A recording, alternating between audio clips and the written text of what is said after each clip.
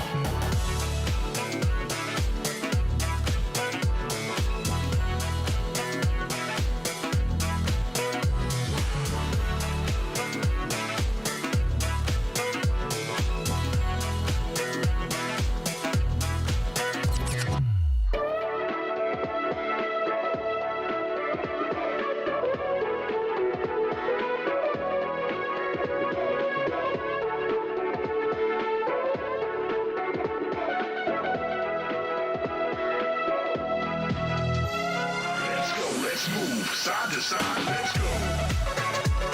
Let's go, let's move side to side, let's go. Let's go, let's move side to side, let's go. Let's go, let's move side to side, let's go.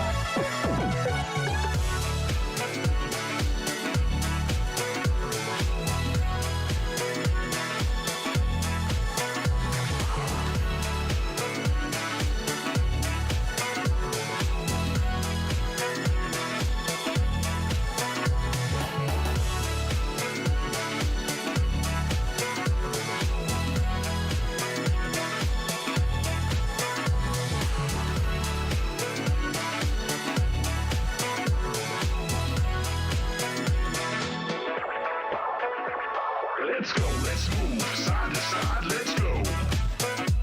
Let's go, let's move side to side, let's go. Let's go, let's move side to side, let's go. Let's go, let's move side to side, let's go.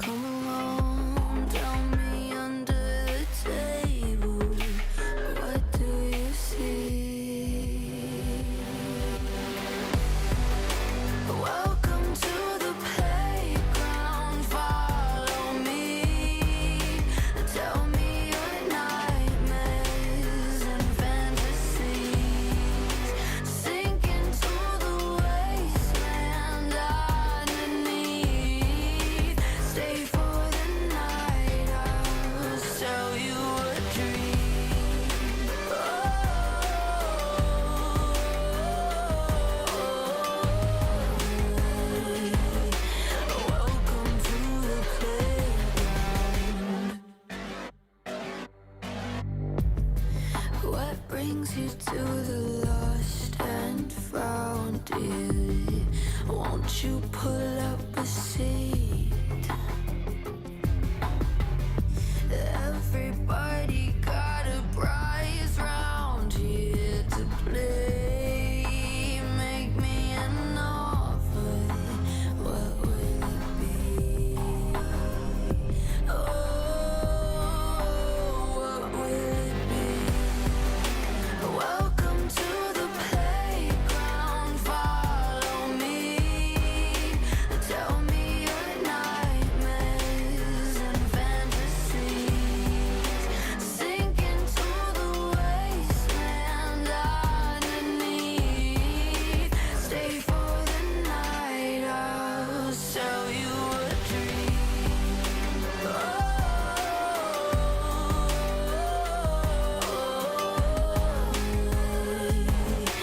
Welcome to the playground.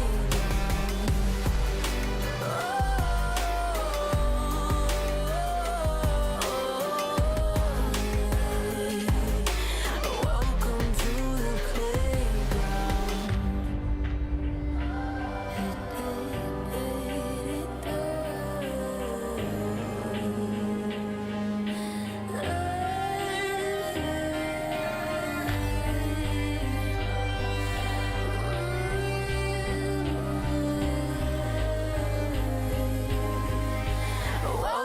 to the playground. Welcome to the playground.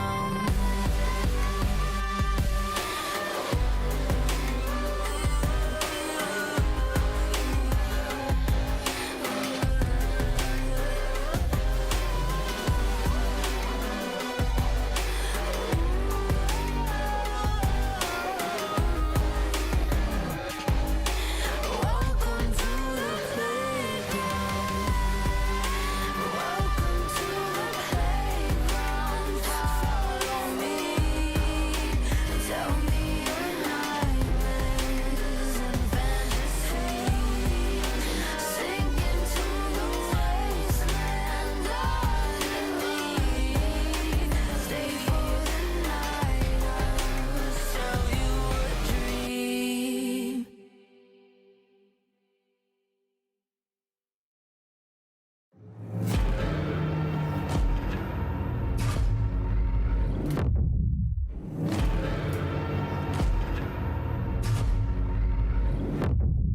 You walk along the edge of danger, and it will change you.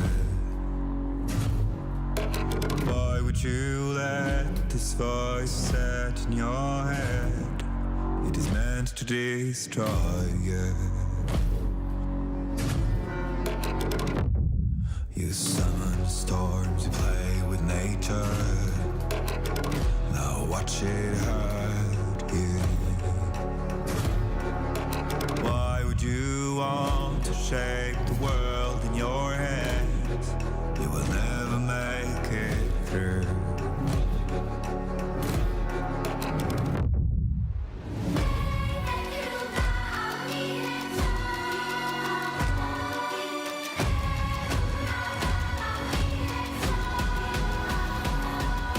Catch the fire burning out your soul.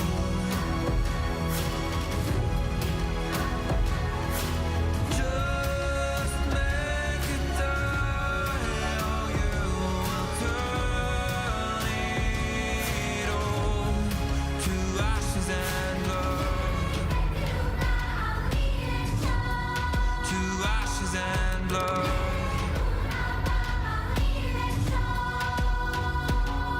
You waste your life to gain power. You shift to gain rules. How does it feel to reach the line that no one ever got to cross? Does it make you a god now?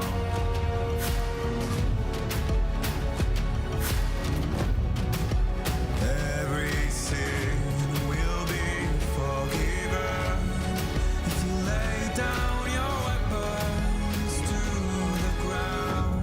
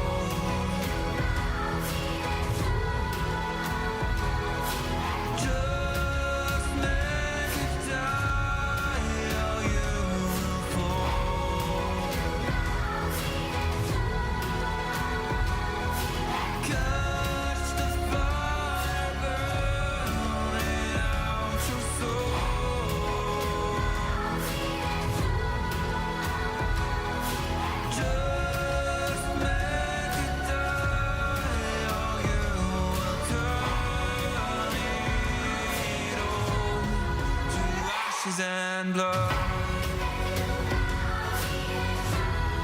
To ashes and blood. To ashes and blood. To ashes and blood. To ashes and blood.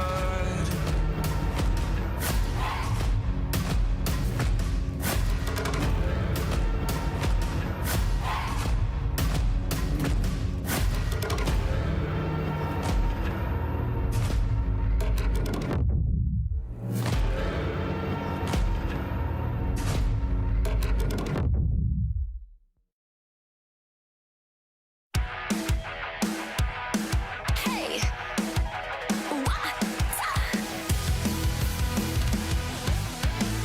Hey, look up at the sky, it's just a starting line. Waltzing through the storm, feel the vibe align. Radiant rebels in the silent fray. In the pulse of dawn, we embrace the day. We find harmony in mayhem, finding our own beat. Eyes ablaze, we're laser focused.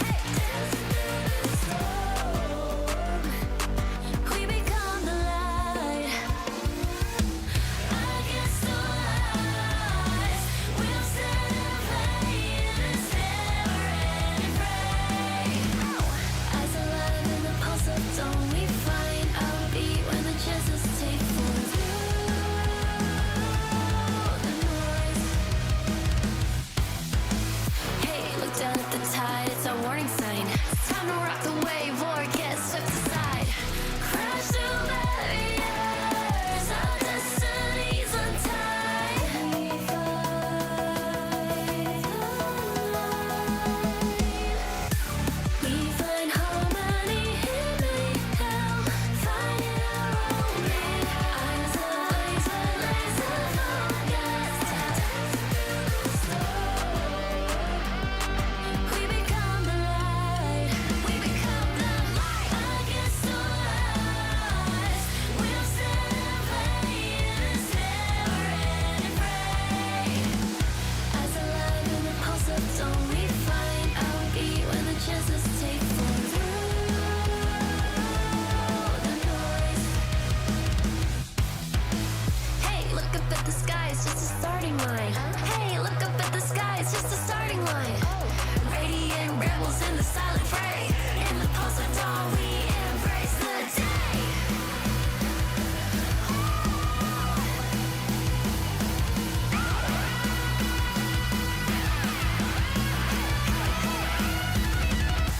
We find harmony in mayhem, finding our own beat.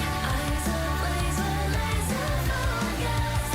Dancing through the storm, we become the light. We become the light. Against the lies, we'll set a flame in this never-ending fray. Eyes alive in the pulse of dawn, we find our beat when the chances take form.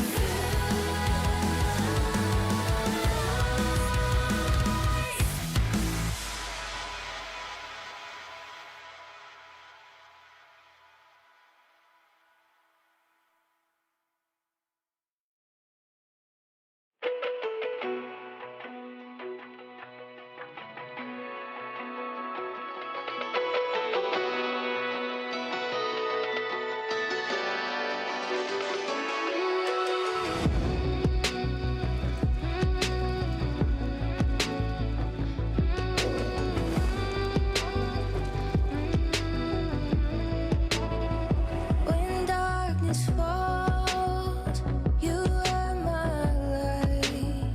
You take my hand and hold it tight. You are my home, I know it now. Don't let me go, we're safe and sound. I see your beauty shine, you radiate with light. Our hearts dancing time, you're one of a kind. Shine on and feel my heart.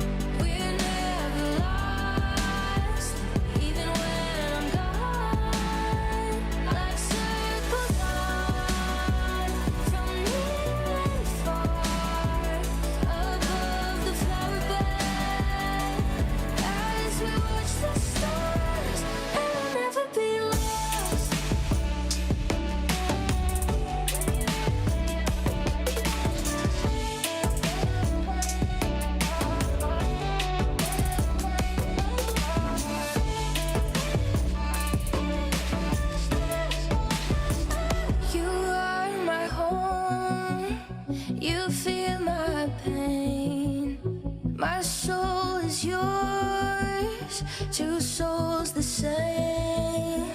With you I'm everything. You never asked me to change a thing. They set our world on fire, but our hearts will burn for miles. I see your beauty shine, you radiate with light. Our hearts dancing time, you're one of a kind.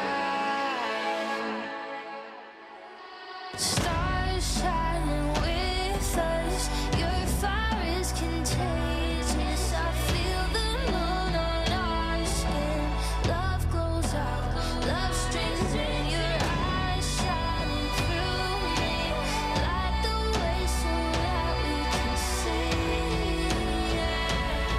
And feel the warmth of my love. Shine on and feel we're lost. Even when I'm gone, like circles on from near and far, above the flower bed, as we watch the stars, and we'll never be apart.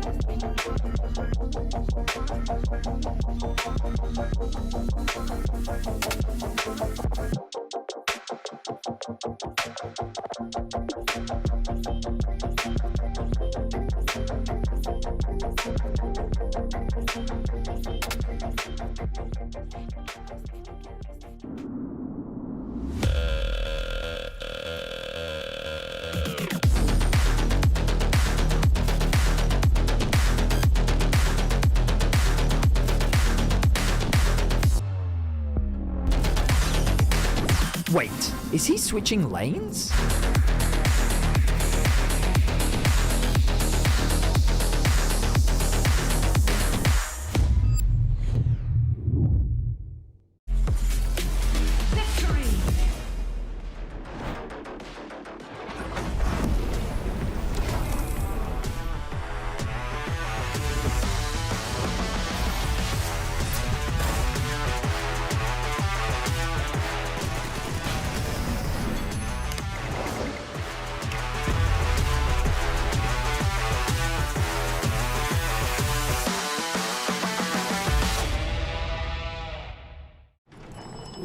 to Marriott Bonvoy.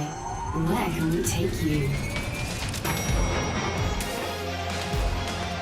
From Berlin to the finals, Marriott Bonvoy will be your check-in at every checkpoint.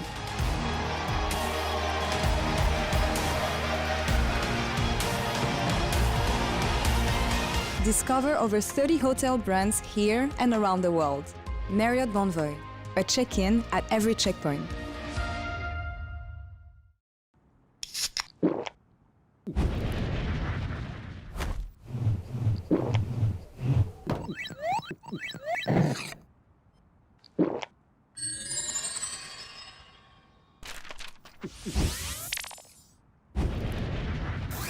Red Bull gives you wings.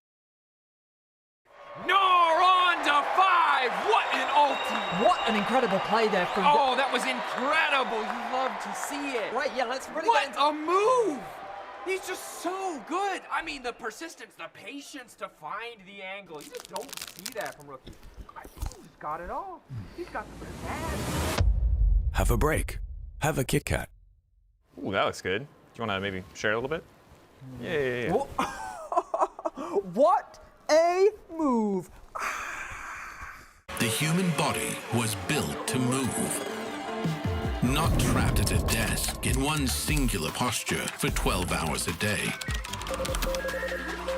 It's time your chair evolved. This is Secret Lab Titan Evo.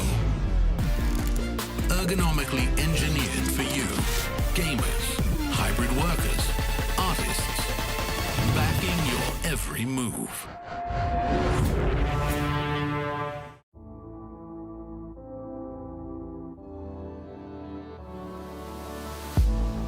If you had it all, would you look the fall in the eyes?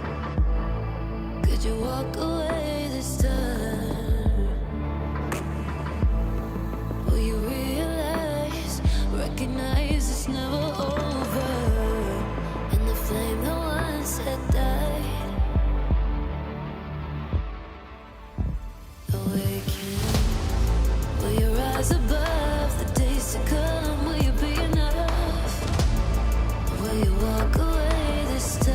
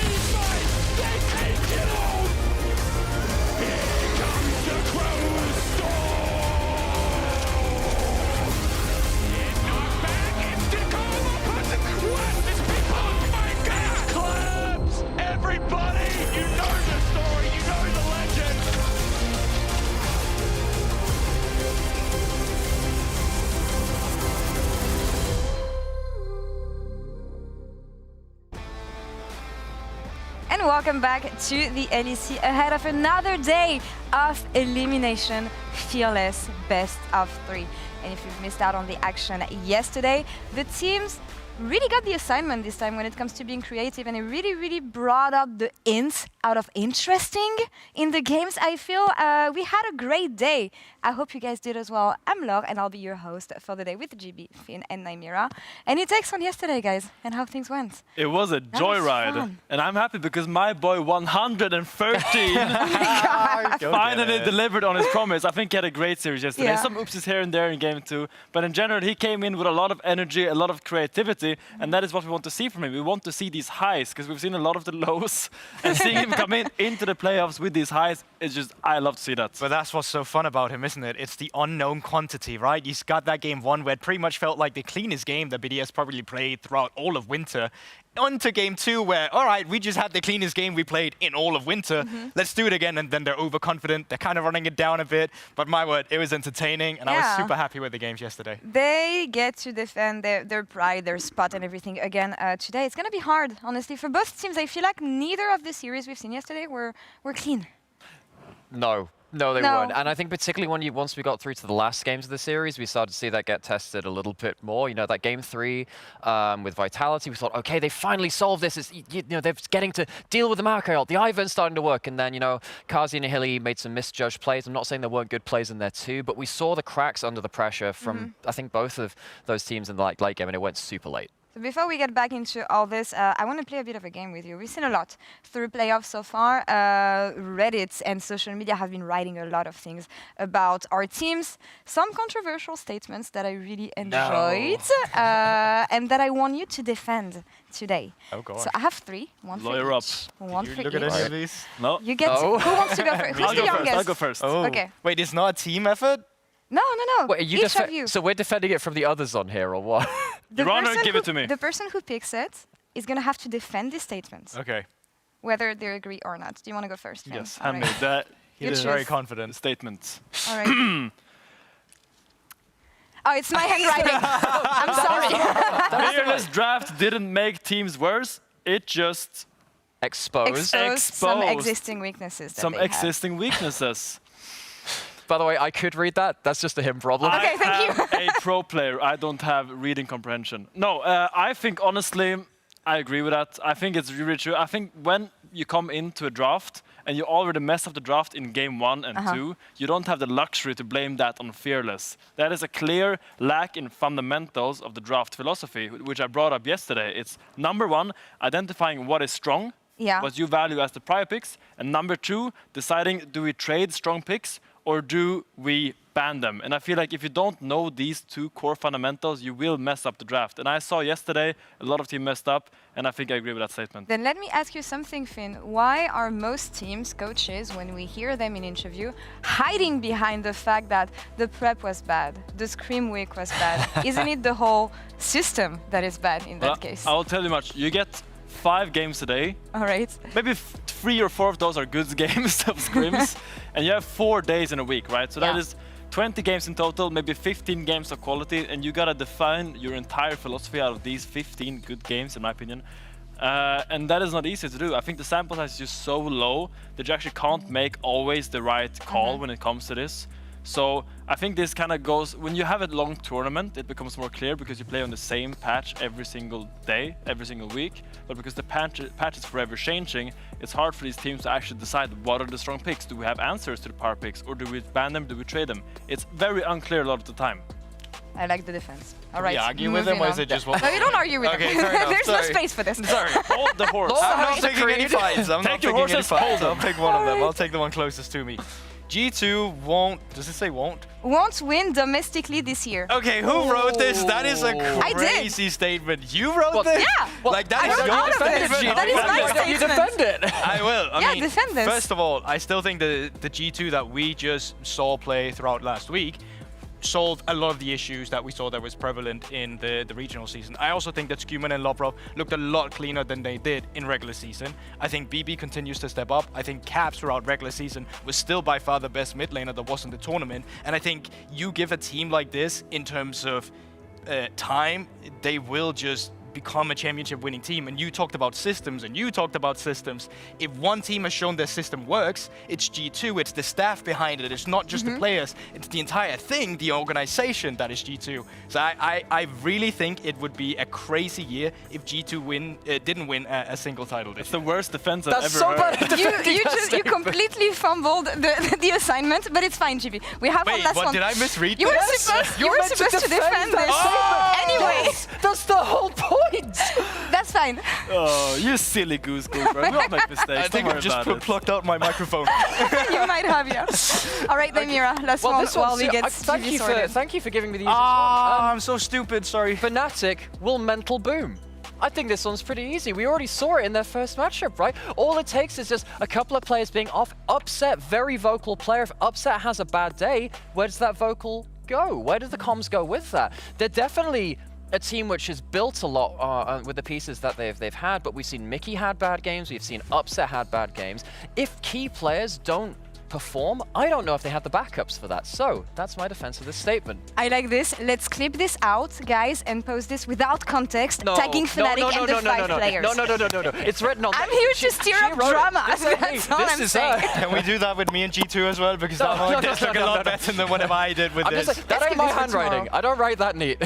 Anyway, we have, as we said, 2 elimination best of 3s today. The first one is going to be BDS, Fnatic, and guys, it feels like BDS so far is more fighting their demons rather than they're getting ready to fight another team. Hello, Fnatic. Hello, Marek, Razork. Yeah, with the clear sign. What is going to be BDS's entrance? All right, locked in. They're all locked in. This just tells me 1-3 is faker. The Mbappe celebration from Nuke here, of course. It's not quite the Lamborghini they arrived in at one time. Yeah. No, not really. Budget cut, I guess, for BDS here. Anyway, sorry.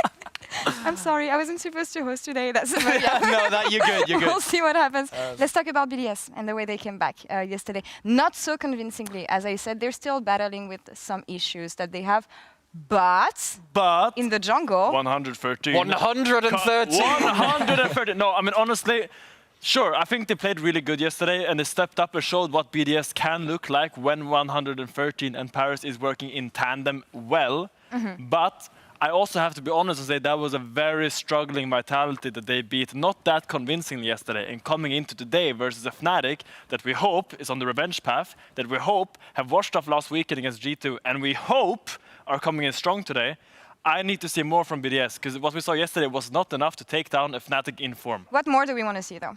So they need to start showing more of the versatility they had. They've shown the poke comp in the regular season. They've started to show some more of the tank initiators working well as a team in playoffs as well. Has to be more versatile. You need to make sure you have fallbacks, because I'm not sure you can do it in 2 games against Fnatic, and even in the form which they've shown in their last series. They need to show that they've got a little bit more depth. But honestly, you know, I was recording content with them after their games yesterday as well, and they weren't happy players after their win. I can tell you that. Like, they were spending the time while they were getting mic'd up. They were saying, okay, what do we think about this play we had here? What was like, they were already doing semi-VOD reviews, and they clearly weren't happy with the level of play they were displaying. So I thought it was super impressive, because you could see how locked in they were from the get-go in terms of trying to come back and bounce back as soon as possible, making sure that they're set up for success today. And I do agree, like, they're obviously coming in as underdogs. There were a little bit of misplay. I mean, there were grief plays yesterday where they're just feeling themselves too much.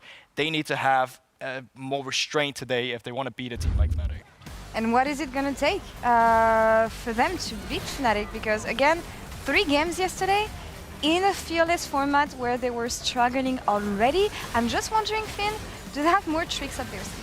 I mean, I just want to highlight that we have seen teams do lower bracket rounds. When you come into a week and replay multiple best of series and you win the first one, some people are really good at using that momentum and snowballing that into a full run.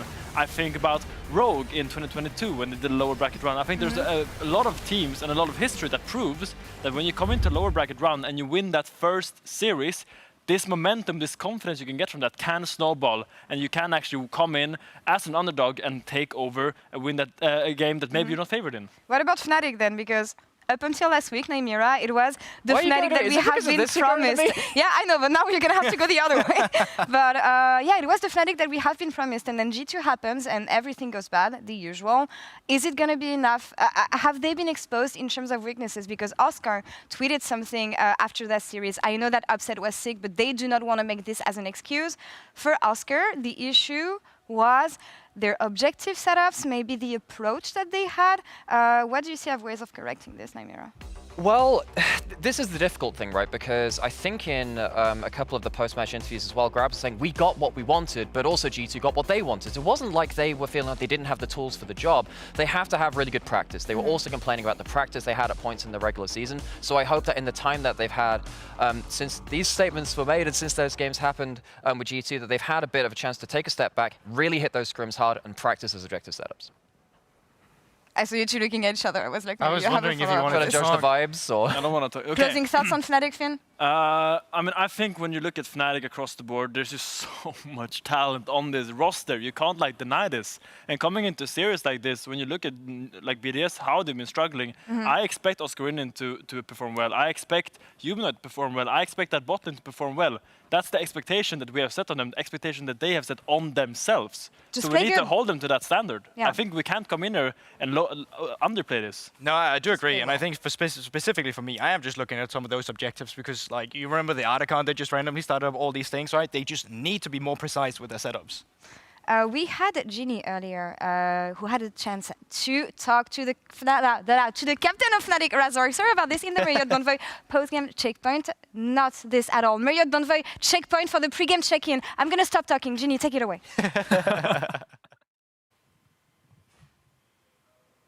Hi, Ginny here, joined with Razork from Fnatic. Ahead of your game against BDS, I would love to have a conversation all the way about last week.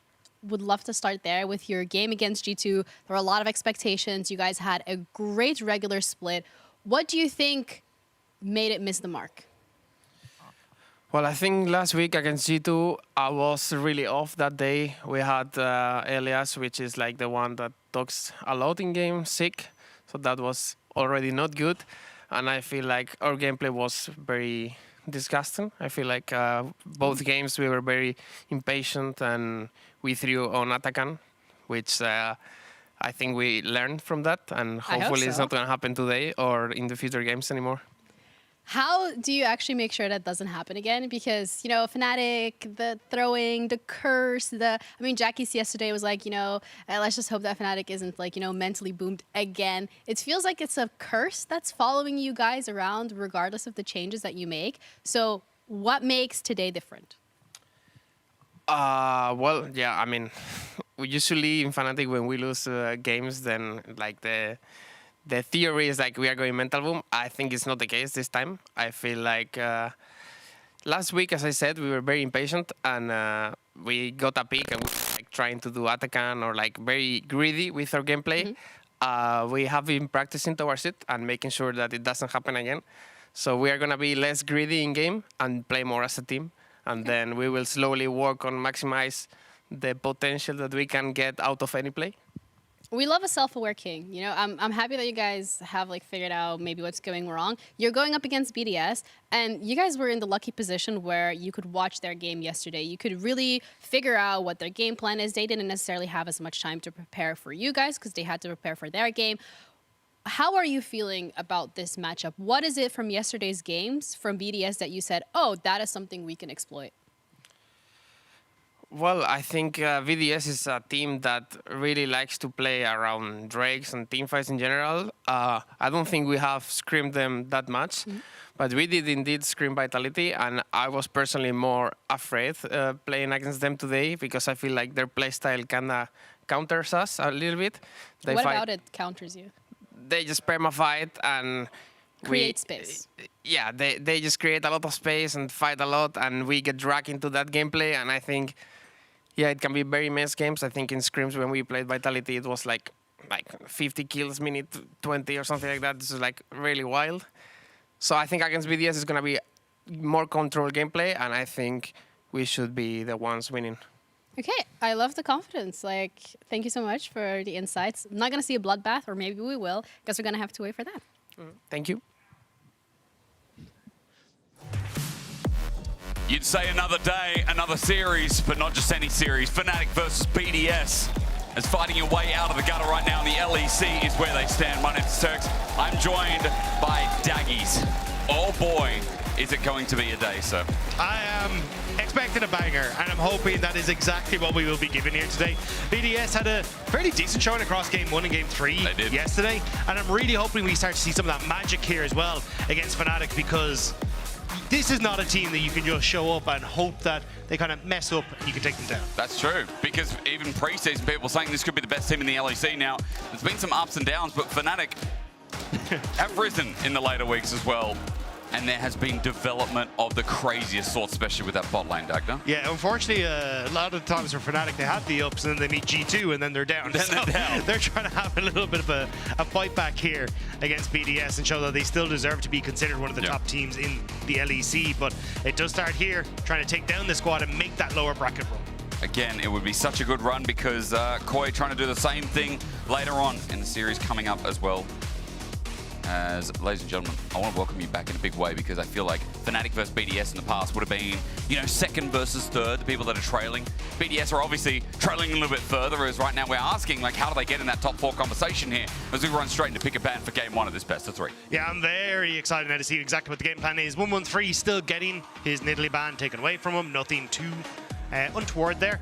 I actually am surprised that the Ambessa ban, Oscarin has very much been trying to go towards that pick. It says to me they're probably looking at an early Cassante pickup here for him in this rotation, or maybe he's just happy to go back towards some of the Jax in response, if that is taken by Relevant. Oh, okay, well that Jax is such a big pick to consider as well. Ambessa was one of them too, as both these top laners have looked good in regular season throughout on it, especially Oscarin, as Fnatic are the ones that actually take it away. Now, what do you want to see at the first pick? Because we've talked a lot about junglers and being priority in the patch, things like Zyra, the Maokai, Fnatic pay homage to here. Where else do you want to go? Is Skarner going to be banned is the question now. Like, I don't think Razork has looked amazing on us when we saw him the last time, but no, it is going to be left open. So yeah, it will be left open. So I do, like, when it was against G2, I wasn't the biggest fan of him on the Skarner. So I think they're kind of saying, hey, look, we don't mind if you get your hands on this. And it looks like Fnatic don't mind if BDS get their hands on it either. Going towards the Zyra, thinking that's a higher priority in this one. Handshake deal then. Because Skarner has to be picked up here, as we all know. But pairings are important, hard CC to follow, and make sure that this duo locks you into a wall and you stay there. Yeah, it does also mean that we're probably going to get the Yone on a quick rotation here from Fnatic. So for BDS, it's kind of what do you want to opt in towards? We saw Nuke going towards the Tristana in the past to try and answer that against Heretics, but it had a mixed bag at times. So I am curious exactly what they want to try and go for. I love your Yone point, mainly because as Ezreal gets locked in here, a pairing with the Skarner would have been good because pairings with Zyra are things like the Yone as well. The setup, the knockdown, you know, off the Zyra ulti. It's so good when you have those 80 soul owners, and then Zyra is that main AP source in the jungle. Yeah, so now the question mark is exactly what you want to go with. So my eyes would be Yone, and then probably pick up something like a Varus or something along these lines in that bottom side for upset. Something that can do relatively well in the Ezreal, you don't have to worry about it. They're going to go towards the Corki, so I imagine this is actually a Corki for Humanoid in the mid lane. Oh, you reckon? And we probably still see a different AD carry for upset here. Okay. Let's see if that flexibility shows its hand, or a quick support for priority for Fnatic would be given here as well. We've got a lot to talk about Mickey today, and Mickey through the regular season on things like the Rel, the Leona, hit mine first. As another part of the engage is that top lane, and for Oscarin, solo lane dominance here gives him a tank. I do think we'll get the Rumble here for Irrelevant though. Okay. And then the thing is you get to leave this Corki as flex pick. So if you go with Rumble, it then opens up Nuke to go for something like a Tristana if we do actually get that shift of the Corki down to the bottom lane for upset and then a Yone for Humanoid. So you can keep Nuke with that counter pick. And it still works very well with the answers that have been taken. We're actually going to go towards the Aurora. So still getting that AP damage, still a flex that can go into that top side, and still something that keeps your draft at least a little bit open. And also creates a lot of zone control here for BDS as well. And when we talked a lot about their season and how they can be a slower team, we build towards these late games. For BDS, I mean, you know, team fighting here is already built into their wheelhouse with these first 3 picks. As we start questioning what they're going to pinch for their 4th pick here, Dagdo, as Kai'Sa gives us a little bit of insight, thinking that, again, as you said, Humanoid is running that Corki mid. Yeah, I still think it's probably going mid lane. It's had a mixed bag on the bottom side. I think Karzi's only the really person who has found some success with the Corki in that bottom side. So, and Humanoid has already picked it up twice for himself. So that's why I imagine it's still going mid. And with Kai'Sa gone, Varus could be next on the chopping block to make sure he doesn't make an appearance. And at that stage, maybe you're into things like an MF or something along these lines if you want to. But with the composition that BDS have, I imagine something that has a little bit more self-peel for itself is where they would like to go in that AD carry role.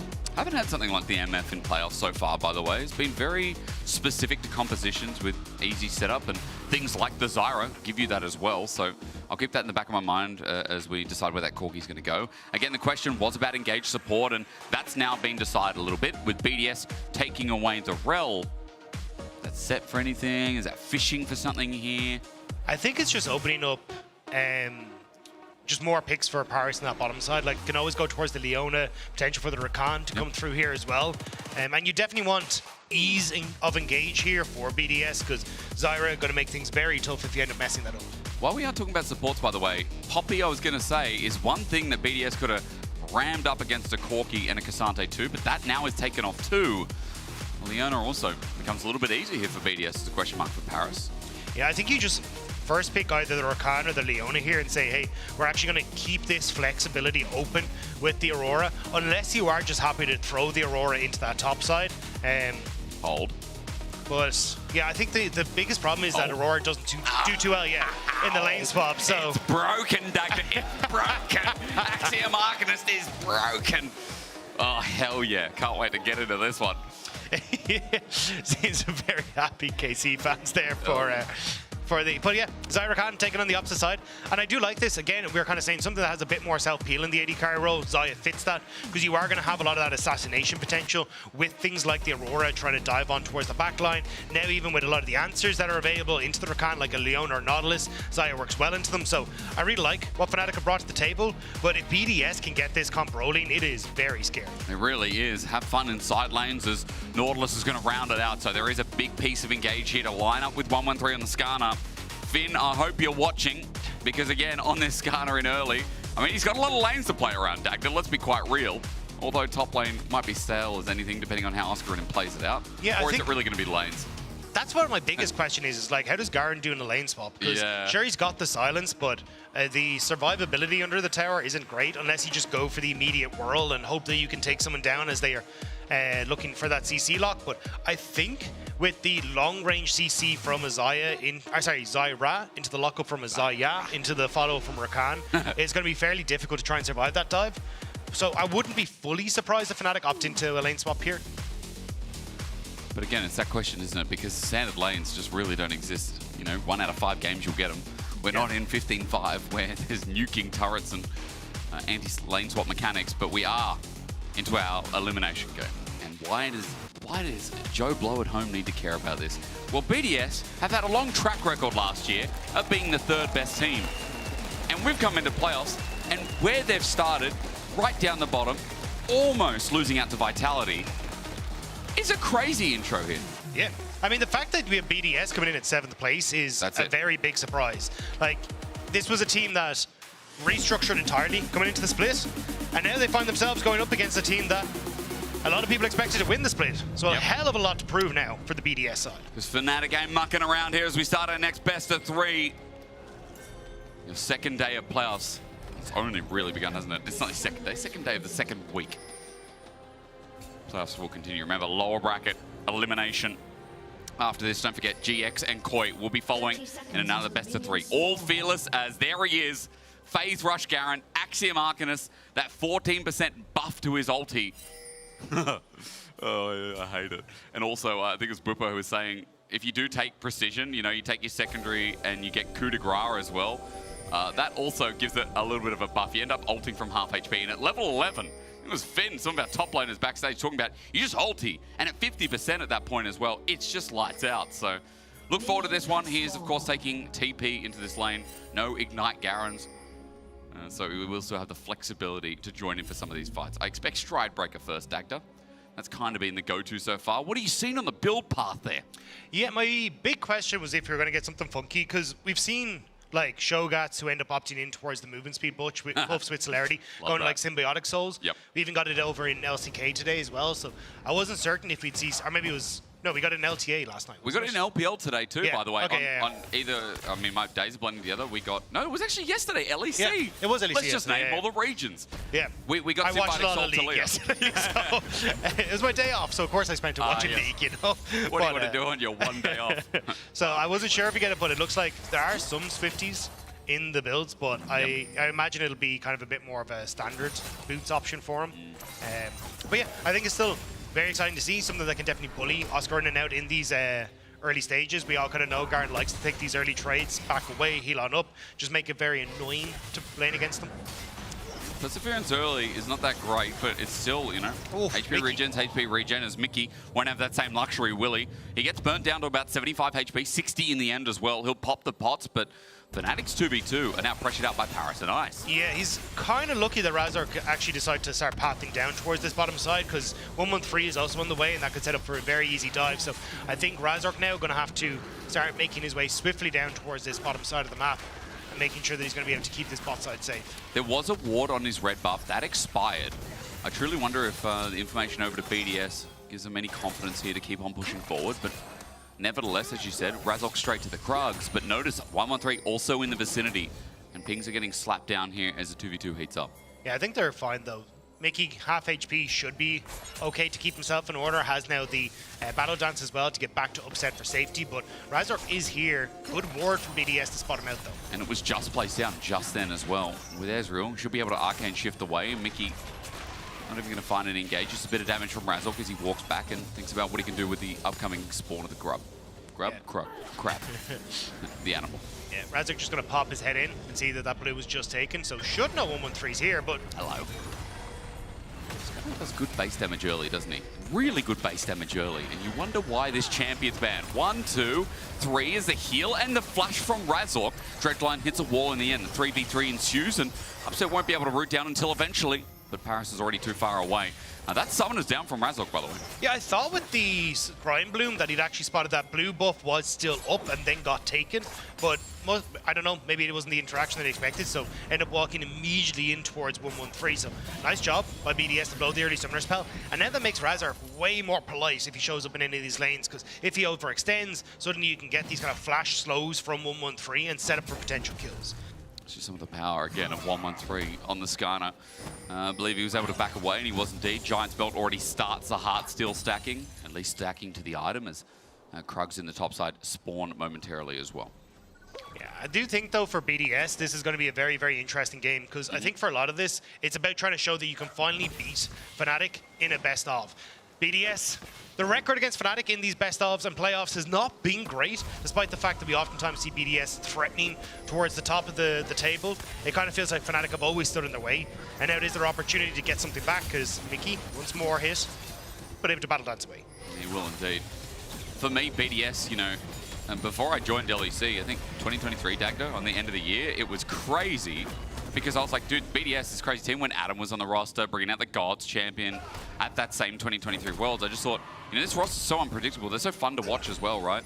And then last year, they became a bit more predictable. I felt like we talked about their team fighting and like how they want to structure their games. So simple yet, I mean, so complicated in the same vein, right? Yeah, but I think it's trying to find that success has kind of been what BDS have struggled with, which is around objective setting up early.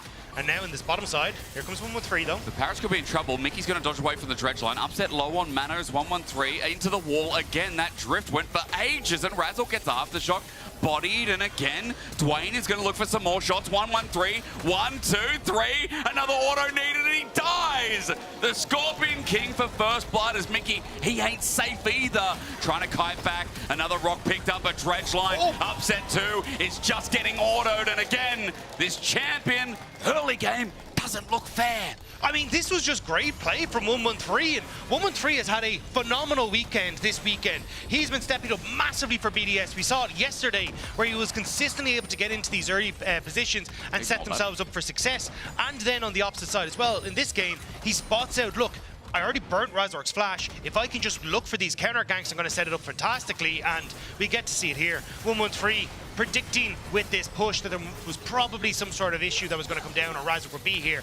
Tries to help him out, so 113 sorts him out on the top side as Ice doing a heap of work to get in towards Upset here. Crucially, landing the W in the Arcane Shift gives him the most amount of mana regen off of that W, so he's able to then follow up.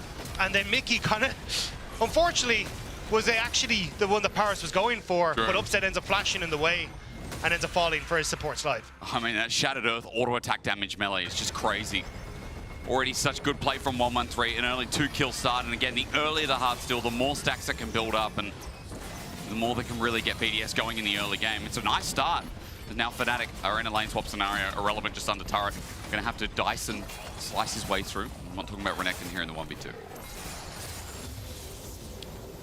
I think this is where BDS are kind of feeling that they're most comfortable, right? You're 7 minutes into the game, you've already gotten like some of the void grubs for yourself. You're in a position where you can start to threaten on towards this bottom side of the map with both summoner spells gone and Skarner just ticking over to level 6. Paris will be an absolute menace in landing a hook and then immediately being able to follow up. So you can see where 113 is trying to get in onto this bottom side, drag it available for them too. The early game for BDS, well, it has slowed down. As you said, Dragon's going to start being picked up. The Grub's already picked up 2 pieces of BDS's. I'm just going to watch and see how Razork starts catching back up here. A little bit behind in gold, but the Zyra is clear. Is inevitably going to be faster, it feels like, as level 6 now hit 2 is a big surface point to touch on, as the bottom lane should be joining there too. And we know second pair of Grubs, usually a big fight comes out of the blue. And one of the biggest points of the game is first Dragon is now secure for BDS. Yeah, I think for BDS, the best way to try and solidify this lead is to continue to put pressure on the bottom side and then opening up the push, because Upset and Mickey actually have insane push between the two of them to clear these waves. As Paris and spotted with Razork, but good hooks the wall, keeps him safe. But you can then immediately look for this rotation 2 minutes time and go towards that Void Grubs, look to try and play for 5 of them. The potential team fight that you have at that stage is pretty high, especially if you don't have Oscar in there. Fnatic lack a lot of that tanky front line that they need. Especially if Oscar in this lane starts changing phases, you kind of expect the Garen to maybe not do much more, but instant wave clear and be able to do a little bit of damage to Oscar. Taking the wave away is nice from Irrelevant, by the way, but not going to mean too much. It's just Demolish takes the plate, and Irrelevant clears the wave. I don't think this has really worked out as much as they would have liked to for Irrelevant. Like, the fact that you're still keeping even as Oscar in is great. Sorry, you're ahead as Oscar in is great. And now you're starting to threaten turret plates. Irrelevant steps up. They get the knockback. It's definitely not going to work out well if Razork gets in the mix as well. The plants have joined in and electrocute down. Irrelevant just has to go to the left, but down to the earth he goes instead. Great decision making there by Razork. Just says, look, I'm not even going to throw out my E. I'm just going to put down the Strangle Thorns, and this will knock you up, and I can get the follow up with the CC afterwards, or you're forced to flash it and it gets you straight afterwards. So nicely played by Razork. And I'm not sure exactly what happened on the bottom side, but Upset having to burn that ultimate, not ideal when you've got the Void Grubs in a minute's time. Yeah, you're right. Maybe a good engage from Paris again. I feel like the Nautilus has been pretty on point so far. Now making the move up to top. Those Grubs, as you just mentioned, 55 seconds. So Paris gets here nice and early for the deep ward, for the setup. As the only next question is, how does Razork approach this? Oscarinen has just picked up his first item, and more importantly as well, 113 didn't actually go for the Heartsteel as his first item. Unending Despair, this is a surprise. In LPL and LCK, I mean, I feel like every time we see Skarner fall through, which is not many times, it's usually Heartsteel first, just because of how good it is to stack that item. I think, though, it's very difficult in this game to stack those items because almost everyone, has range in, and even Mickey is kind of jump in, jump out. So unless you go for Oscar in, you'd be in trouble. And point in case, Mickey would just hop away. Can you get the ult? No, 113. They're just going to try and play it safe again. 10 seconds until those Void Grubs. BDS have bought a ton of space on this top side, and it's now on Fnatic to try and retake it. Don't you just miss the Crystal Spires? Don't you just miss those random points in the map that make no sense?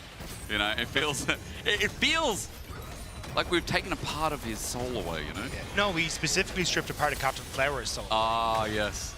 It's good. That Diamond Scorpion is... I said second Grubs felt like that'd be the turning point, or at least the starting point maybe for BDS, as Razork's trying to walk on in, but we already get a charm. The quickness is out. Impale is out, though. Razork doesn't have a chance. Hit into place as the Between Worlds keeps Zones in control. Nuke is now running away with his life as Grubs have already been taken. 4 at least here for BDS. Last one, but not least here, is Fnatic run on in, but 113 doesn't steal it away. In the end, it's actually Ice who queued that. So 5 Grubs for BDS, and this early game still not bad for them. Yeah, Fnatic just weren't really in a position to contest as much as they'd like to. Ice even getting locked up for a little bit by Razork, but the follow-up just wasn't there, so they end up taking a 1-for-1 trade. They get those 5 Void Grubs, and now Nuke under a little bit of pressure on the top side, but he should be fine to just clear this wave out. You know, the past couple of days, even though we've had 5 kills, there have been some lulls, but this is definitely not one of them, I'm glad to say. Yeah, and look, you can see the knock-up on towards Ice is actually really nice here. They get the double, but he ends up buffering the ultimate across the top, so he doesn't really matter. He pops over the wall. They've traded one on towards Razork, so BDS are just happy to regroup from this position, and then Upset and Mickey try to finish it off, but Ice is over the wall, and it's completely fine to just take these couple of Mystic shots and steal that away. 1-1-3. I wouldn't say he's unkillable. It's very early, but it just starts up that narrative. Will be unkillable? Massive question mark there. As you know, Unending Despair with already Null Magic Mantle. No, what do we call that? Negatron Cloak. Whose cape is that? Who owns that? What is that? Are you jealous? Doctor Strange or something? What is that? What is that thing? Mickey's fine, by the way. He's a Rakan. Yeah. All right, what, like, do you want the cloak? What's happening? I don't know whose cloak it is. What? Well, like, I think the only person we know whose item it belongs to is like Doran's blade and Doran's shield. Yeah. Because Doran was this old famous blacksmith, right? I think is the lore. Everything else, I have no clue. It's definitely a Doran from T1, right? Like, yeah, it's specifically him. We knew him. that at one stage he would become a pro player. We're gonna have so, like, what, 15 years ago we created Doran's? We knew. I was gonna say we have, you know, like Wonder's Iceborne Gauntlet, or like Caps's, you know, Blackfire Torch. Putting player names in front of it. I mean, Faker has to have an Fake is Magi Soulstealer or something, surely. Well, that's, I mean, Rabadon's Death Cap is already. Hang on, there's a quickness, and Paris is just dead immediately. That also captures Ice in the back. 1-1-3 has pulled out the Impale, but it's onto Mickey. He doesn't do much. This Skarner, who was unkillable, I told a lie. A shutdown to Humanoid. BDS were not all there at the same time.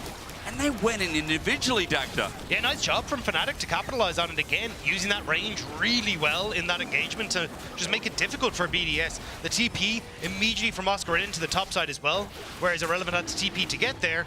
Means that they're able to get the push in as well, so really well executed on the map by Fnatic. Kill over to Humanoid as well, this Corki, who's 1k gold up, and quietly but not quietly, already has a CS lead in lane. There's been some quiet achievements from Fnatic here in the early game. And now I take a blink, and 2.5k gold lead at 14 minutes in the game. Yeah, great stuff coming through. A lot of the issues that, sorry, I'm holding on because Mickey a bit far forward. But will he be okay? 1-1-3's there. Upset gives the extra range thanks to the Battle Dance combo. And once again, Mickey just scouting out, so he's fine. Yeah, I think the biggest issue for a composition like Fnatic's is trying to get toward these objectives where, oh, I can get flanked from multiple different angles, but if you just got the numbers advantage and you reset Oscar in at the right time, they're in a great spot to try and go for it and take these fights. So they're working away from a lot of the weaknesses of their composition, but basically hitting on a lot of the weakness on BDS's is that once you're in, you're in. So you can see they've got Humanoid on that top side to match, but the immediate lockup, that zone control is huge. So even though 1-1-3 gets the suppression, Ice has got to disappear. Nuke isn't in a position to try and follow up. And even then, as you get that teleport in from Irrelevant, he's just got to run away because the fight's already lost. So for Fnatic, you have to, or sorry, for BDS, you need to look for these multiple different angles of attack. Otherwise, you're just running through all that long-range CC that Fnatic can play around. And Fnatic as well, I mean, they've got some range to match, but also when you're running into their territory, things like Zyra or Rakan love that. It's silly. It really is. And another pile of White Zyra has been like this S-tier AP jungler that, you know, I was asking myself in LPL, like, why aren't we seeing it earlier today? Why don't we see it earlier in other regions as well? But Zyra just feels like not only does she clear like to buggery, like look at this, 130 to 100 CS. Yeah. But also in team fights, her ult pops as speaking of Upset against the wall might be in the same position. The feathers will fly up and 1-1-3 seemed to be waiting, but his Impale was already down. Might have missed that, but won't miss Mickey. Battle dancing back to Upset to stay alive. So a bit of anti-synergy from Paris and 1-1-3. Paris hooked Upset out of the ultimate from 1-1-3, so the Impale doesn't land, and then you're able to get that, well, escape, nicely played by Upset, to get on out of there. Didn't even have to burn the flash. Razork's going to spot this out as BDS try and put failure with success starting up the Herald, but remember it's a Hextech Gate Rift. Mickey's going to be here soon. Top's already there. Humanoid doesn't have TP, so he's walking up at 5k, 2k, and quickly going down. BDS, are they going to be able to get out of here without falling is the next question, as they find themselves the Herald. Okay, that's one. So 1-1-3 trying to get out over the wall. Successful drive. The thing is, though, all they want to do is try and push them up onto that top side of the map because they want to try and get that push in mid, but Ice able to come back across is actually in a position now to defend that turret. So Fnatic knew they were going to be a bit late to the party, but it already shifted Humanoid up in the hopes that they could crack mid lane tower, but not quite in position to do so. And so still maintaining the gold lead. Fnatic in this early game, still in a decent position. One item across the board. Outside of that, nothing else to spruik about until we get to Dragon in about 2 minutes. But this is the thing, it's not like this has been a very explosive game. We have 7 kills that have been a bit back and forth at these team fights, but it's kind of been who gets onto the objective first has been the winner. Yeah. And that is basically going to be the theme of this game, because a huge amount of Fnatic's composition operates around controlling these spaces and controlling how BDS can enter these fights. But if BDS are able to get onto the objective first, they can then look for multiple different angles of attack. It becomes way more difficult for Razork to control one zone. If you've got Nuke on one flank, you've got Irrelevant on another, or he's able to flash into a position. So that's a lot of what BDS are going to be trying to play around in this game. Looks like for BDS, I mean, their tempo's being stymied yet again as Mickey, Razork moving into position. Level 11 on the Zyra, by the way. He's almost level 12. He's just power farming. Who knew a Zyra would do that? As BDS seem to be trading other side of the map, but first turret here goes to, no, it goes to BDS. So that's one good thing here is at least Humanoid will be able to trade in the long run.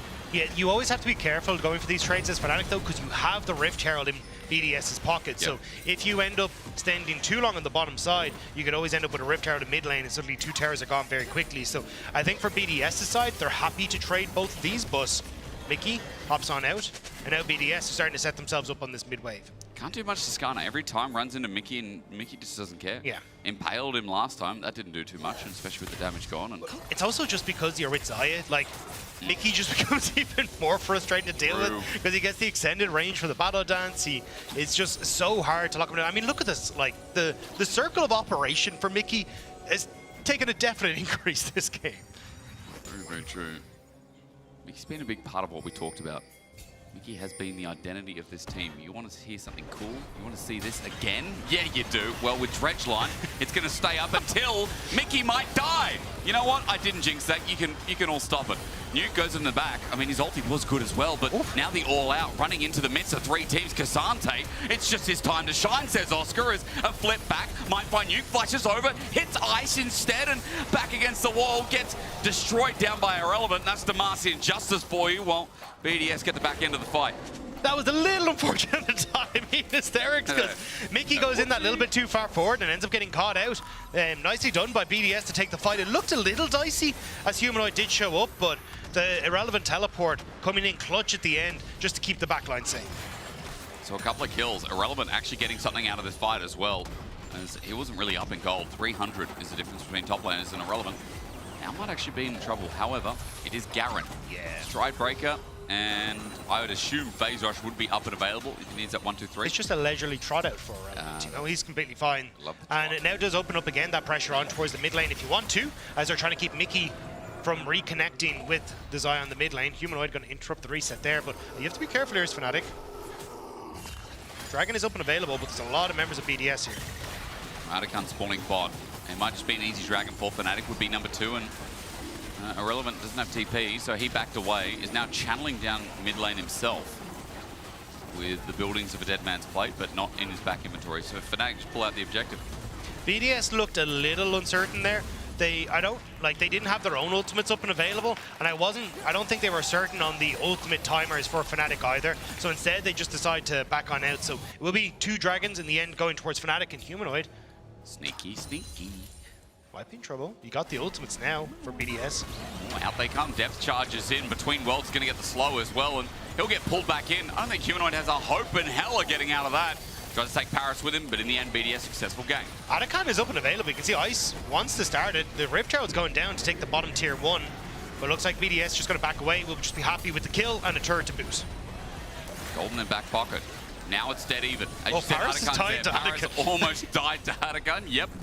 Unluckily, it was only Mickey who was there. Nice little knock-up, but 1-1-3. Oh, is that a pale? It's a bait, it's a ruse!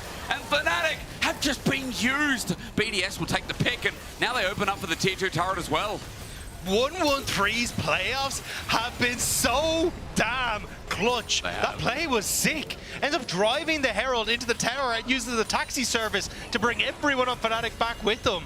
This man's popping off on the Skarner. You see someone out the back of an Uber just throwing stuff. God. Let's see a replay. Observers, send it to us. 2 items, Scar, show us. It did look like this was really well played. They know the Humanoid wants to try and collect this wave. You've got those ultimates we talked about just coming off a cooldown.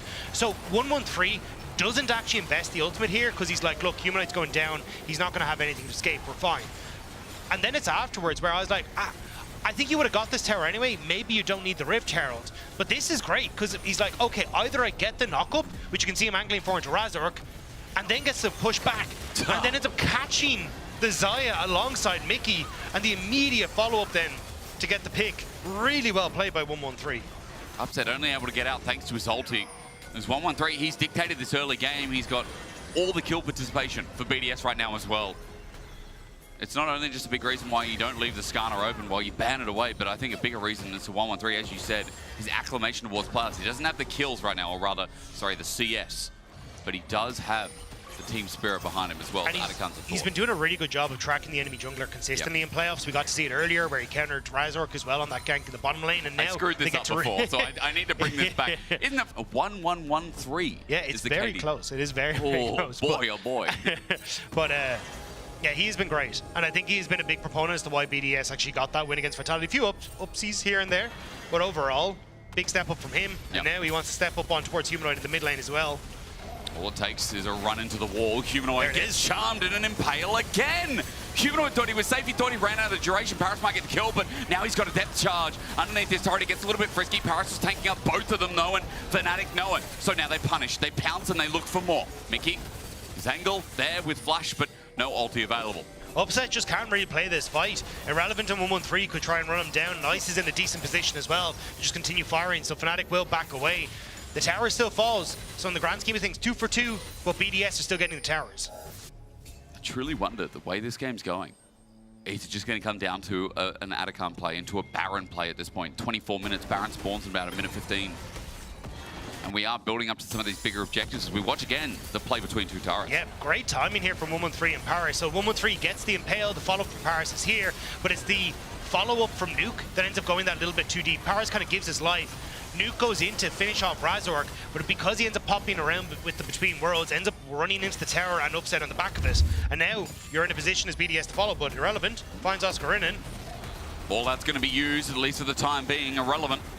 Going to get poked out a little bit, Oscarinen. Won't be able to find him when he flashes, though, and proves me wrong. Irrelevant still has his Demacian Justice, but he just spins away. He's so fast! He really is, and Oscarinen has now run out of fuel. Irrelevant, he's going to TP away. Yes, indeed. Nothing to stop him till that W, but TP gets him out. And meanwhile, BDS have already started the Atacant. Oh no, is this Fnatic collapsing a little bit? You're now like, you're chasing after Irrelevant, you lose Atacant, yes you get the tier 1 top, you should get mid. But this could be huge. The fact that you can try and break open inhibitor turrets with this Atacant buff could be huge for BDS. Really is. BDS. Not only does that Atacant enable them to fight around this Baron, forces Fnatic from taking this topside jungle. Humanoid might be caught out here. Irrelevant looking for the chase down with Stridebreaker almost up to. A Valkyrie won't stop it as Irrelevant still charges forward. That Stridebreaker is now there. He's at half HP, scared to go in any further as Mickey threatens. But again, that Ishtal's impact is up against the wall, ready and willing as 113 is unkillable here with multiple members not present by Fnatic. A route down is good, but Ice is now coming in. A depth charge to follow up. The tangles are out, but it's not enough to stop Irrelevant. The poke from Nuke as well. His angle, gorgeous. And the flank tearing Fnatic through. Because BDS are in front of the Baron with no Razork. Mickey tried so hard to keep his teammate alive, but in the end, they both end up falling a lot with Razork, and now Atacant's still there. Baron to be taken. A desperate TP from Humanoid to try and steal away the third dragon. And you can see, I think Paris is trying to sniff this out, at least push Oscarinen off that mid wave. Humanoid just trying to get what he can off the Barons of the play, which is his third dragon for them. And he will get it uncontested here, but Baron going over, BDS with a gold lead yet again.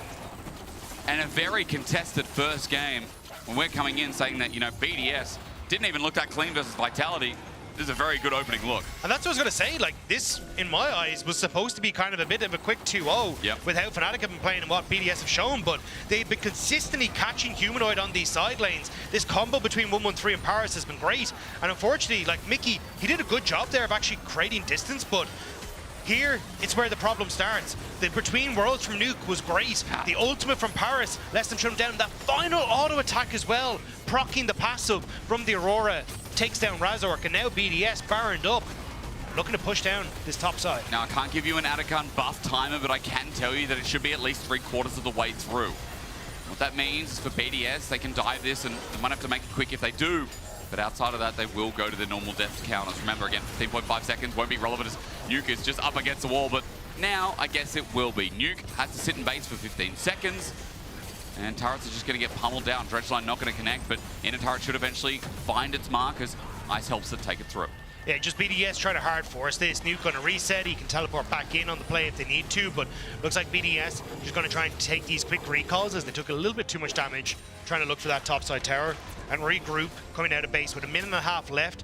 They can probably play off of 1 or 2 more waves, but after that, at least Fnatic have managed to hold on to the base. Have indeed, and the other good news to apply to that for Fnatic fans is that they're on Soul Point coming up as well, so BDS might have a lead, but Upset is very strong. And again, I talked earlier on about how Fnatic in this game, at least to start off, had gone under the radar a little bit. People like Humanoid farming, Upset the same deal as well. I think the radar, it can be shown there again that he's even with Ice. So 80 carry strength is there for Upset. Humanoid, you can say the same thing here on this Corki as well. It's just been getting through 113, this tank, and some of this engage of BDS once again. A Dredgeline shows us exactly why. The poke from Ice, not too meaningful onto Oscarinin, but it is onto Razork. He can't step forward willy-nilly as Ice's poke and burn as well is worth watching. BDS are doing a good job of controlling the jungle space though, and always giving themselves avenue, as you can see, to shift down into this bottom side. They can move back to rejoin with Irrelevant. And Fnatic are desperately trying to give Humanoid all the ammunition that he needs. Topside push, hopefully he can reset and get that last Whisper, but now BDS are on the turrets. Oscar onto Nuke as well as what I'm looking at, while Ice might take down Mickey. Look at what Oscar's just set up. Between Worlds is used for Nuke to now get on out, but Oscar's found a flip onto Ice, who flashes and runs for his life, but the feathers will fly and root up with a kill. Yet a double set up for Upset. That was a 4 versus 5 for Fnatic. Look at the top side. Humanoid is still just pushing in.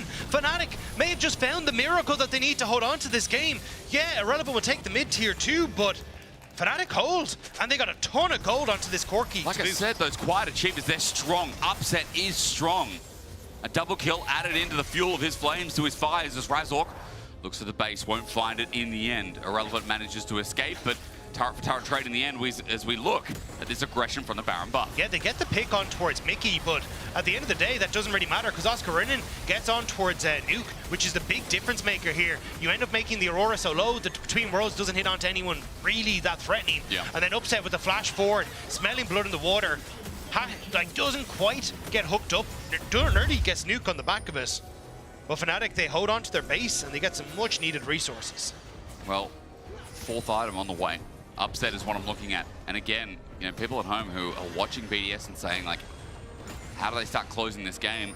Look at Nuke. Look at his item set. Rabadon's Death Cap now picked up as well. This Garen with 3 items too, and he's going to be able to chunk and stick on someone, thanks to the fact that he's got his Force of Nature. Yeah, again, though, this is where you do have to be a little bit careful as BDS, because the whole conversation we've been having is about how you approach fights, and I think that was a good example there, again, of if you just run into Fnatic, they get value from Razork's ultimate, they can get value from Upset being able to play in the back line, and even Oscarinin just providing that big beefcake in the front. But as long as you can actually find multiple flank wards, you're in a much better spot. So for BDS, it's like trying to draw Fnatic out for this Dragon in 45 seconds. But honestly, if I'm Fnatic, I think I'd give it up. I try and set up Vision instead around that Baron that's in a minute 30 and look to try and play for the front-to-back fight as BDS try and regain that control. Maybe a soft contest then is happening from Fnatic as they're grouping up at least a check. Oscarinin moving into River. From soft goes hard to the question of how they move in. And Mickey, he just thinks about his angle here. He's got his locket available as well. No fear is, remember, 4 items now for Upset. He's just picked up his 4th. Yeah, they were looking at Irrelevant on that bottom side thinking, okay, maybe we can get this engaged while there's still 4 versus 5, but now it's Fnatic who've taken control of the area. But you can see BDS, this is how they want to play, spread out. Look at Nuke that has that opportunity to come in from this top side and on towards Humanoid and the rest of the team. And BDS poke as well, let's not forget, it's landing. Mickey's sick of it though, jumps into Ice in the back, the quickness there. The ultimate from 113 is good, but Between World from Nuke is even better. He's blasting Fnatic Fnatic out of the waters. A dredge line to finish it off. Oscarinen plays back, but Humanoid plays dead. BDS with 4 still alive. Oscar at least going to flip one. Is no, wait a second. Take it all. Nuke looking for the burst. He will eventually take him down, but in the end, it gets messy while BDS will get the dragon. They all jumped on towards ice, but they risked everything to get the BDS AD carry, and BDS are able to turn it around off the back of it. The dragon, alongside so much gold, that may have just built the disaster for Fnatic. So Fnatic's mind, not getting the soul here, big deal, but the fight and more gold over to BDS must be bigger here is what defined it for you. And I thought that Fnatic were going to play back into the choke, but everyone jumps on towards ice, which then puts Upset into position for 1-1-3 again to get the suppression. Now you've got Nuke, who's able to jump using the Between Worlds on towards the AD carry. Upset had just burnt his flash in that last fight, so they know he's vulnerable, which is why you see BDS collapse. They ignore Oscarinen for maybe a little bit too long, so he's able to get some back. But it's really Nuke having all that extra damage in the back line. Again, 1-1-3, the Skarner controlling that space in the fight. That's what turned it around for BDS. I mean, again, 1-1-3 has been on a tear. We've complimented him enough. I think it's time to mention Nuke a little bit more because I feel like Nuke has also had some big stellar performances, not only in playoffs, but in the regular season when BDS have been playing at their best. He feels like the comfort zone right now is Fnatic are not in that zone. They're going to have to approach the Baron in Fog of War. Yeah, it's hard not to look at Nuke as one of our top mid laners at this stage, and now BDS are hoping to rely on him again. Irrelevant's caught out though. There's damage coming through from Upset. They'll just take down the top laner while Baron will be taken down in the process. But Paris with a dredge line while Fnatic are picking apart the pieces. BDS have left members behind. Upset will take a double. Mickey will die for it. But 2 Barons for the cost of 3 alive. Yeah, the fact that you end up getting 2 though means could end up putting pressure on towards the map, but it looks like they don't want to try and collect on towards this top wave. They're just going to back away for the moment. Nuke going to try and sneak in for Humanoid. Humanoid face checking by himself. No, he's not, but it won't matter because Upset just watched that happen. What can you do? Be great. Oh, wait! I think you're just grateful that Nuke didn't have ultimate because otherwise Humanoid just goes pop. Yeah. So the fact that Nuke could use in the top side helps out quite a bit, but again, that's the threat you're under with this Aurora when she gets towards, I mean, it's only 3.5 at the moment, but when she finishes off some more of this, she is going to be lethal in these team fights. Just AP assassin. I don't even know. Is Aurora control mage? What do we call her? She's an assassin, no? Assassin control mage? Assassin control mage yeah. thing. Yeah. The line has got blurred between roles in this game at this stage. That's that is a mage assassin. Look at that. Holy. Well, I guess you'd be asking what in the glorp can this can this mid laner not do right now? I don't have the answer for you because again, Nuke is just so damn strong. Level 18, no fight right now on the bottom side of the map. Only pressure for vision here is 2.5 minutes till Dragon. And that's all the BDS are playing for. Push on mid to now re-establish themselves with a numbers advantage. But Razork might catch out ice. He might indeed over the wall in the nick of time. Razork trying to use that ult to pick. The value from the sweeper there. Nearly ends up getting ice. Doesn't realize that he's actually caught, but he's able to back away. Now you're down in ultimate as Razork. And Ice can still rejoin with the rest of his team. So BDS again just trying to use that jungle route to get on towards these waves a little bit quicker. Now dropping top wave to have Irrelevant join in a mid just to play off these 2 waves, I think is exactly what BDS want to do right now. Using the rest of their Baron, Irrelevant's been constantly in the side wave now. I mean, he's also got himself a Mortal Reminder, so a bit of extra crit chance there, a bit of anti-healing will have impact too. It's a shame not to see the Phantom Dancer for the quicker wave clear, but then again, he needs to start cutting through some of these members. Fnatic group up as 5, looking to defend here. This Baron buff is Oscarinen taking no damage. That's a good thing here. Yeah, Nuke takes a lot of damage from Humanoid at the start of this, though. Irrelevant spot on the side, but this may only open BDS to try and engage on the 3 in the bottom half. Maybe it's up to Nuke, but he gets popped. A lot of burn here, I believe, from Humanoid and Razork poking out as they don't get it. Adds in. 30 seconds on the Baron buff. This is gone. Red Bull Baron power plays a little bit, like 1600, but not a huge amount at this stage of the game. Irrelevant needs to make sure he doesn't get caught here. We'll be able to just run away, but now again, we kind of go back to the stalemate where BDS would just be pushing in waves, trying to fall back for the Dragon in a minute's time, and Fnatic get to hold for just a little while longer. So while the game goes on, just a reminder to you all, I do feel like games are going mega long these days. Like, we're never... we get stomps that are 25 to 29, 30 minutes long, but everything else ends up going 40, 45 minutes. Like yesterday, all our games were so long. And you know, we came into season 1 of this year Season 25, Season 15, 15.1, that one, right? And games were going short because it was snowball effect. Now we get these 5v5s with an Impale to kick us off on a Between Worlds. Nuke just destroys Humanoid. He's down for the count. Now Nuke, as he runs the rest of the fight, BDS are playing the front to back, back to front, in from the back. Nuke blows open the front. A true shot barrage onto Upset, while again this Rabbit is hopping over. Aurora is controlling the whole space. There is just no way for Fnatic to take these fights. BDS have been executing so well on how this composition wants to play, consistently finding flank angles, maybe finding Razor, because he might go pop. Nuke is Invis and onto Razor. His W connects, but not even the Q. Oh, one auto would have finished him. I hate this jab too. Well, there goes Dragon for BDS, so Fnatic scrambling in game number 1. They left this Skarner open.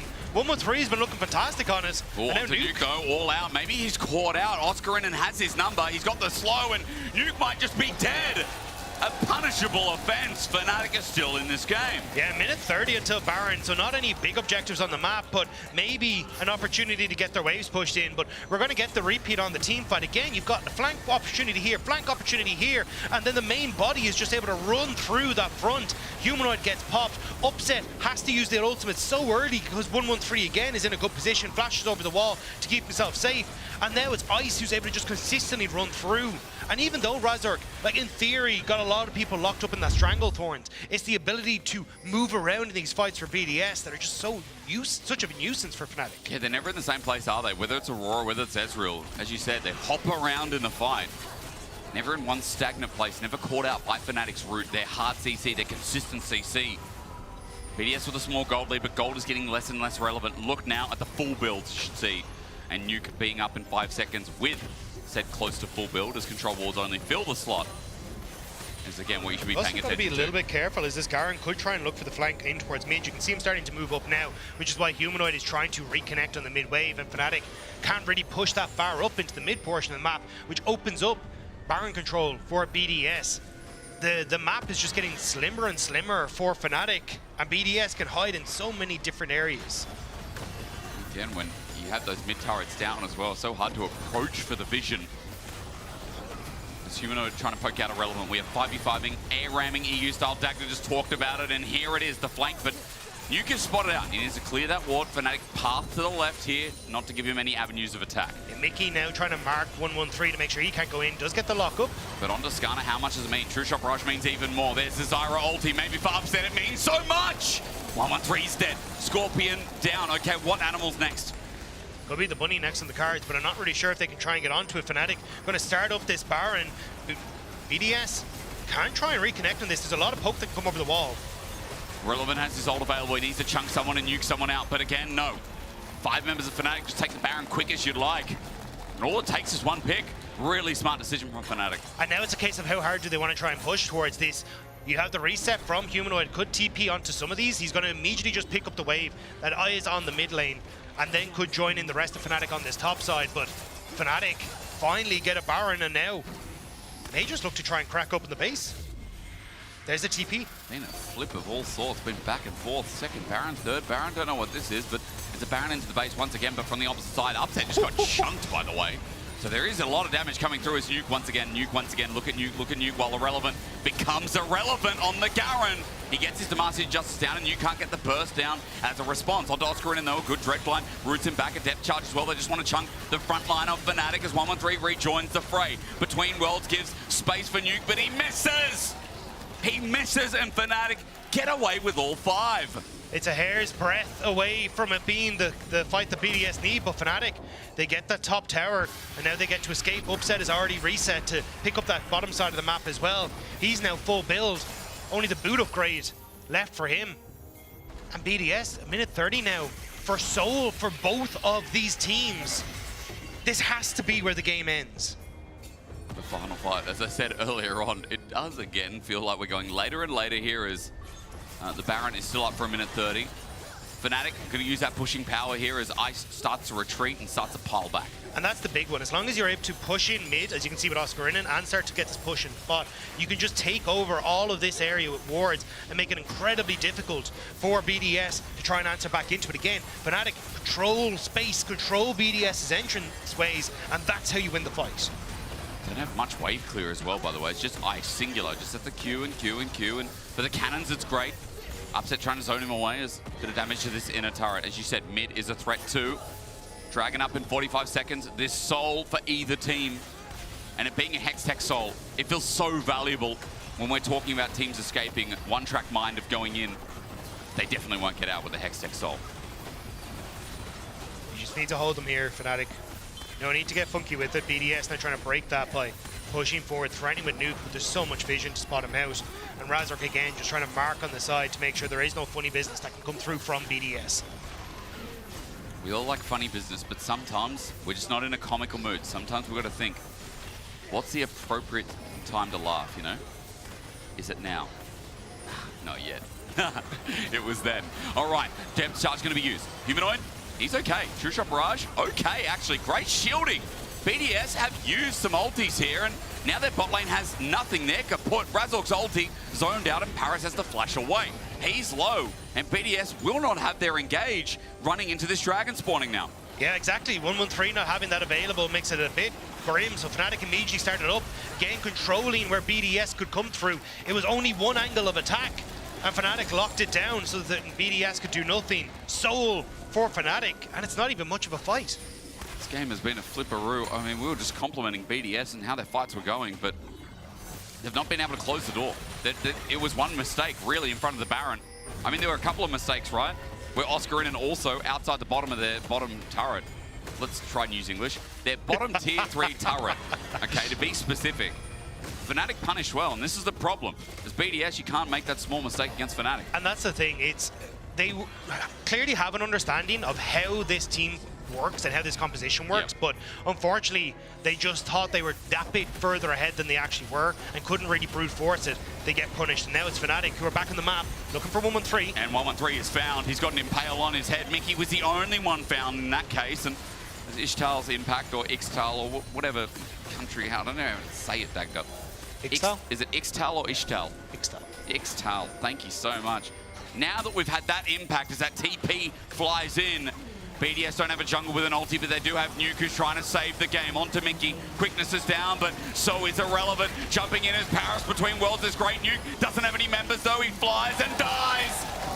It would have been great if he had some support, but 113 has none of it. He has no ulti, no hopers. A triple over to Upset. BDS running for their lives. A Penta on the cards as Upset looks to channel down, but Fnatic, the comeback is real, and BDS are going to be kicking themselves that they're looking to lose this game. It looked so done and dusted for BDS, but Fnatic, they fought back, and now 5 members pushing into the base. It's Ice and Paris versus the world.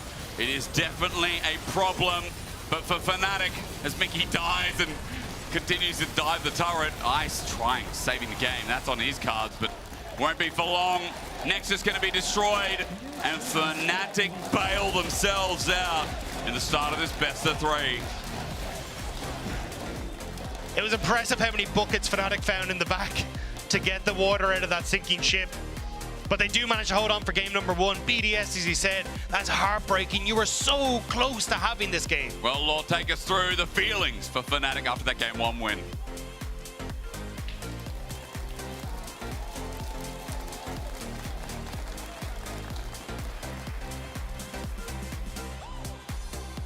All right, Ginny here, joined with Humanoid from Fnatic. Talk to me about how you're feeling right now, because the first 10 minutes, the first 20 minutes of that game were not going in your favor. Game was really free. I knew we had it in the back the entire game. Yeah, they had no chance. Yeah, that's exactly what happened, yeah. When exactly did you know that you had it in the bag the entire time? The moment we all died that one time, I don't know when it was, but when they got like Drake and Baron, I know it was over. Prediction for next game? I don't know. We'll see. All right, well, thank you so much for such an informative interview. We're going to be heading over to break. We'll be back shortly.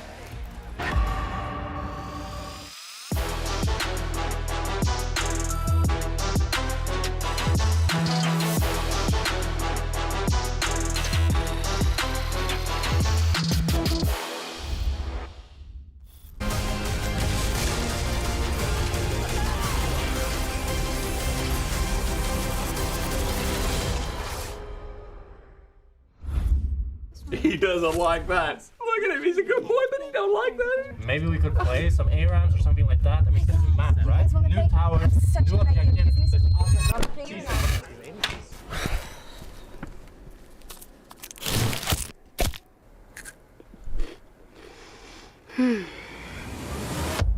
Have a break. Have a Kit Kat.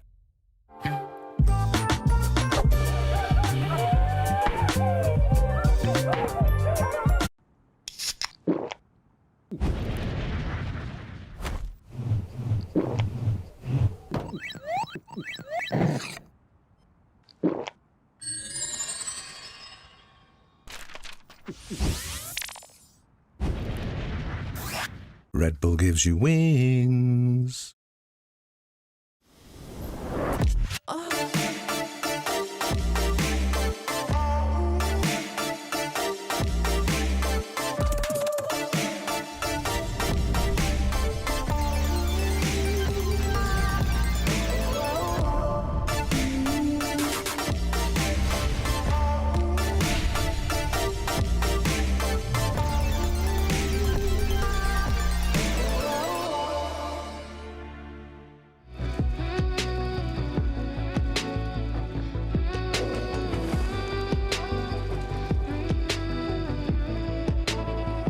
When darkness falls, you are my light.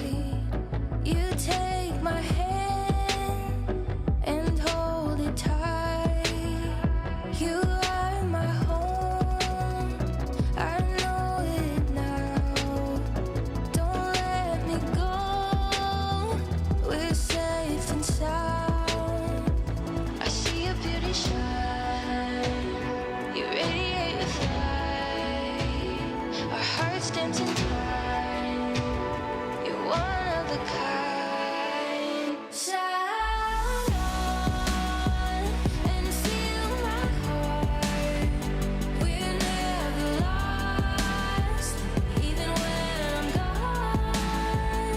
Like circles on, from near and far, above the flower bed. As we watch the stars, and we'll never be lost.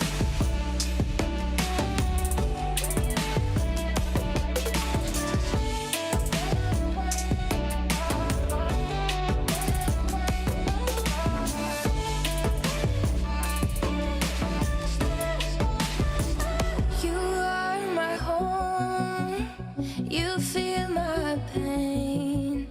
My soul is yours, two souls the same. With you I'm everything, you never asked me to change a thing. They set our world on fire, but our hearts will burn for miles. I see your beauty shine, you radiate with light. Our hearts dance in time, you're one of a kind. Stars shining with us, your fire is contagious. I feel the moon on our skin. Love glows out, love streams in your eyes, shining through me like the way.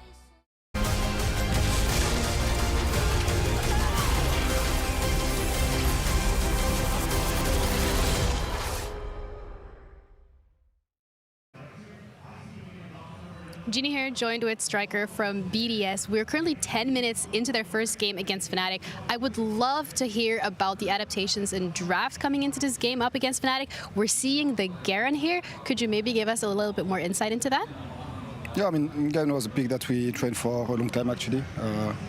We were looking for answers in Tuxante, and that's something that we used to play last year with Adam, right? Yeah. So we thought the same game, the same champion. Joel is also talented, so why not give it a try? And it looked good, so we just went for it. And you guys actually are capitalizing off of that because you're currently ahead into the game. From the coach's perspective, when you're sitting here looking at the game, seeing that your players are doing well, what is the main philosophy behind staying ahead in the game and not losing the lead? I think it's about reminding it of the right timers in game. We have a system for each moment of the game where we need to remind on which way we want to play, right? And I think that's the most important. trying to keep the flow of the game when you're ahead and to break it when you're behind. I would say so, yeah. All right. Well, thank you so much for your time. I'll let you get back to it. Thank you. Striker had a plan. It did not go as expected here. I guess they wanted to channel Adam vibes, but I don't feel like Irrelevant plays Garen the same way Adam would, unlocking the same kind of opportunities here for his team. Finn, what do you think? I'm gonna be honest. Garen is a simple champion. Okay, we all agree on that. Yeah. But executing on a champion like Garen in a competitive environment where there's a lot of peel back, a lot of like long-range comp like Fnatic had, that is not a simple task. It requires a lot of finesse and a lot of experience on the champion. And something that I noticed, I think maybe Irrelevant is lacking, because I feel like he was not actually finding these side angles that you need. Because when you play Garen against a comp that outskills you, you can't go from the front. You can't go from the side. You have to come from behind. You have to go all the way around. You're scaring me a bit. I too could use hand movements with the because you need to flanks. really find these creative angles to create space for your team to work for. Because you're not a tank in the normal sense. You don't have a lot of CC, but you are tanky. You're annoying. You're like a little mosquito peeking your face in from the sides, and that's what Adam is really good at doing. And it's something I didn't see from Irrelevant. And of course that's exacerbated by the fact there are 4 long-range champions. The Rakan's a little bit weird in that too. So you cannot just go down the front and center. And this is something that we have criticized a little bit from BDS is in terms of recognizing the overall composition win conditions. I think the Garen's part of that. You can say that I think the same for the Aurora, which I think into the late game, the team fights got worse and worse. And the team fight together, you could see that the angles weren't coming together. I hear you guys, but is it really what it came down to? Because let me tell you a tale about a greatly executed early game. Finn. Story time. 113, 113 on Scanner. 113! My man really took over that early game. It was crazy. He actually found Razork in the early game, forcing his flash, which led up into the solo kill you see here. And I really thought BDS had this game in the bag, because they were doing such a good job early game, controlling this game, getting these picks onto Upset, onto Razork.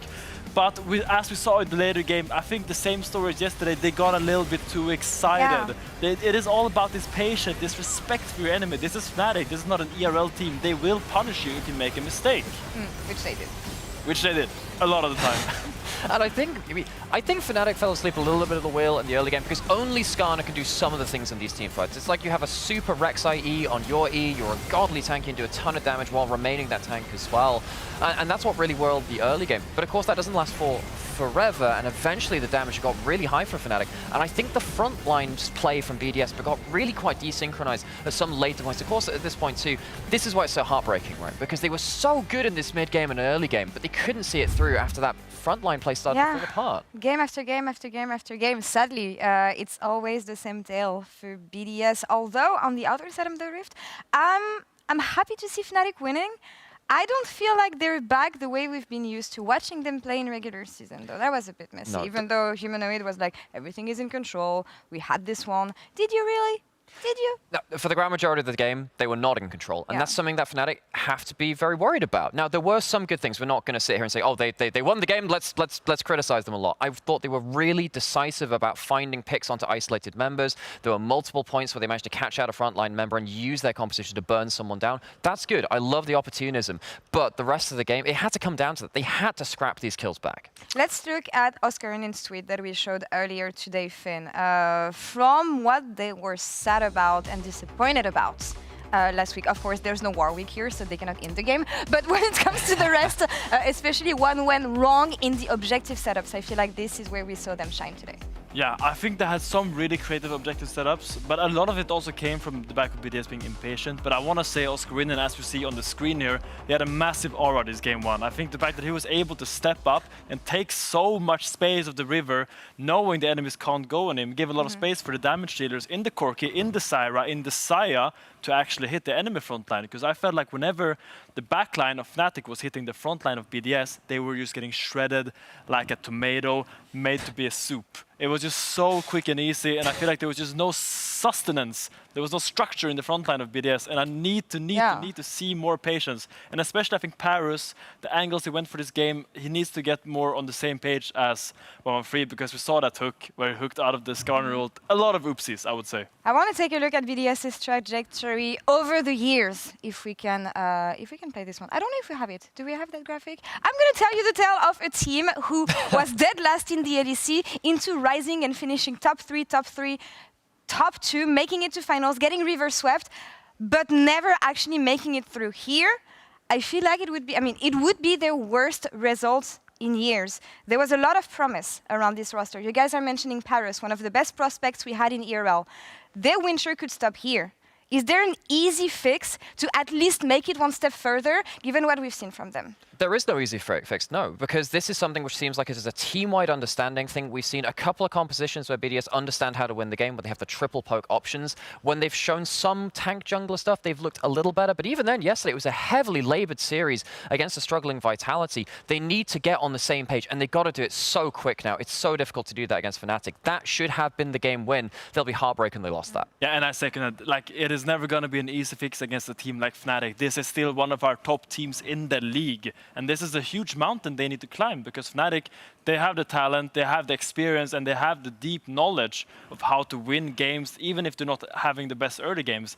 And you can't say the same for BDS. I feel like even if they have good early games, we can't really trust them to finish that out. So we need to see them maybe get a bit more creative in draft and find something that they know work.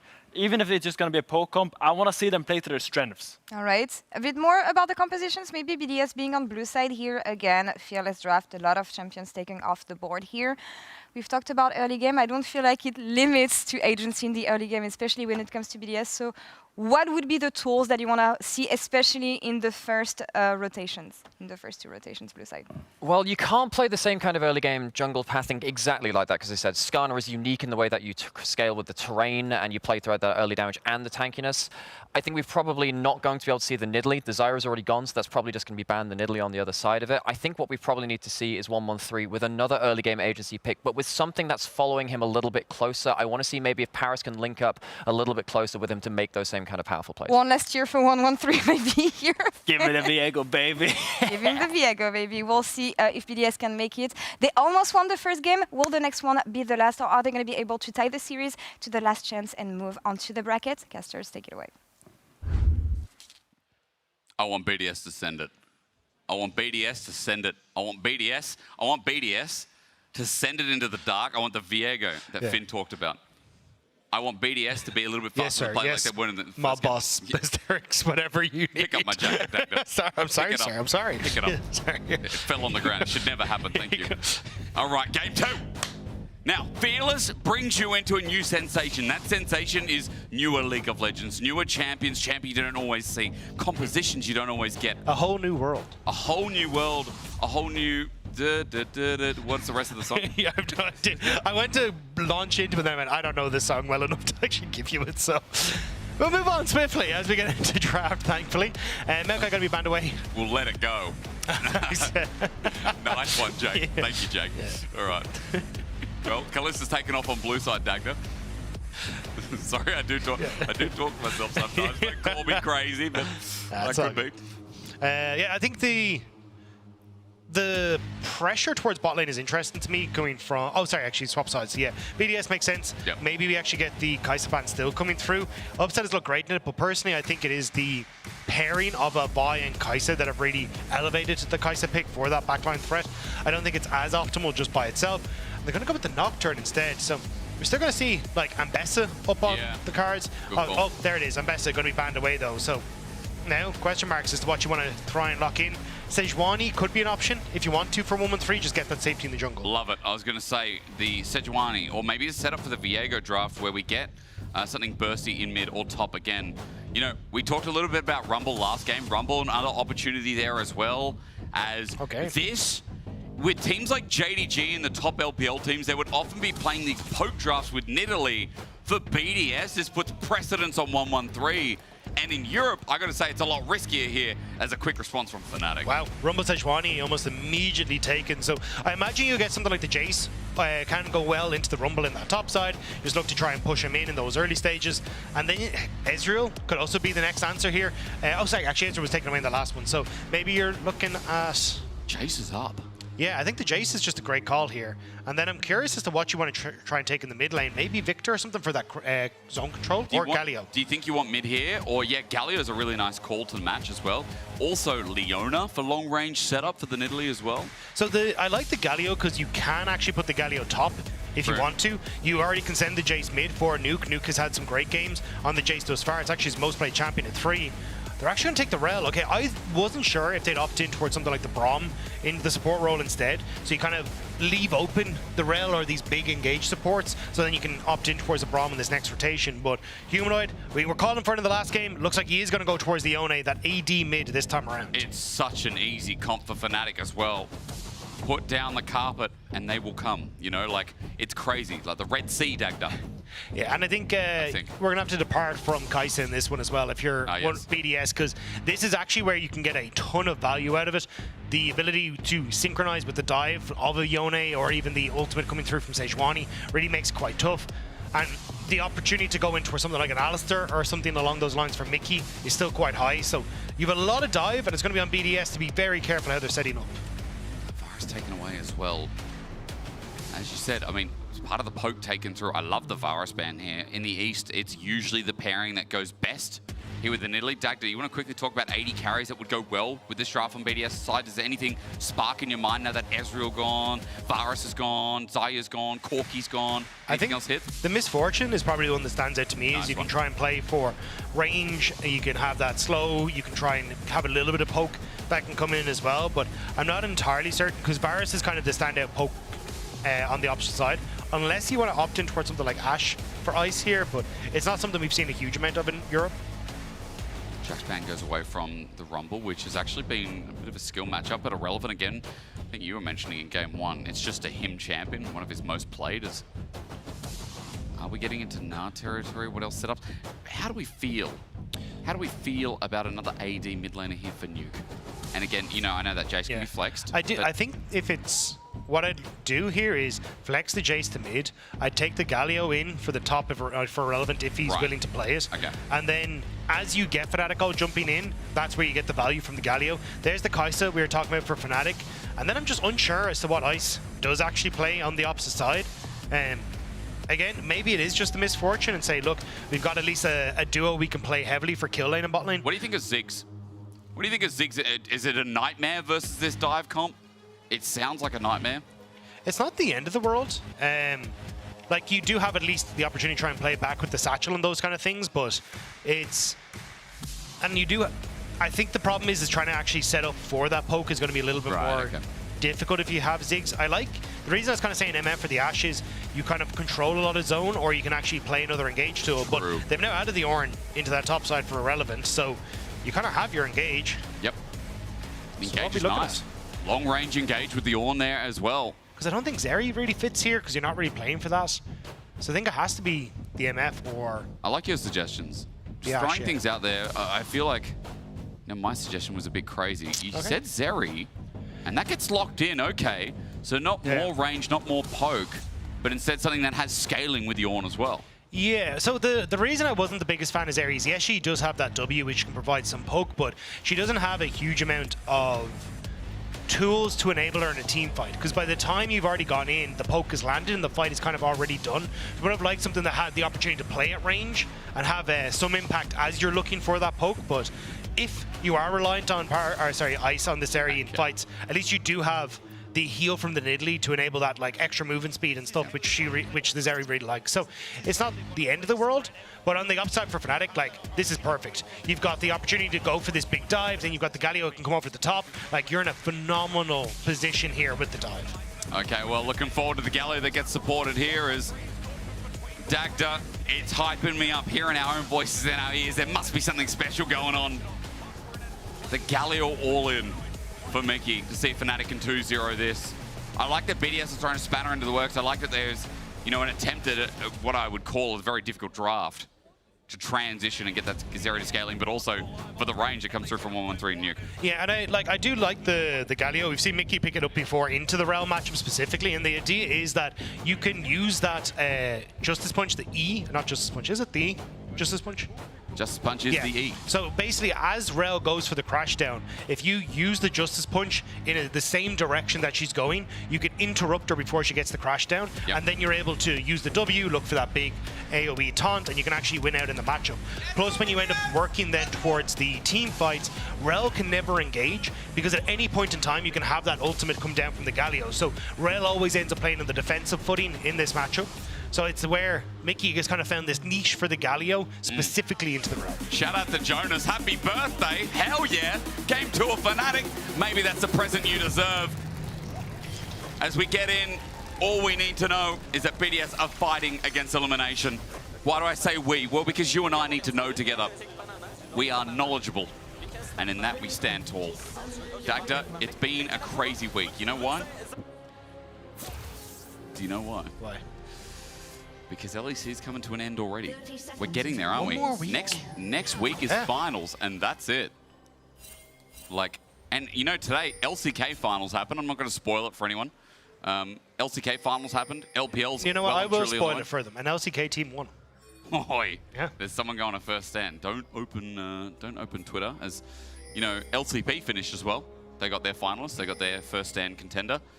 Here in, actually I think NA's finishing today as well, something as well. Potentially. Is it? I know TL won yesterday, but I wasn't sure if it I'm was sorry, I same don't really as keep up finals. with tier 2 regions, you know. Yeah! You know what? Yeah, I said it.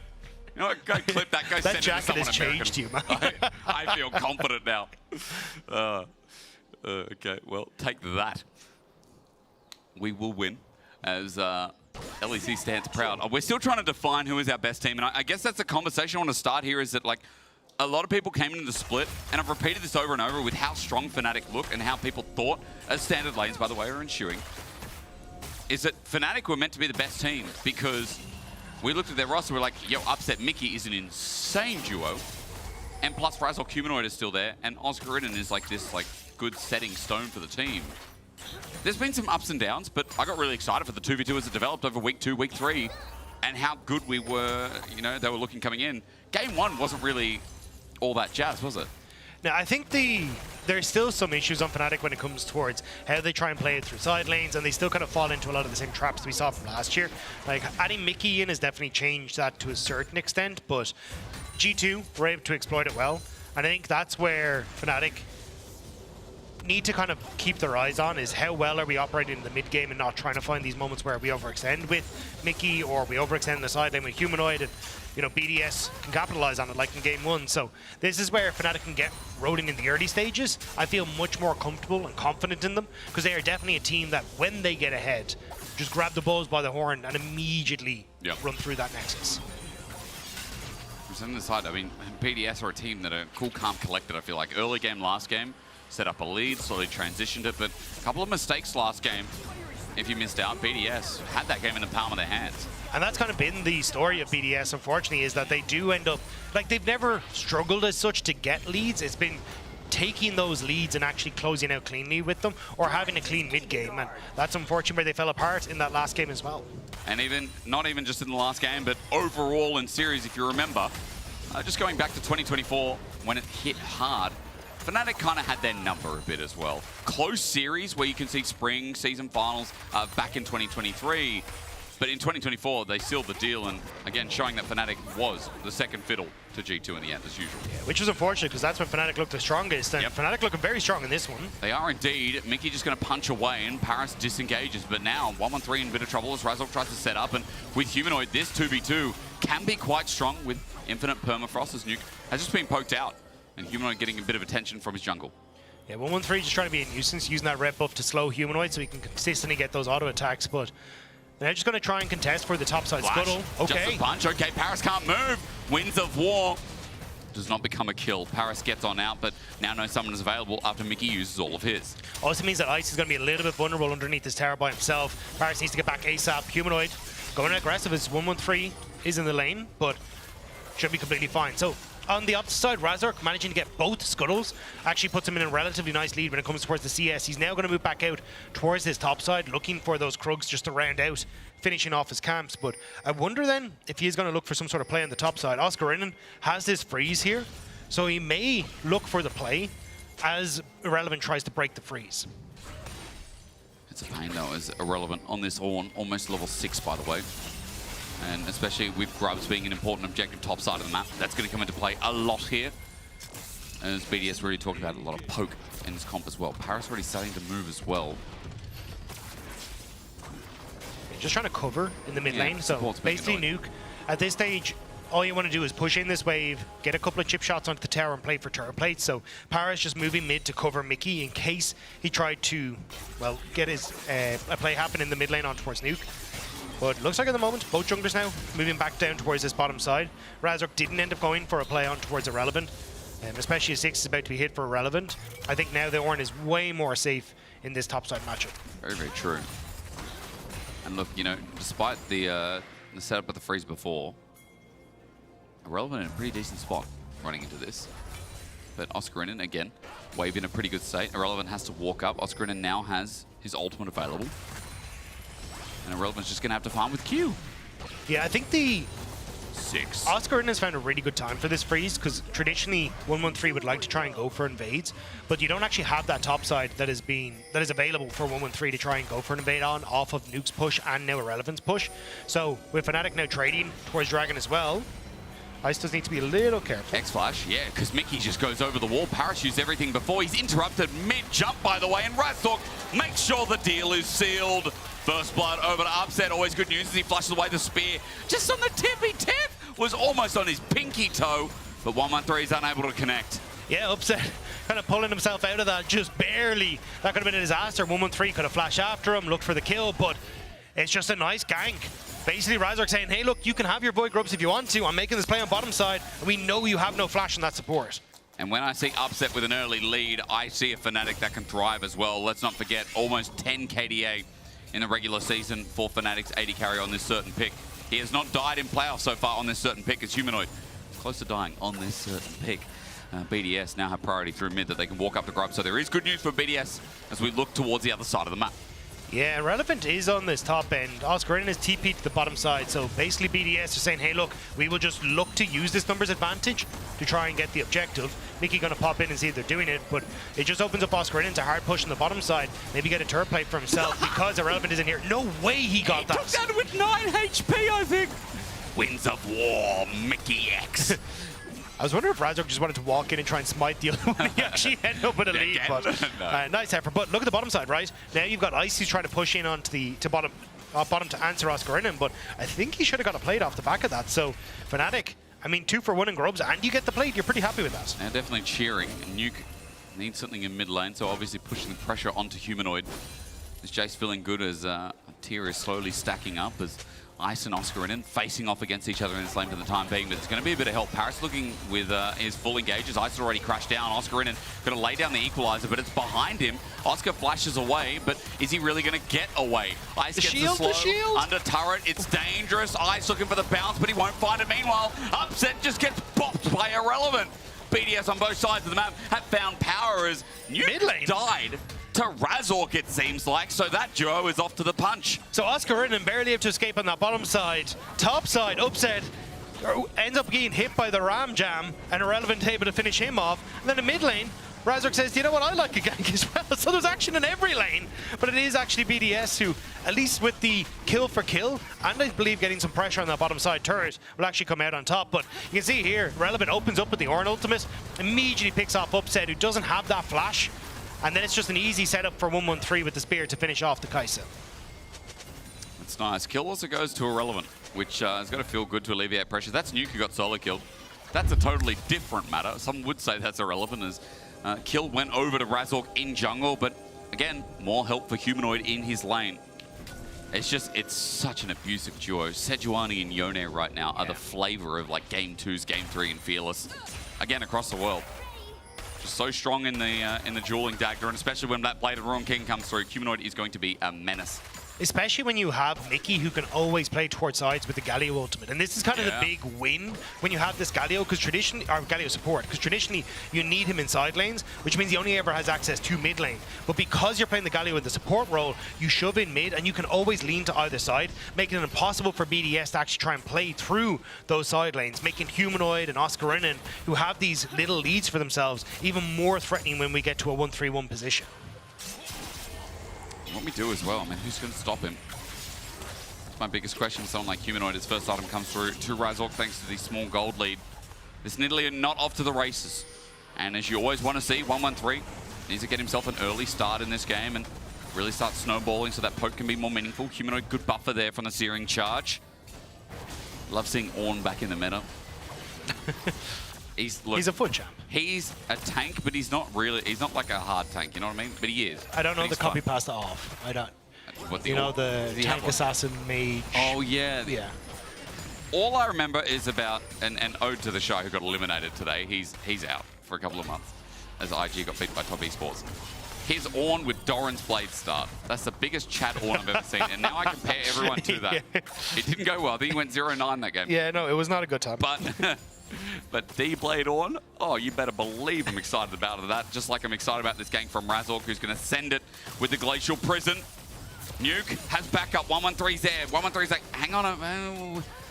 Where is that flying pig? And I think that's the thing I've been most impressed with 1-1-3 is in playoffs. He's been really good at reading what the enemy jungler wants to do and being in a position to counteract it. We got a last game where he played the gank onto Razork, and now he's looking towards that mid lane again, always just making sure those lanes are safe and shadowing them so well.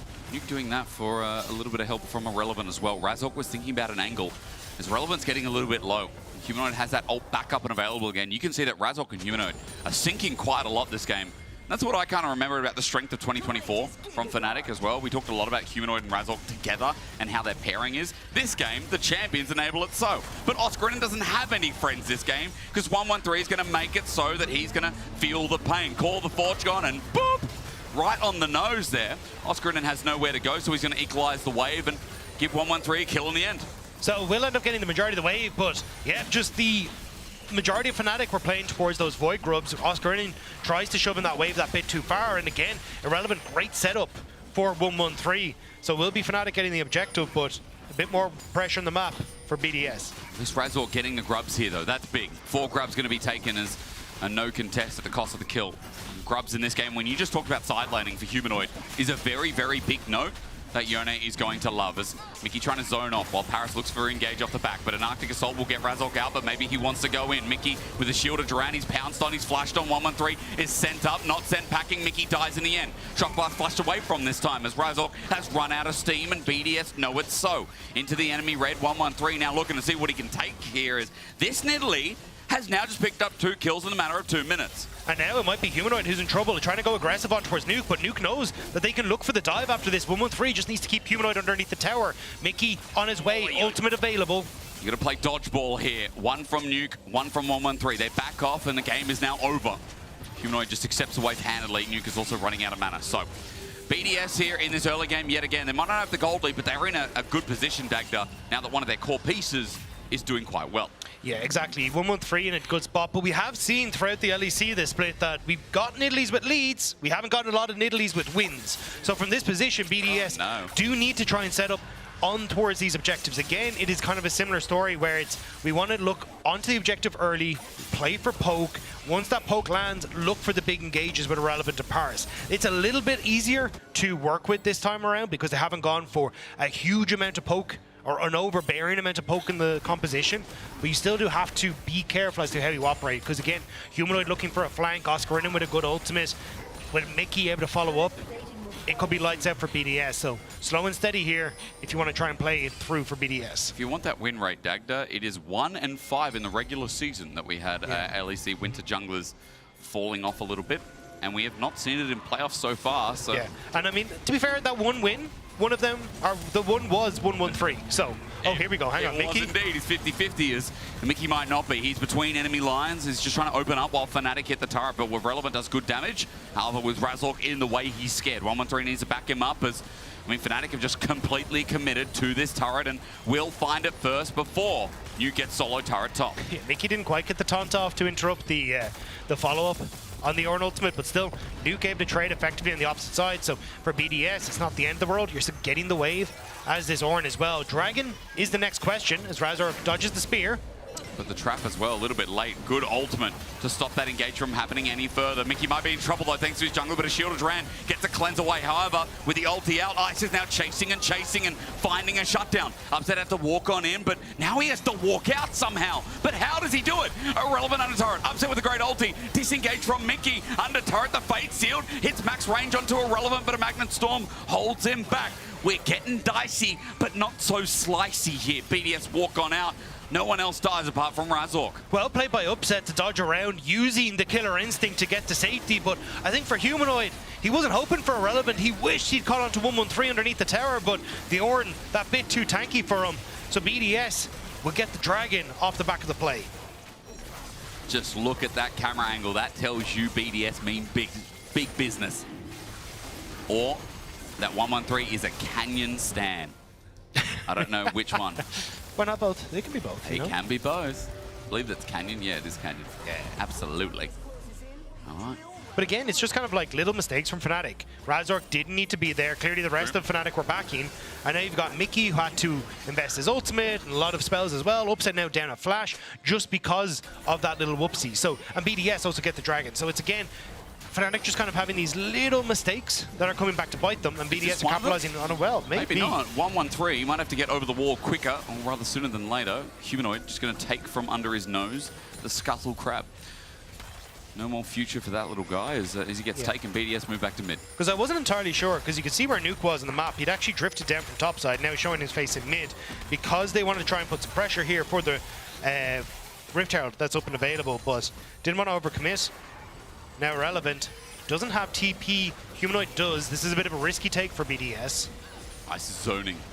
The risky take means that they have to be quick about it then. Dagda as 113 needs to expose the Iron down to 5k. Fnatic moving ever so slightly as Oscar in with his ult available, but I'm seeing an Ornn not there. I'm seeing a TP and Oscar in that doesn't want to be committed. I see a BDS that'll take their Herald with Fnatic only soft contesting. Yeah, the Ornn was a bit slow, wasn't showing on that bottom wave, which is why Fnatic were unsure as to how they wanted to try and progress it. And it was only when he actually showed on towards that ward that's just off of Raptors that they actually felt comfortable to try and put Humanoid back in that bot side. So nicely played by BDS, kind of covering both avenues of attack from Fnatic, but now Ice. He's in trouble. Razork with a great ulti, and Upset ulti's in immediately to follow. A shutdown unfortunately goes to Razork, but Upset part of it to open up mid lane. And now you don't have the wave clear, so Fnatic should look to try and take the structure. Paris here with 113, but Nuke on the way. So Fnatic all just back off. Again, this Nuke, like in a side lane, is getting a ton of pressure, just being able to drift off into the fog of war and put some manners onto Fnatic. Yeah, that Jay's still trailing behind in goal, but it's not about that, is it? That Shojin is obviously doing work here, is against Oscar, and he pays respect. Oscar doesn't get to just shred through with Leandries into an Ornn. I'm sure that's what he really wants. But you don't always get what you want in life. Mick Jagger told me that. Irrelevant. Personally? Yeah, no, he did. Yeah, yeah, you know me. I got the connections. Yeah, your dad's a musician, right? So you know. The leader of the Rolling Stones told me something personally. Who do you think I am, like Bono? No, I'm not like that. I can't do the accent. That was amazing. You know what? I would have appreciated it if you tried anyway, you know? But if don't, we're going to move on. I saw you take that breath. I was like, no. How do I approach this one? I'm very good at accents if you've been tuning in with the broadcast all over the splitters. This flank from Mickey. It's going to show me how much better it could be, isn't it? Humanoid sets up. He wants the all-in, but doesn't find it. Instead, the damage from 113 is immense.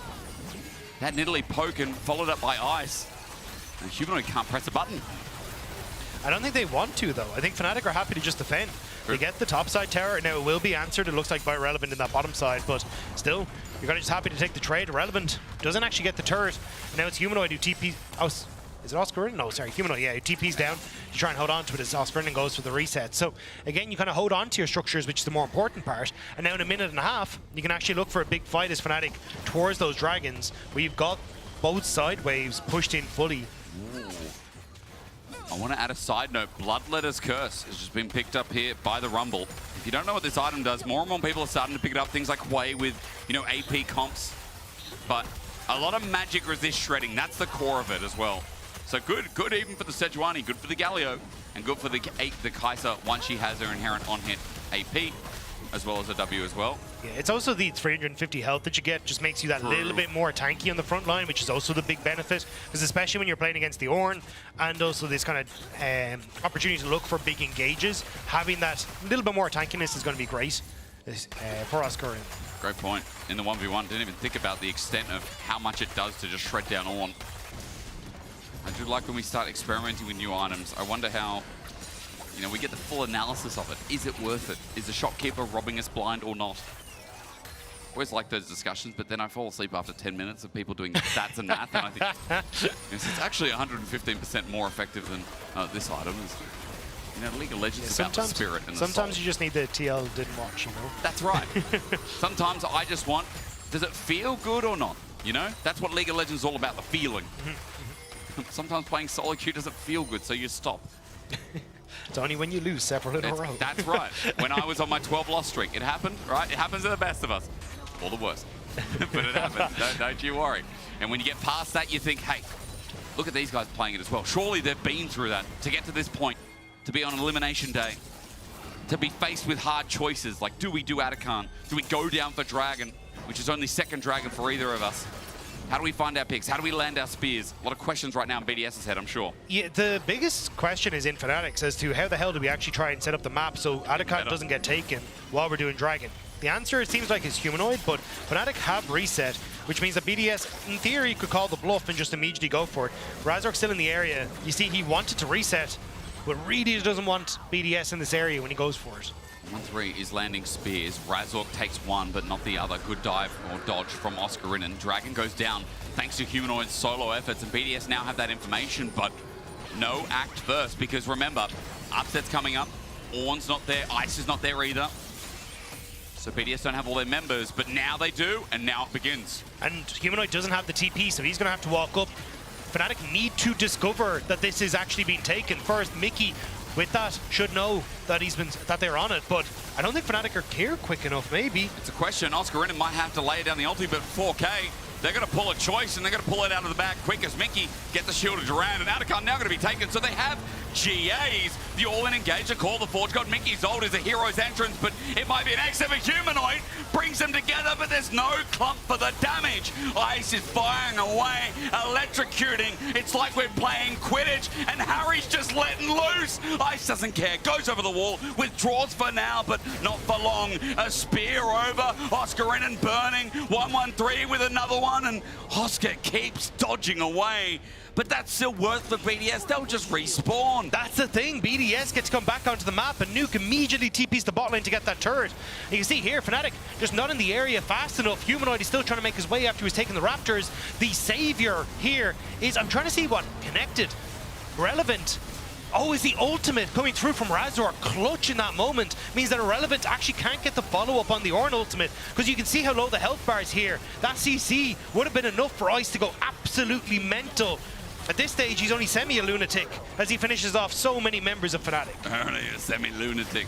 We love those. Just on the border of insanity, but enough to say their own name. Well, BDS, I mean, as they pick up those kills, more gold in their back pocket, and it means they're set up for the Dragon, or rather, this push towards mid that's been sitting there. I was thinking, why are we bot side? Well, it's because mid turret attacked her, and BDS want to use their pressure to its full extent and open up mid finally. They managed to get that mid lane turret. Both side laners for Fnatic off of vision though, which is why BDS starting to fall back, trying to play it a little bit safer. But again, the objective control for BDS around that Atakan has been great, and now they'll just get to reap the rewards where they continue to push in, keep Fnatic at bay. But they're not quite out of the woodwork yet. Again, you kind of need to find more and more of these objective fights to snowball this as BDS, but from the position that Fnatic are in with 2 dragons already, I think they just play to avoid dragons and actually look for, you know, mid lane turrets, top lane tier 2, constantly play away from the objective that's on the map. 1:15 till Baron. Everyone keep your voices down. This is a moment that needs no introduction. A moment that tells us that Baron is going to define this series. BDS, they couldn't walk it to the door in game 1. Now we're asking, can they at least deliver the package and press the doorbell and run? Now, I'm not sure what that implies. that maybe means getting the Baron and getting out, you know what I mean? I'm really glad you said this needs no introduction, and then went for the most convoluted metaphor you could possibly think of that now needs to be explained. There was no introduction, but there was a middle and an end.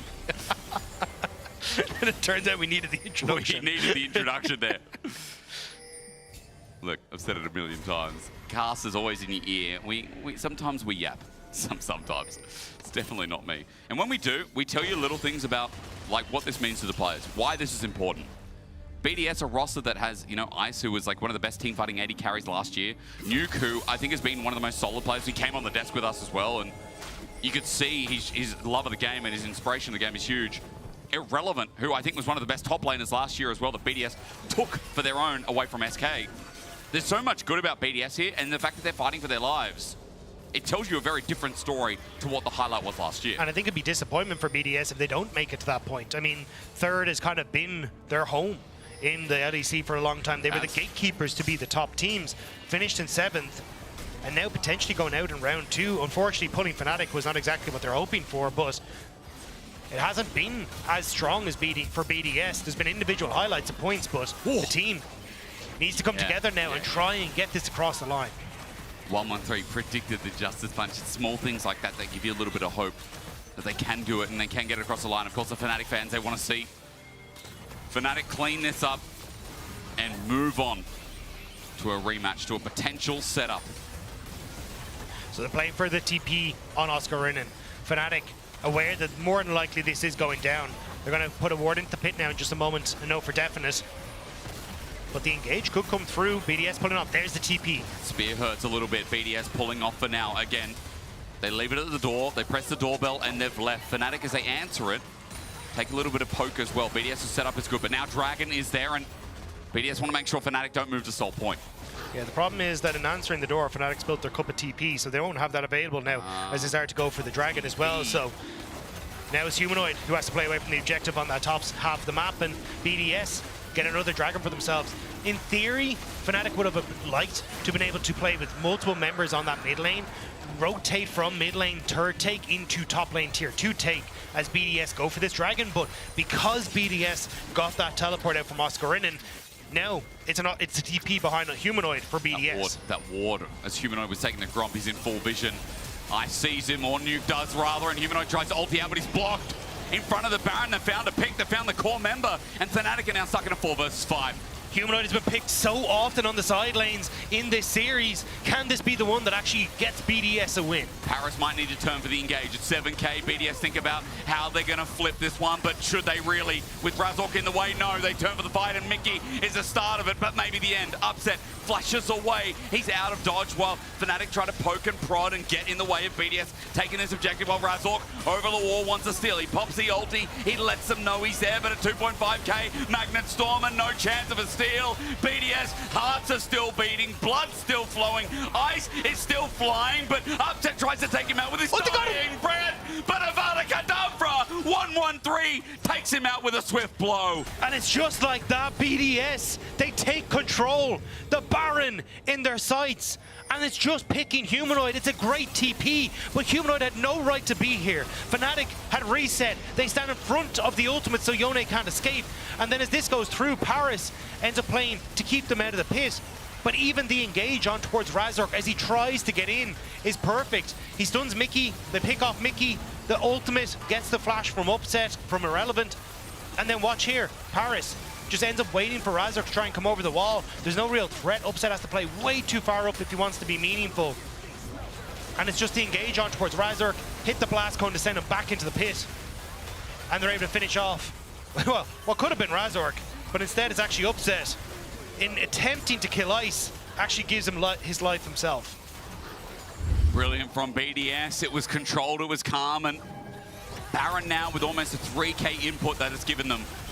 BDS last game, Baron as well, but they couldn't finish the game. In front of the tier 3 turret in the bot side as they were on the opposite side in colors, and they couldn't finish the game. BDS need to chunk this gold and make it a massive storm of a lead and get this one across the line and get us into a game 3. Humanoid pushing in the top side will be responded by Irrelevant. Has the TP to try and come through, but those spears, that poke, starting to hurt. And now BDS just off of that, they're going to be able to take this turret again. Like, this is a composition from Fnatic that works well when ahead, but works terribly when they're trying to wave clear with short range basically across the board. Who knew 113 was the answer? Finn did. Finn did. Oh my lord. I think a TP burnt there. Humanoid was caught out. He had to TP out because BDS saw him again. The vision line from BDS has given them a lot of options and information in this game that is leading to big advantages. 113 just going to fish again. 113 reasons that Fnatic have to dodge everything that's going in these bushes. As Fnatic start to move up towards this top half again. I don't know how you hold this Baron buff poke, and you're so short range as Fnatic. This is horrible. Again, this is why poke comps around the world are working out as that engage is clean as well. Call the Forge God doesn't land though, and Mickey now has an angle. Shielded around is good as Humanoid takes down Paris, but Fnatic are still getting poked and prodded and taken with ice rolling through. Best team fight ending carried last year, and you're now seeing the pieces work its way back.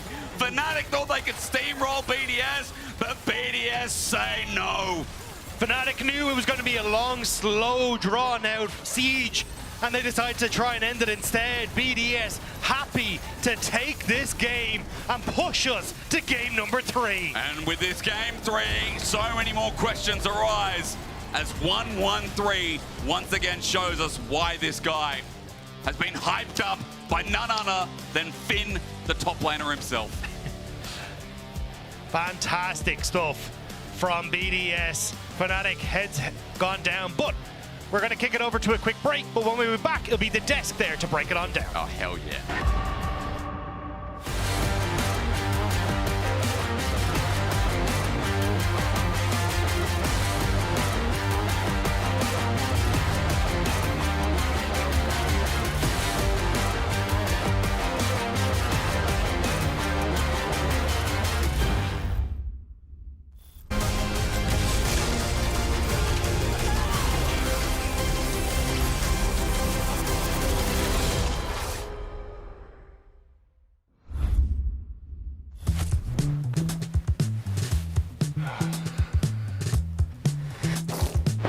Damn it. Hey, Dragos, you ready for the...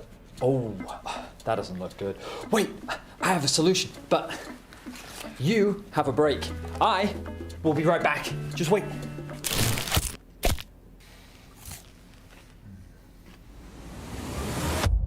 Have a break. Have a Kit Kat. See? I told you we'd figure it out. I don't think this counts. Come on, let's go.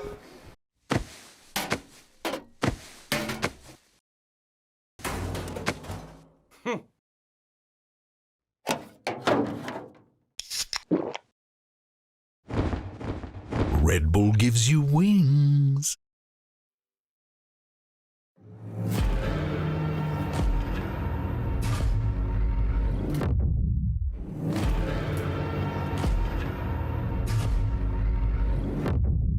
You walk along the edge of danger, and it will change you. Why would you let this voice set in your head? It is meant to destroy you. You summon storms, you play with nature. Now watch it hurt you. Why would you want to shape the world in your hands?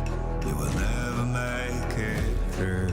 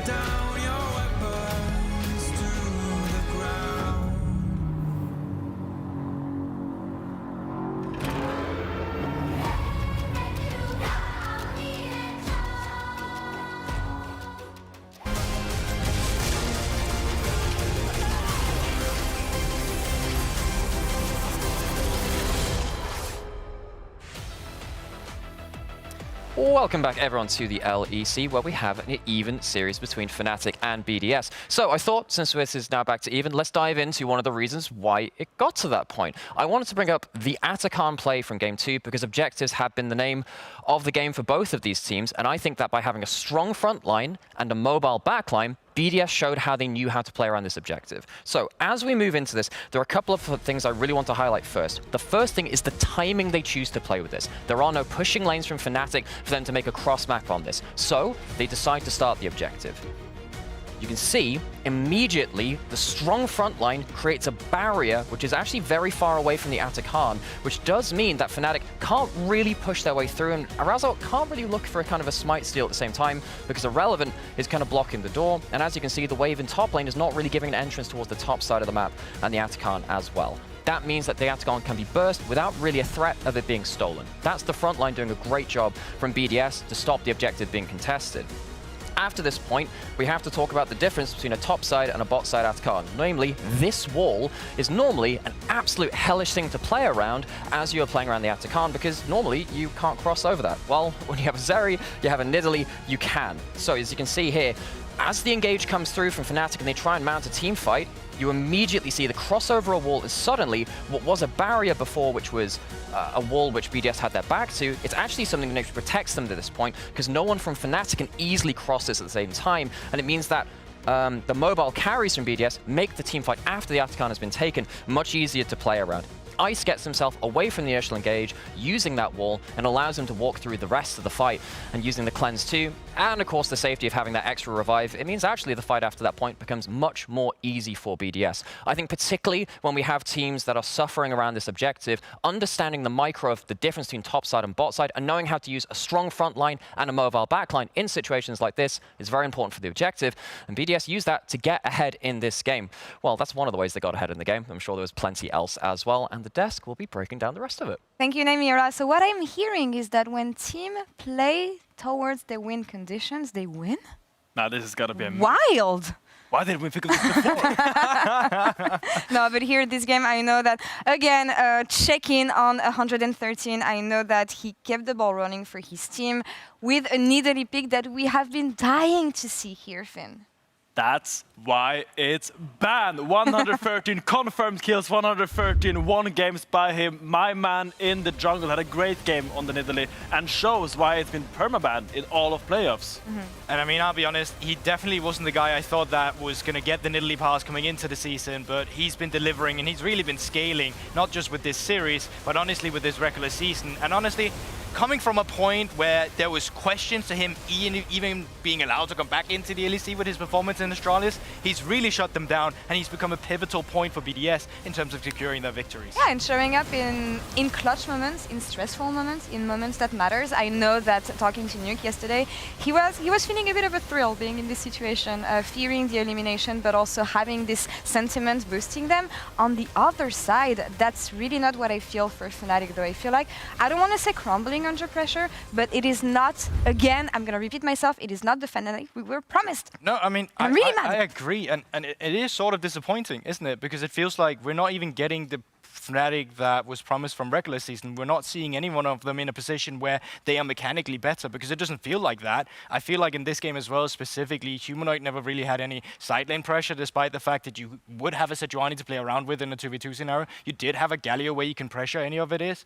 but it was never them who was dictating the pressure on the map. It was never them who was in a position to have set up on the objectives either. Yeah, and I would think Fnatic to be the stronger team if you come into a mid-late game even. I would think BDS win condition is having a strong early game and snowballing that, but this game, Fnatic came into the 20-minute mark with a 2k goal lead, and they still managed to lose the game away. Anyway, I can't speak English anymore. It's all good. I'm so upset. Why are you doing this, Fnatic?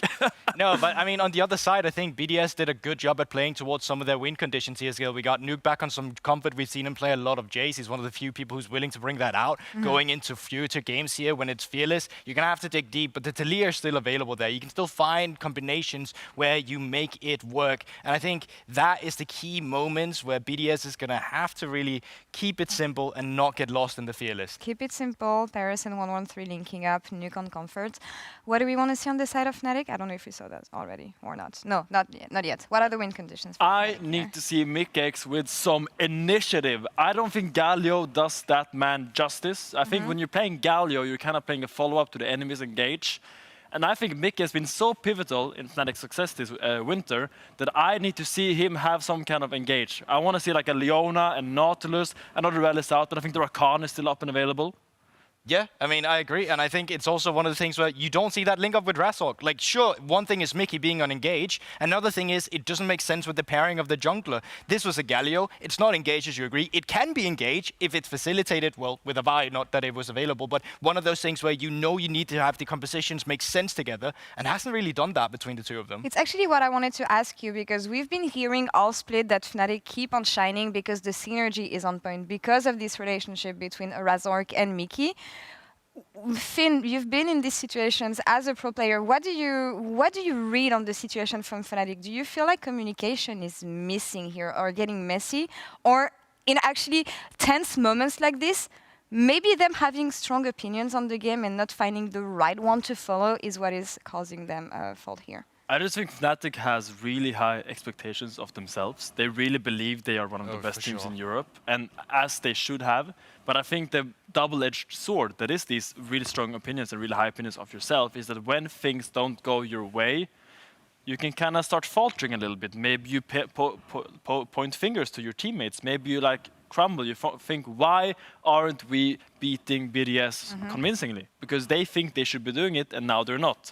So this is also like something that can come and hurt you in the end.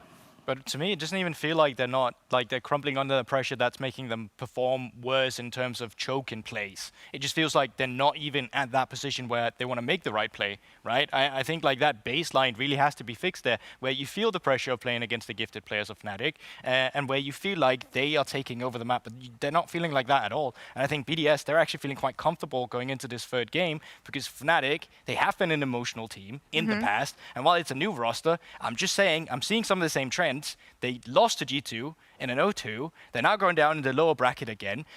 And a series that honestly should have been a 2-0 is suddenly a 1-1 with BDS able to take it. Yeah, and in a game 3 that BDS has seen yesterday. They've been in this situation yesterday, and I thought Fnatic would have a better read on them. But I gotta say, going into this game 3, I really want to give the momentum to BDS from experience. I mean, for sure, they had the momentum coming in from a winning game 2 against a favorite like Fnatic. But I think if Fnatic actually simplifies it a little bit, I believe if Fnatic has a strong team fighting core, they will actually come into the late game and outperform BDS. I think this game, BDS has such a strong team fighting core with the Rel and the Ornn and the Nidalee that was just so strong with the spears. I think if you give the Fnatic players something that they know they're going to play well on, like Azir to Humanoid, Nautilus to Mickey, Ezreal to Upset, anything like this, I think this would be a really, really strong formula if you want to win this game. What do you open with on blue side for Fnatic? What is crucial up and available is still the Mbessa. It has been banned both games. I would imagine if that doesn't get banned, it will get picked really early. Otherwise, I would love to see an early Ezreal for Upset, honestly. I think this is such a strong laning champion. It's such a big comfort pick for him that I think would be very good. We have only seen madness in Game 3 Fearless Draft so far. So let's see what the teams have prepared here for this elimination game. One of them will be going home for a long time until spring, and the other one gets to continue in playoffs. Casters, take it away. Hell yeah, give us madness, give us chaos, give us the bundle of joy that comes with a Game 3. Hey, it might not be a BO5, but at least getting to the end here, as Law already set us up, there are things that come out of the blue here. And can I just quickly say, this could have been 2-0 for BDS. That could have been very real world. As Game 1, they're on the door to Fnatic's base. And the thing is, I don't want to see Fnatic continue to take these risks in draft if they want to try and take the win.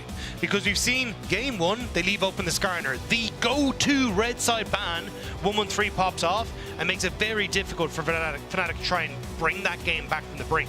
Game 2, they leave open the Nidalee and 113 has a fantastic performance on it and makes it very difficult then for Fnatic. And now Fnatic are on the brink of BDS, the 7th place team, a team that has not looked that good coming in towards playoffs, potentially knocking them out. wouldn't it just be the Cinderella run, the hero story? Yeah, BDS, don't worry, they always finish in the top 4. But as we go into game 3, let's focus here on the draft. The Lulu taken away is smart when we start going towards more enchanters. I want people to keep their minds open to things like the Karma as well. Sejuani was talked about, or at least was talked about previously, but now that's taken off the board. Where else hits your #1 spot, Dagda? Because I see all the usual takeaways. And Bessa they talked about on desk as well. Good hit. Yeah, I think it's just too big of a pick for Oscar, but they're going to go towards the Azir instead. So this is leaving Irrelevant the opportunity to go for the Mbess if they want to. Maybe the thought process is, hey, look, a lot of the dive has already been taken away. Those like nice pairings for the Mbess are gone. So we're not going to go towards it, but we'll have to see what the answer is here. I think Sejuani, strong jungler, that's still up and available. Oh, sorry, actually, sorry, yeah, it is still up and available. No, gone. Sorry, it is gone. No, you're right. The rotating thing, my ADHD is like, wait, oh, it is gone. Yeah. And Bessa, you did talk about it a little bit earlier, though. That's taken away. So for BDS, a strong pick in top that, you know, Irrelevant during the regular season didn't really play. And I'm just looking here through playoffs. It's been his most played in playoffs, though. I think the Xin Zhao could also be another pick here for 113. That's something that's definitely been quite strong, especially when you see, like, the likes of the Lee Sins and those kind of things start to come into the champion rotation now. So yeah, Xin Zhao, nice to follow up with the Mbessa as well if she can hit that public execution. But now what do you set up with the Azir? Okay. I guess you give it Pantheon. If you don't have the Sedge, that's what you do is Mickey's Poppy could still technically be a flex, but we've seen Mickey with Halo Blades on this. And I feel like this has been one of his best champions. He's a little bit crazy with it. Yeah, there's so many places that are flex picks that you can go. Like Pantheon can go jungle, can go support, Poppy can go top jungle support. So you're leaving yourselves with a lot of answers here on Fnatic's side. Syndra, you're going to go on the upside. This was something that Nuke in 2022 used to fall back towards an awful lot. Definitely a comfort pick for him, but it is something that has good follow-up. So essentially what BDS are looking to do is clock someone with the public execution, follow up immediately with the Xin Zhao and that ultimate from the Syndra, and just remove them from the game. So this is where Fnatic, they've already kind of gotten Poppy into the rotation to try and deny a lot of that follow-up, but Syndra kind of undeniable in that respect via Poppy. I mean, also makes it harder for Humanoid to play the game as well. This is all piles on the Azir. And Upset's going to need a self-peeling AD carry, I tell you what. As BDS start taking away some of the scaling AD carries that could have been paired up, and Blitzcrank also taken through when it does signal that maybe Fnatic are going for an Enchanter this game in bot lane. Yeah, I think the other side is to just go for something like the Alistar ban or the Leona ban, and basically just put the Poppy down to that bottom side, because either Alistar or Leona you're going to be fine with, and I think you do want ease of execution engage for BDS, and that kind of has to come from the support role in this position, unless Ice is going towards something like the Ashe or something along these lines again. But with Twitch gone, Caitlyn gone, no AD carry locked in on Fnatic's side, I think you have the option here as Ice to go for something a bit more of a lane bully like the Misfortune if you want to, and just try and hammer home a strong bot lane to play through. And to correct my point, with Blitzcrank off the board, kind of meaning for BDS that they have the option to be in, play an Enchanter lane as well. Elise also taken off, one of the lane bullies and one of the roamers that Mickey has already shown us, and of course for Paris too, he's been more of the rel, more of the setup of the engage. Now do they pull it out of the bag, or do we get an early AD carry here, Dagda, and take away options from Upset? Because not much is left, is it? Like Corki and Zyra in one game means that there was an AD carry taken off in one single game, and they're like, hey, let's give Ice one of his best performing AD carries in 2024. It is without the Lulu though, and that has kind of been a core staple alongside it. Something that can set up for it, enable it with the movement speed. So you're going to be looking at some sort of other Enchanter potentially here for Paris. Milio, potentially something here. The other option is maybe something like a Janna, but it feels a little bit off to me, and that's why we got the early Lulu ban from Fnatic, basically predicting, hey, if you end up going towards something like the Jinx, you don't have that strong pairing alongside us.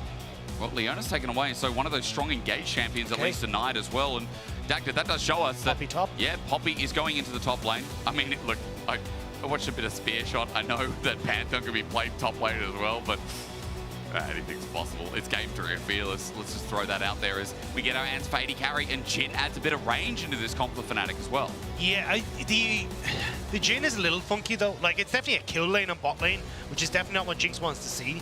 So I think you're going to be looking at Fnatic trying to play heavily through this bottom side of the map.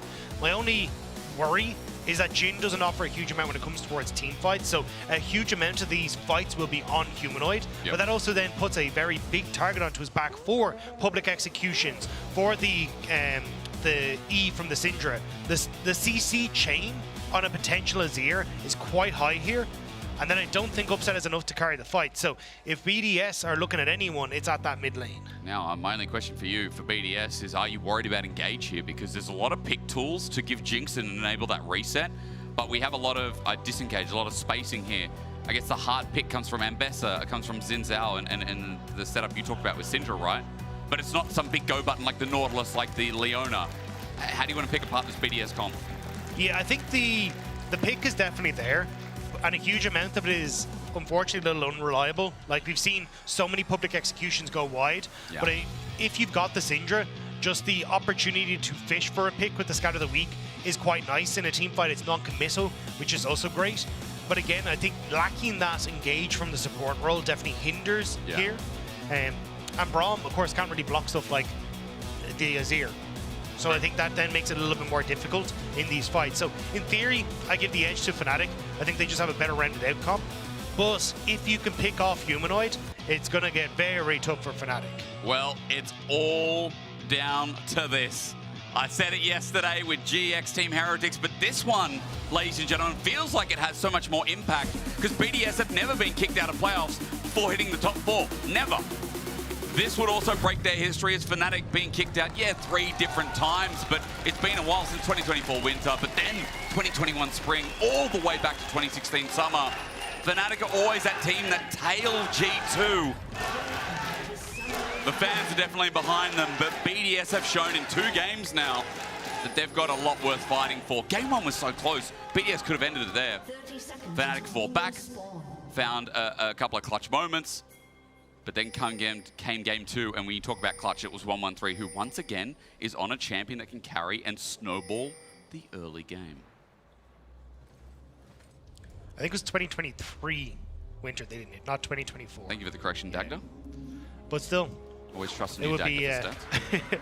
it would be a scary sight to see Fnatic knocked out this early. This was a team that many hoped could contend with G2 to hit that top spot, to be the best version of Fnatic since 2018 when they last won the league, and now struggling against BDS. But I think this is much more about BDS stepping up. Yep. This has been an incredible performance from this team. And again, this is a team that we knew needed a lot of work. And I think a lot of people were looking towards the coaching staff to say, hey, look, can you make this roster come together? It's a very different style from what they had last year, but starting with a win over Fnatic will be huge to their lower bracket run. Our whole tournament would be in shambles. Fnatic out, Fnatic done for a month and a half. As a quick side note, I never knew Summoner's Rift was in Switzerland. Did you see the mountains behind? Were we in Zurich? The setting of League of Legends performed live in the city of Zurich. We don't talk about that, it's a secret. Oh, it is, okay. That's confidential information. That is, sorry about that. I just never see the big mountains. Usually LPL, they cover them up and it's all glistening and champions are in the sky as Mickey. This is a good trade from Ice and Paris, and they don't overextend. Full Shot does nothing from Upset, and it's just abusing the level 2. Look at Razork's pathing though. 3 camps into a bot gank. They immediately want to punish Ice. This ward got to be clutch in getting in time. Okay. I was scared. Another ward placed down in response as well.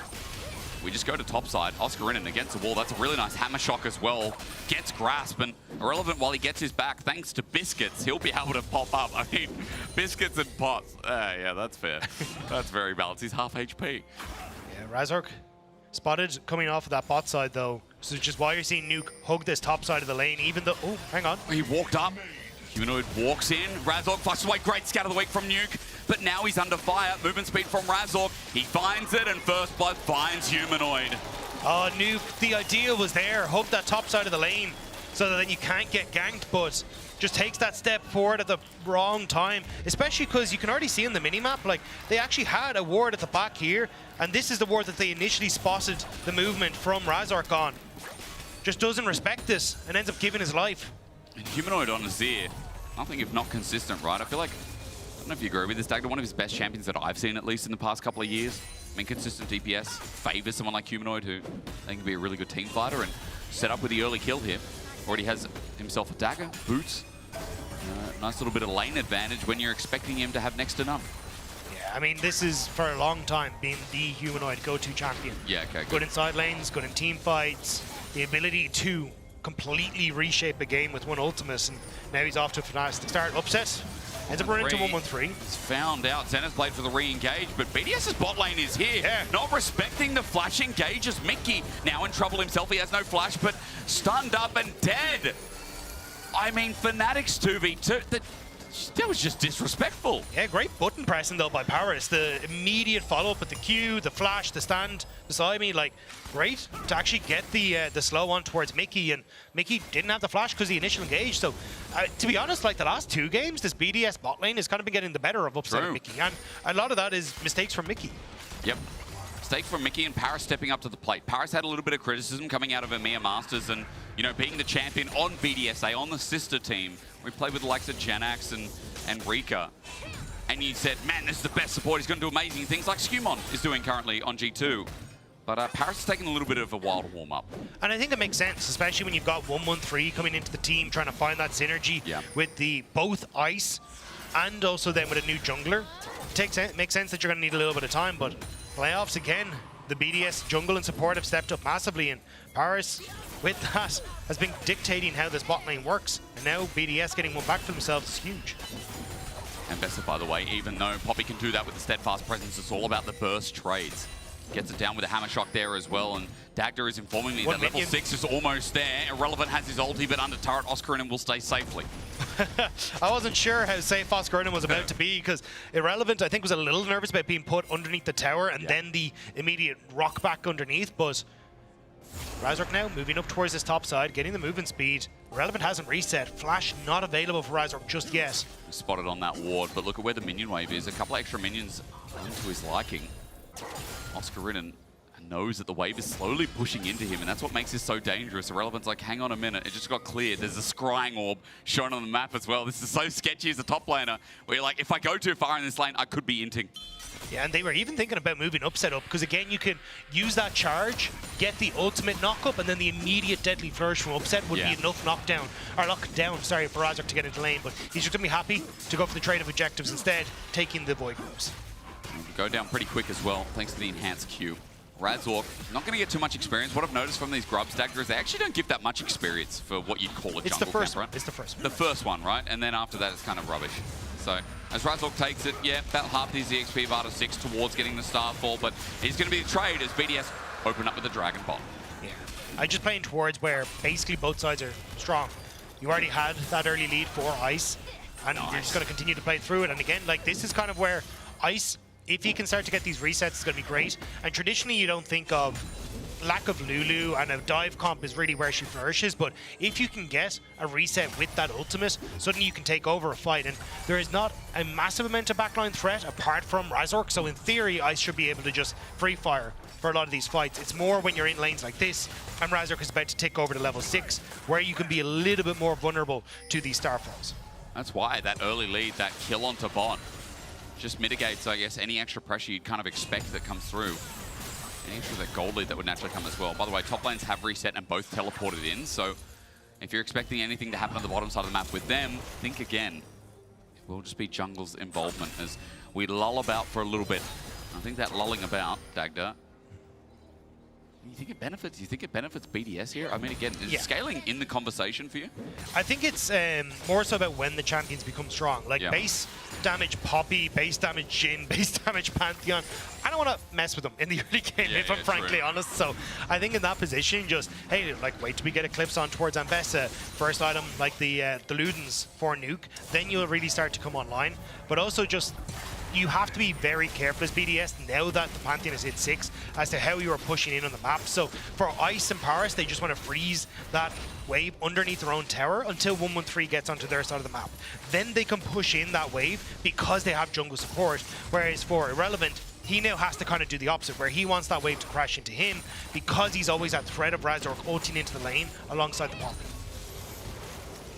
I'm just excited to come to this. I'm like a little schoolgirl right now who's just enjoying the fact that we're getting more game 3s, but not only that, but Like, it's kind of like, and I keep referencing LPL, obviously, you know, that was my previous league, but I like referencing it because I feel like LEC and LPL share some kind of crazy behavior, especially with some of their gameplays.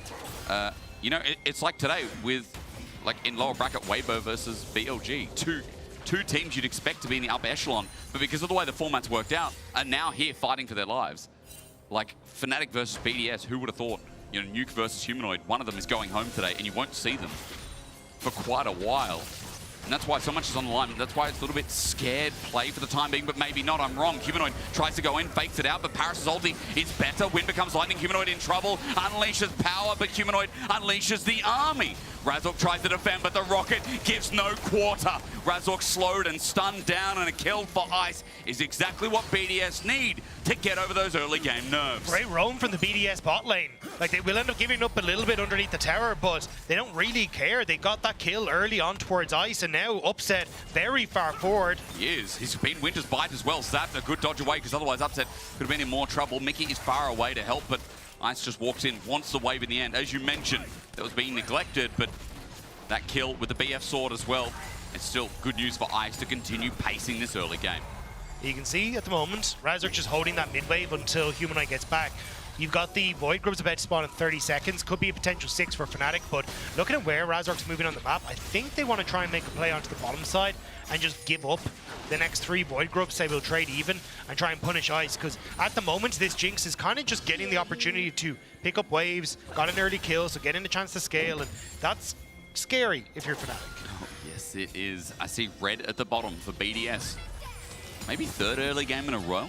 Yeah. You know, game 1, we saw a lot of early game leads come from BDS as well, or at least keeping on par with Fnatic. So, again, when we talked a little bit about, you know, the disrupting or upsetting behavior of Fnatic, you know, BDS are at least keeping their consistency in the first 15-20 minutes. And a lot of this is the man on your screen, 113 again.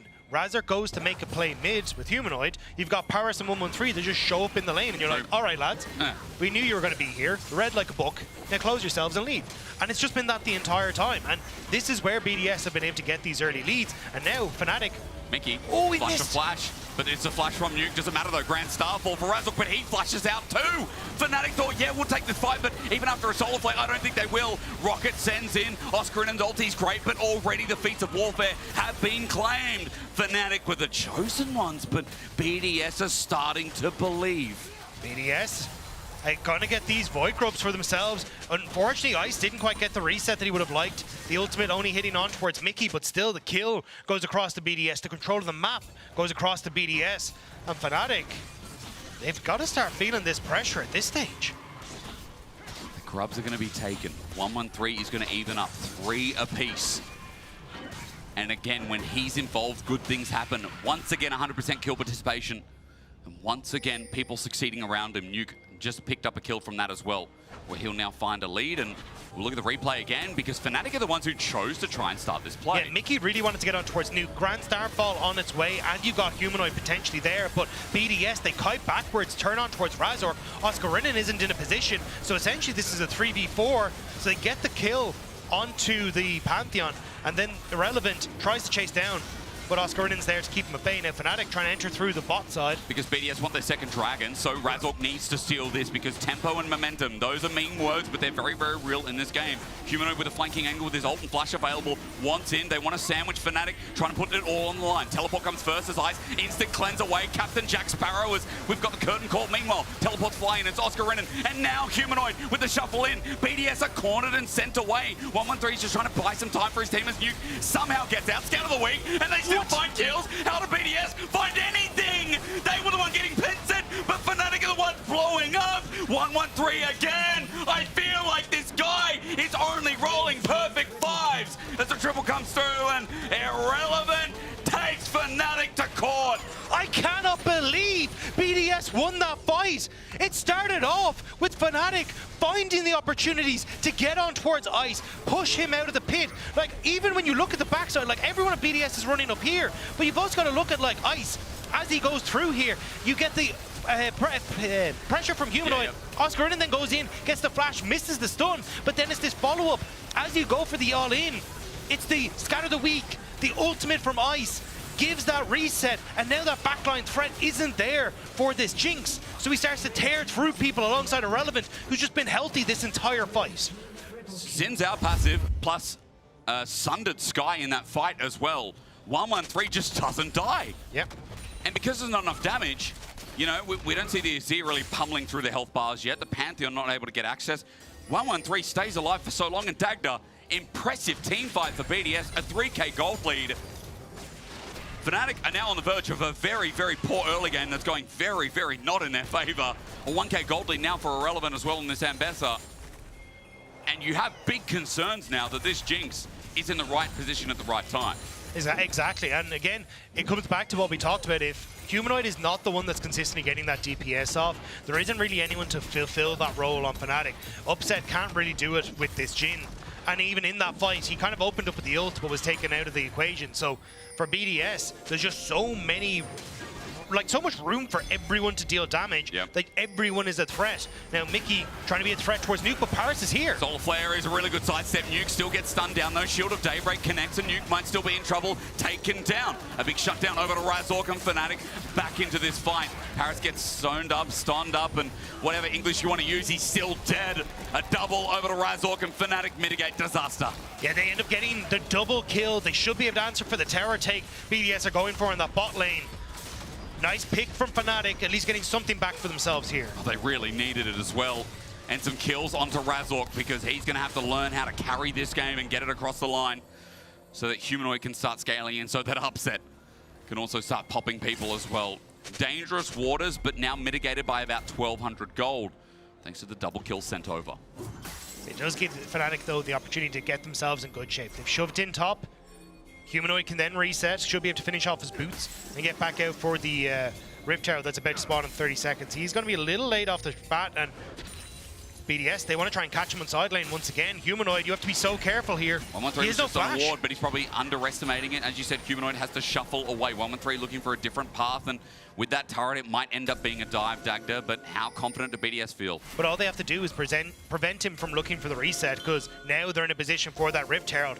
Look at everyone on Fnatic elsewhere, though. Down on this bottom half of the map, they want to look for the turret trade. BDS happy to handshake because the objective is on that top half of the map. Minion wave is thin, though, which is a bit of an issue. As you said, Herald, it's spawned now, which will give 113 access to it, but BDS are going to try and find the turret in the meanwhile, while Fnatic slow to this punch. But look at where that gold is going. It is Nuke who's picking up the wave on top. It's with Irrelevant. They're the ones that are sharing the gold. True. That is all gold going to a Poppy. Poppy nowhere going to be, and is useful as Humanoid. That's it, look! It's a public execution. It's an execution from Humanoid. He's down. Nuke spheres him to death, and Humanoid into the ground. Herald given over. Turret is a trade. Again, BDS, they're not slowing down, Dagda. They're sick of playing slow. This is insane from BDS. The picks are perfect. Mickey's next. Caught out. He thinks he's safe behind his own turret, but that turret is kaput. It's gone. A reset over to Ice. He's excited, and I think the fans should be as well. BDS showing more than just life. They're showing the bloody sun in Berlin in winter. Razork has to run for his life. Another turret. 3 within a minute. And BDS fans are feeling something they ain't feeling for a long while this split. And Humanoid has been Icarus in this game, flying too close to the sun. And it's been BDS who have burnt him time and time again throughout this series. Caught again on a side lane. BDS ripped through structures. They ripped through the heart of Fnatic fans. And you can see here, immediately Nuke stuns him. The public execution, it's fantastic follow-up. And we were highlighting the fact that nobody is on that bottom side for BDS. Fnatic knew it. Mickey had spotted them out. They'd put all the wards down. But it's Fnatic who are punished again. And it's Mickey caught out afterwards that ends up giving so much more to BDS. It just seems like winter's going to become a recurring theme for Fnatic, where it hurts them deep inside as Irrelevant. Might be caught out. Solarflare catches him, but he's going to take a while to die. Eclipse makes short of the work of that as he's going to spin. Mickey flashes in for a shield of Daybreak, and Irrelevant now uses his summoner. Okay, Dragon was taking the meantime for BDS while they tried to find a pick on Fnatic's end. Yeah, it looks like, though, Irrelevant should be able to reset, still get up to collect that top wave if they really need him to. Paris in the area, looking to sync up with them, should be fine. So it's a bit of a wave loss, not the end of the world. It's still that second Dragon going across the BDS. So Fnatic, they've kind of realized where they're at now. It's hope that we can find picks, because when it comes to team fights, we're just not really in the equation. But Fnatic are meant to be the team that's second in the league deck. They're challenging G2, right? That's meant to be Fnatic. This is meant to be their split, where they go on and they look better than ever and they get to go to first stand, right?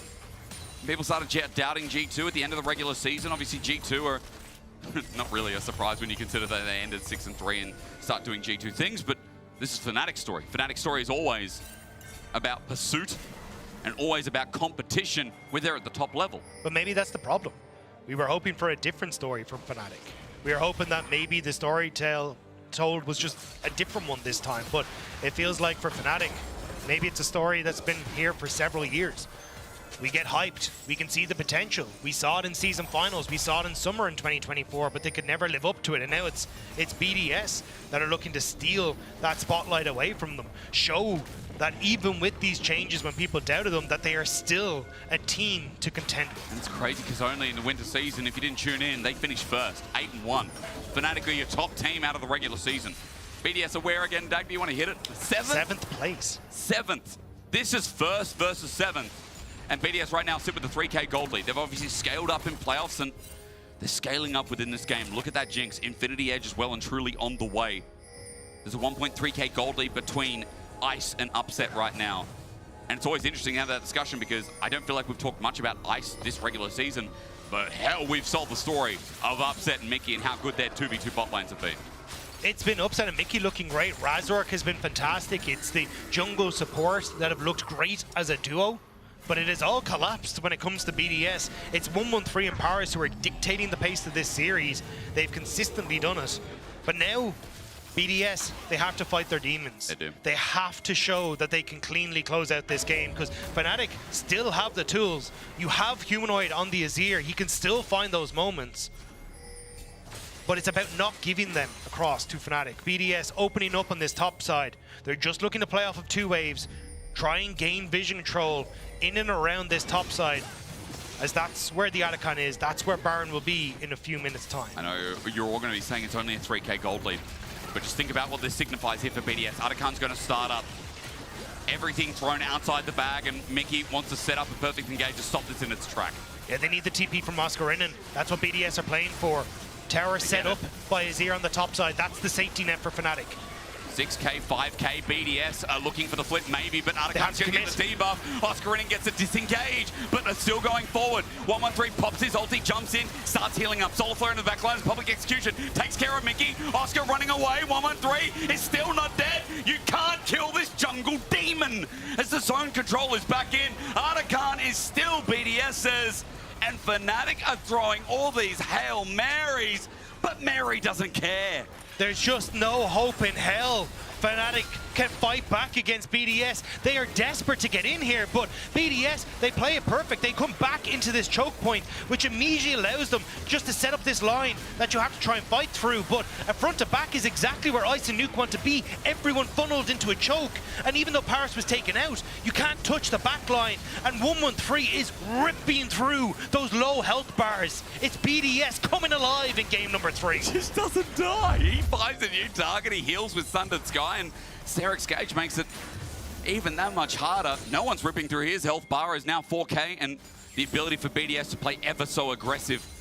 Let's have a look, Dagda. What's on the map? What's the next up? Because Baron's 2 minutes 50 away, but Dragon in 40 seconds would lead to sole point for BDS. I think it's the tier 2 and bot lane that BDS are looking for first, though. Ice able to move back towards mid. He should shove in that wave, and then you can connect with several people on the bottom half of the map. Fnatic trying to beat them to the punch, though, and get into position. But the map is just so dark.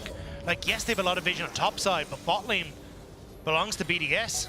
Oscarinen tries to hide, might have cost 113. 113 might not care. He lends that out, but he's still willing to play with it because he's got a Steric's Gage and the rocket, even though it misses. 113 still feels fine. Solar Flare is great, but now BDS bring everyone in. Remember, the withdrawal still there as Irrelevant jumps up to the turret. Threat still there as the Jinx is still far away. BDS might be losing this Atacon buff and losing it real quick without getting any trade in response.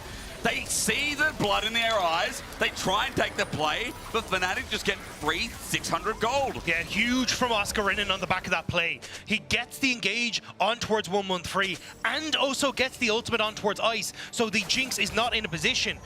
So as you get the play here, so watch as the Jinx starts to come through here. So immediately Oscarinen gets the play on the backside, but then as Jinx starts to walk through, you get the ultimate from the Poppy. So all these members are no longer under threat from Fnatic. They can play forward using the range advantage that they have underneath the tower. So yes, they get some respite, but it is still BDS who are getting that dragon.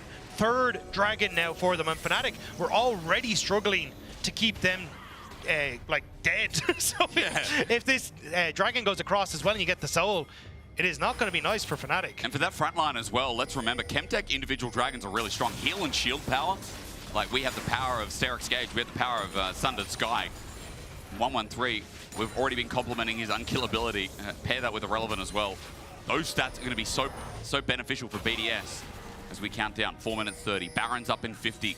Now, Atakan, I believe, has disappeared completely, and if not, is only available on 2 more members. But for BDS, it's this Baron that puts the nail into the coffin. They still don't have this game completely under their wing. And as we saw in Game 1, it's mistakes. It's mistakes that for BDS, they need to get through. They need to clean this out.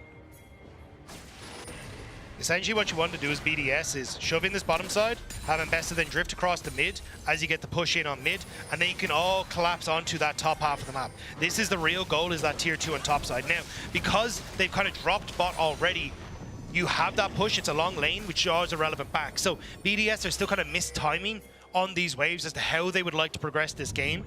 But even then, I think they're still fine. Like, there's no pressure on BDS, like they still scale really well into this later portion of the game. The only thing they have to be nervous about is Humanoid getting a lot of this side lane. It's where a lot of that gold is being given to on Fnatic right now. And if he can get to this third item, he is going to be very relevant in this team fight. So that's what I'm nervous about for BDS.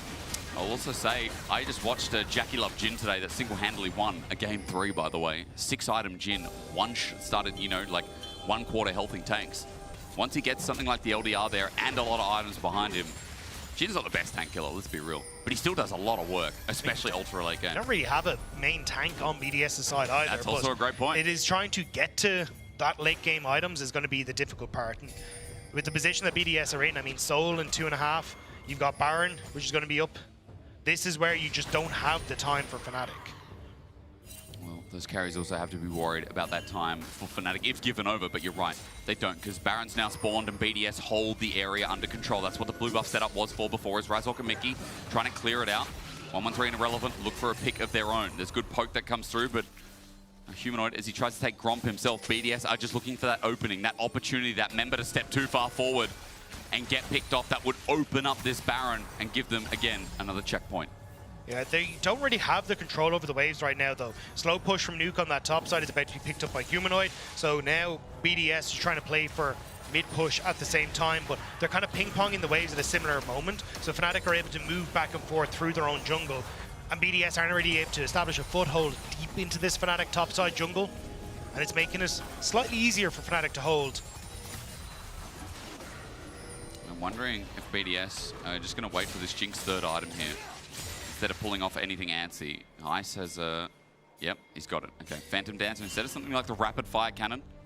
A bit more attack speed, a bit more dueling capabilities in this game. I think it's the fact that you don't need that extra long-range auto attack in this one. So like the Spectre Waltz and stuff like that will do a lot, where you can just move in these fights very well. So BDS now, again, Ice, open in mid, push the waves, start to drift across. That's all they're trying to do in this position. Even a slow push now, beginning to form on that top side, is going to start to cause issues for Fnatic, where they need to be in 2 places at once. BDS looking for the pick. Scatter the Weak is there, but Minion Wave, or rather, sorry, Ward is actually still left there. A completely different thing. BDS move around mid, and we are 5v5ing once again as Razork might be the target, but 113 just sends it in with a public execution in as well. That's a reset over to BDS. 113 buying his time, somehow not dead. It's Irrelevant who dies throughout. Razork gets out, but Oscar Renan stunned at max range. Remember, Ice is still getting excited about something. I think excited about the fact that they're looking to take down Fnatic. The target was Humanoid, and it's a public assassination coming through from BDS. He is routed, he is gone, and BDS are forcing their way through the Fnatic base. Who thought the first in regular season, the best team meant to be Fnatic? Razork sitting here in front of turrets, now getting blasted his own. Ice's range is big as 113 finally dies, as many more members will soon follow, so BDS have to back away. It doesn't end here, as Fnatic might have some hope. Upset can get the movement speed. He still has the flash. He wants to try and go for the flash shot on towards Ice. Finish off BDS here. The movement speed, though, he's going to have to reload unless he puts down a trap. The TP, they're coming through. They really want to try and fight this. Fnatic think they have their moment. Mickey Solar Flare almost off a cooldown as well. He'll have the range, another teleport to follow as well, but Irrelevance now there.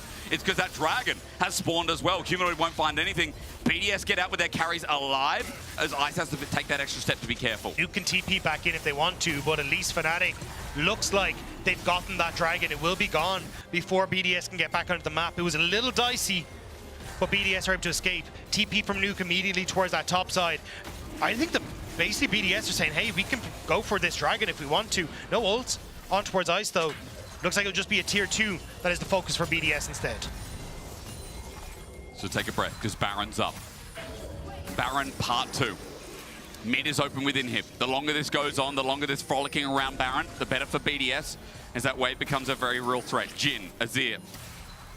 One or both of these champions will have to deal with it as Fnatic walk into Fog of War. They need to contest. Scatter the Weak is there. Glacial Fissure lines it up. Paris has found his target onto Razork, but yeeted away Oscar and might not matter because in a choke. Look at what Ice is doing. The Solar Flare in the backline is good for Fnatic, but Mickey can't do too much and he's not tanky enough either. So Ice, one of the best 80 carries at team fighting, starts firing away again. Mickey's dead for 35. Everyone's alive. The health bar's good enough. BDS attempt Baron again. Razork has that ultimate, though. He can still come back in as the Pantheon. Not going down could be crucial. BDS waiting for the pick. It's Paris and Nuke playing for that moment. He needs a hero play. Look how far away he is now. Might be in range as we get down to 4K. No vision except on the back of the pit. No steal, but the ulti ensues anyway. Razork had to try, but in turn he will die. Ice is dominating as the rocket sent out will go wide. But Fnatic lose their jungler again, and Baron once more for BDS cements their lead. It's fireworks for BDS at the end of it, and it's this choke that is crucial. They get the pick, but Upset finds Nuke. Your Nuke, 4-shot dead. Okay, so one Baron down, a shutdown again halts the game a little bit. But it opens up now for Fnatic to push out the waves, get everything off of their base, so then you can't look for any more. But here, BDS, they get the knockup. Great ultimate from Paris that sets up the public execution. Ice doesn't get the reset crucially, though, as Razork is able to escape, which kind of slows down this onslaught for BDS. He does end up getting onto Mickey, but the fact that Ice wasn't enabled at the start of that is huge. Plus that trap slows the movement speed, so Ice can't chase down in the bottom half of that fight. So a small few things going in Fnatic's way prevented that from being BDS blowing open the game. A Red Bull Baron power play, though, still gives them the chance, but Nuke is dead for another 10 seconds. That pick from Upset again not only holds, but as you said, sets up the waves better for Fnatic here. They're holding on in this game 3, this final game of the series. They're holding on, and Fnatic, again, might have to do their talking in front of the next dragon. 2 minutes 30 till it spawns, and that is Chemtech Soul for BDS. It is Soul Point for Fnatic. This is how they keep the game at a standpoint. But that's the thing, BDS, they've had control. They are nearly 5,000 gold, but they just can't quite close this game out. They haven't been syncing up the waves. Fnatic have found their moments to start to look towards more of that gold income. Now you're looking at a humanoid who's nearly at a Rabadon's death cap. Even a 1-4 Azir at this point, it does not matter. He is going to be a threat in fights. Third item, that rapid fire cannon for Upset. The moments for BDS to easily close this game out are starting to dwindle. They are still in the commanding spot, but BDS are not as clear-cut favorites as they once were. No, they're not. I mean, there are underdogs coming into the series, of course, as Fnatic lose yet another turret. Rabadon's picked up for humanoid here, so this is going to be big if he can do anything in the fight, but if is a big question mark here as Fnatic look to defend their inhibitor turret. 113 goes in under the turret, pops his ulti out as Pantheon jumps on into the backline. They find Razork, kills Ice. A big mistake in the same spot for BDS. They're trying to kite back, but Fnatic are all inning. I'm watching Nuke trying to zone control as Ambessa comes in. Irrelevant may have brought the fight back, takes down the Rabadon's Azir and tries to jump into the ground, but Upset is now doing the job for them. Razork survives for only a little bit longer, and Fnatic managed to defend. The Jhin has found footing, and Fnatic again punished BDS's comeuppance. BDS were split. Fnatic found their moment. The items completed. the position in the fights. Irrelevant had gone for that top lane inhibitor, so there was nobody there. He's late, can't go through the terrace. We have to back in towards this position. And look at Humanoid, basically untouched this entire time, sitting in that area. He's in a great spot. And yes, you get Irrelevant to come through, but the damage is done. Ice is gone. That consistent DPS was never present. And Fnatic find the chance to hold on. Such a messy chunk in the end, but for 113, even though he survives for so long, as he gets taken down, that Baron push again stymied in the same spot, Dagda, just like game 1. BDS was sitting down there, looked for the turret a little bit too early, a little bit too antsy, and once again, Fnatic capitalized big, gold lead minimized, Dragon up in 10 seconds. And Fnatic, again, they're just not out of this game. And in fact, they're more even standing than you'd expect. They need to be careful, Paris. Engaged on Razork, stunned. Yeah, Razork is also stunned up, but he's taking no damage. Oscarinin sends away one, and Humanoid is free firing. The Azir gets to do what he wants. Fnatic have found 2. Humanoid looking to go in, still holding that ulti as BDS are left with 3. If any more die, the game is in jeopardy, as Soul Point is now given for free to Fnatic. Humanoid, give it in the early game, but he is taking... Wait, Rocket, Mickey's dead. But it doesn't matter. It's still the Dragon going across the Fnatic. It is nice gold towards Ice. But Fnatic, they know they are strong. They can feel the comeback happening. And BDS, the question is, can they hold on? This game is starting to slip further and further from their grasp. The comeback miracle was there. The power that has been shown from Humanoid and Upset. Upset almost 4 items strong as well, by the way. In that last fight we saw, I mean, that Jhin, that disadvantage of gold, he still pops carries. Late game Jhin, one-shots carries if he gets on him. But this is still a bloodied Fnatic. It is. This is not a Fnatic that looked like the behemoth we expected coming into the split. The behemoth we expected to enter playoffs. They're crippled, they are weak, they do not look like they are ready to take on everyone that remains in playoffs. A hold on here will bring a weak smile to their face, but for BDS, they want to see if they can smack that off here. Baron in 35 seconds. This is the fight that can break open everything. Watch Ice. If Ice dies, it's everything. Grand Starfall starts us off, but Razork's in a little bit deep. That Jinx still free firing. It's a good ulti from Oscarina, but not far enough. A reset going to be given over, but it's only a resurrection, remember, because of the GA. So Ice can't do anything, but Upset does everything. He's been watching Wanted as he curves not 1 but 2 bullets with the Soul Landers down again. And that is the fight that they needed. BDS to try to step forward. Razork doesn't have flash, so can't quite get onto 113. Mickey threatening with that Zenith Blade. The Jinx killer is GA. If Razork died naturally, I think Ice carries the fight and BDS might be in a game-winning position, but no. It's Fnatic in front of the Baron this time, and with Humanoid's damage, it'll be quick to go. Ice will take Red out of the way, but Baron drops, Fnatic equalize, and this comeback is going to be written in the sagas. I can feel it.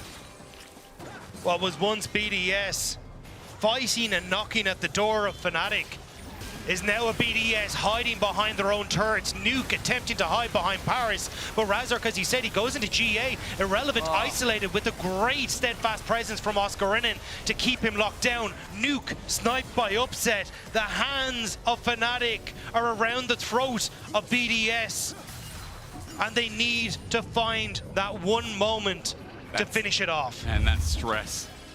This series has been pulverizing. The series has also been long. People of Berlin, I mean, it's almost 9 o'clock. Almost a 3-hour series on the Rift. And although BDS, it's not finished yet, now with Baron, Fnatic have turned the tides from what was a 5, almost 6K gold lead, as you can see on the graph there, to now to be in their favor as they start sieging from bot. And you talked about the 6 items of Fnatic. Upset, half an item away from completing his build. You look towards Humanoid in a very similar position. This is where Fnatic are starting to come alive. And BDS, they still have threats, they still have moments where they can come alive, but they need to find those moments to get on towards the carries of Fnatic. And the synergy just hasn't quite been there in those last couple of fights. We get to test that theory, we get to test that motto, or at least energy, as Scatter the Weak is good. against this next dragon. 113 thinks about going in and takes it onto Razork. Solar Flare dodged away from. They're looking for that reset. Public Execution stepped in front of by Mickey. They just need Ice to get a kill, but not enabled yet. Jumping into the backline, Oscar is a nuisance. BDS with low health bars, but again, they've got the range. They've got the range. The reset. They've got the game. They've got the excitement. As up down again, running in. Humanoid sends them back, but Nuke has to flash away. A double over in the end as well. It's a bloodbath, but both teams are still swimming fine. Mickey saved Upset, and that was the reason that Fnatic held on there. The Public Execution dodged at the last second. Captain Jack Sparrow in his way out of that one. Holy. These fights are so close, hysterics. I mean, watch. As this fight starts to kick off, Nuke gets the stun on towards Razork, but keep your eyes on Irrelevant as he starts to go in towards the back line. It's Mickey with the Zenith Blade, who barely gets in way of Irrelevant and stops Upset from being caught out. Upset wouldn't have been able to start out with his ultimate, because this is what really deals the damage alongside Humanoid in this fight. And it's this turnaround from this position that Fnatic feel comfortable with this re-engage and Upset there, where they can actually threaten people on the backside. Upset as well, losing vision for just a mere moment there. Couldn't finish off Ice. Because Ice flashed away. I mean, Jin, Upset is doing, look at it. Again, you see a Jinx in the game and you think, yeah, that Jinx is going to hyper, but they just can't get the first kill soon enough. You talked about it 3 fights ago. I'm seeing it every fight now. Ice is not getting the kill at the start of the fight to run over everything else, so Upset gets to be free. And it's a game of inches. Yep. Razork not going down at the Baron fight, not getting the Public Execution because Mickey gets in the way, and now what? 113 walks up, his Deadly Fire, Curtain Call is going to open up. They've got the range advantage, but Paris has got the door up. Hold the door. Paris shouts out with Celestial Blessing now in the way, and Upset tries to get the last shot. It's decent damage, but not enough. BDS are moving through a choke. Oscar in and hold. It does hit yet again. 2 members sent away. Solar Flare from BDS. It's a big old yay for Fnatic fans. Oscar and Zolt have been on point, and I haven't seen that Poppy miss one damn one. That hammer just cracked BDS. It cracked Ice into a different position. It sent Nuke into the atmosphere. Fnatic. Okay. Oh, dilly dolly. They're TPing to mid. They want to end this right now. They do not want to let BDS come back alive. Ice has that GA available, but if he gets jumped on, there is nothing left to save him. That's the jump. There's the scat of the week. Razork slowed down the shield up, and as he's unbreakable, inhibitor goes down. BDS with 3. 5 of Fnatic trying to put this into the coffin because it sure as hell hasn't been nailed down yet. They open up mid, but they cannot end the game, and at 41 minutes, we shall go on. How deep do they want to go, though? Irrelevant has that TP alongside Nuke. Fnatic, it's now about trying to escape. BDS don't look like they're going to try and overextend here to get too much. I'm going to press some buttons, Dagda, and I'm going to show you that just to keep it in the back of your mind. Okay? Because back of mind, wards like that, deep wards like that you mentioned. TP for Nuke and Irrelevant, but it's going to be Irrelevant, we know. However, at this point, Baron's not up for another minute. That's what we look towards again. 3rd Baron, 4th Baron, I don't know, but it is definitely a late game Baron. But look at where the waves are. So yes, you've got that push on the bottom side of the map for BDS that they can look to try and play around, but it's not really in a position that they can do too much. The wave in a position, great for Fnatic on that top half, and that's where now BDS have to try and push that one back in their favor, but they're looking for a pick, but Fnatic, it's their bloody brush. It's named after them. They're not going to face check that one. They know. They're very much in the know as Paris pops his head out. Remember, double GA, I need to mention, for Upset and Razork. Ice now has a GA as well. So the fight doesn't end there, but it sure as hell makes Ice's job a little bit more difficult if he tries to find that game-ending blow. Seeker's Arm Guard for Humanoid as well for the invulnerabilities. We sit towards 5. Europe is looking to deliver. The Fiesta looking to continue. The Blood looking to impact. Oscar in against the wall with the damage from Upset. Caught out, and Irrelevant has put his namesake on the line. But now it's BDS. They need to scramble. They need to try and cover. Fnatic, Oscar in and stepping forward. Humanoid in the pit can always follow over. Same with Upset. So for Fnatic, they're happy to leave their carries in river. And it's BDS who have to find some way into the pit. 4 versus 5 with that range. I don't know. Oscar Innen is always one threat away. His flash almost up and available. Rocket's a little bit late. And Baron is down to Fnatic. They've definitely seized this game and this series by the horns. Fnatic try to go underneath the turn on towards Nuke. It has been a dodgy series for them.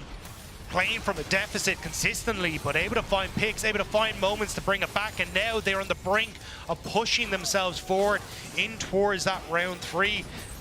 This is still a long road for them, but at least this is a step forward. And a step forward from Razork to enable the flash from 113. Another inhibitor to drop down. But Irrelevant is back up and alive. 5 members of BDS have respawned and are now together. Fnatic have opened up the base, put it into shambles. They will back, they will not be able to end. And maybe, just maybe, it is an Elder game in 3 minutes' time. That inhibitor turn on the bottom side is incredibly low. Fnatic going to move as a almost 5-man unit. A steady march towards that. BDS, one reset for Ice could potentially crack open this game, but it's a GA for Razork that's now open available, makes it very tough to try and play for that. Upset, I'm pretty sure, final item completed. The Zonya's early on the way for Humanoid, but the Seeker is going to be enough to keep him alive if needed. It's difficult for BDS to find the pick they need, but they need that miracle. They have the tools to do so, but it is, again, just about finding the right carry. Deadly Flourish, good sidestep.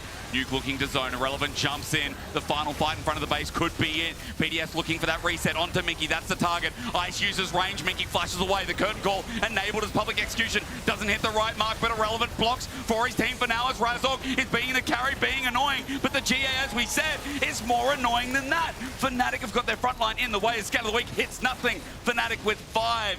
BDS left to a miserable 3. Ice just needs someone, but he doesn't have the time. Set the 4th shot, Fnatic. They've been tested, but it looks like it finally ends here. Wait a sec. Ice at the very last wait a reset. Looks for the carry. The 80 carry of BDS just needs a little bit more. His tempo there, his damage shown. Humanoid at half HP, but the Baron minions are in the way. Upset just hitting the turret for free. There's enough distance as now the Nexus is bare. Upset will make sure that their journey doesn't end here. But BDS fought them to the brink and through the mud. Fnatic will crawl. It's relief on the faces of Fnatic and despair for BDS. What an incredibly hard-fought series from BDS. They had it, and they just couldn't get it across the line. You can vote for your key player of the series. I don't know how you do it, but top in Oscarin and Razork or Upset. Oscarin's Poppy did so much. Razork's dive in bot punished BDS, and that's heartbreak for a team that in game 1 and game 3 die, and it feels like lose their momentum in the exact same place at around the same time. Fnatic looks scrappy.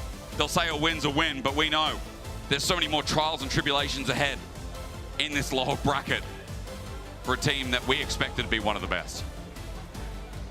I don't think Fnatic are going to be particularly happy with that one. It's thank God we made it, but I mean, fair play to BDS. This was not an easy series. Nobody really believed that they could push Fnatic in the way they did. True. And honestly, like 1 or 2 things go their way, it would have been BDS who were standing and moving forward to face off against MKOI or Giant X. It would have been, and look, for BDS, well, that's the end of their story. At least we've got fond memories here as, ladies and gentlemen, we're going to go to a short break after that Goliath of a series. And what awaits you after is Ginny talking with Oscarin after their 2-1 win.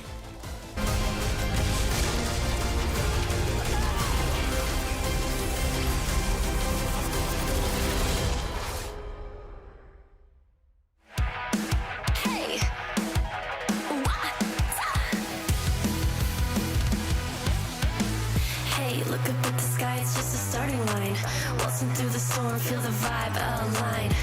Radiant rebels in the silent fray. In the pulse of dawn, we embrace the day. We find harmony in mayhem, finding our own beat. Eyes ablaze with laser focus. Dancing through the storm, we become the light. Against the odds, we'll stand and play. As alive in the pulse of dawn, we find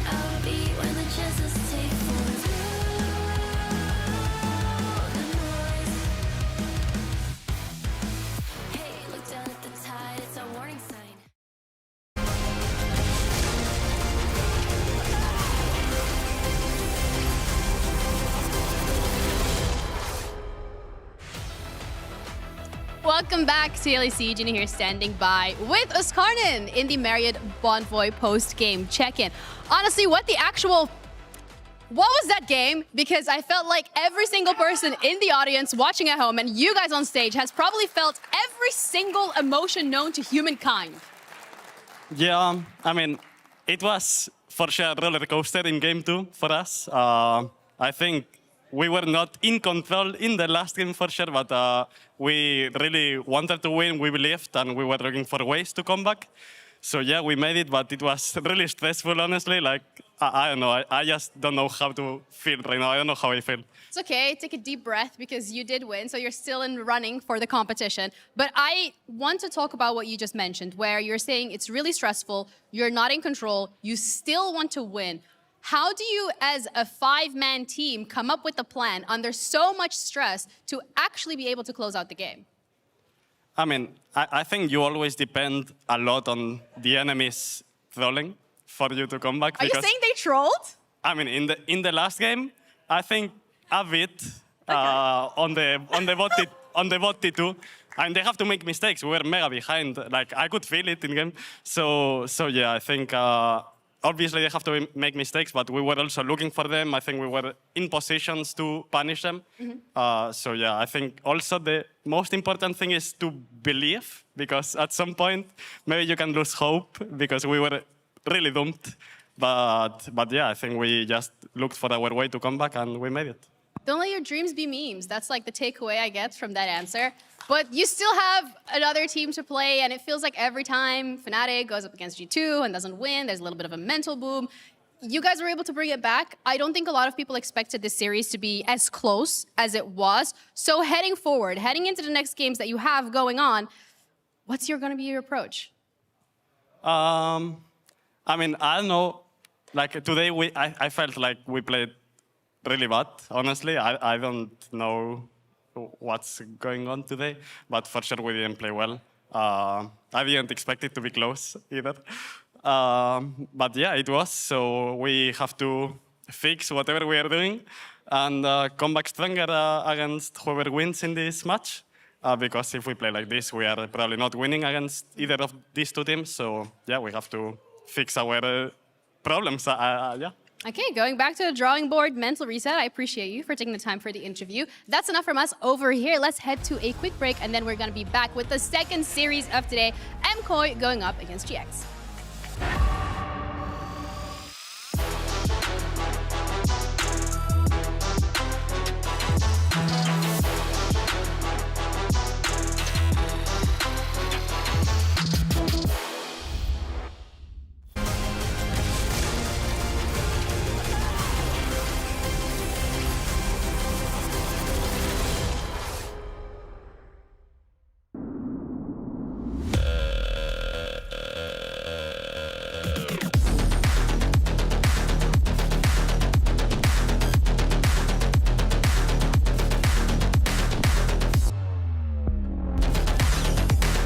Wait, is he switching lanes?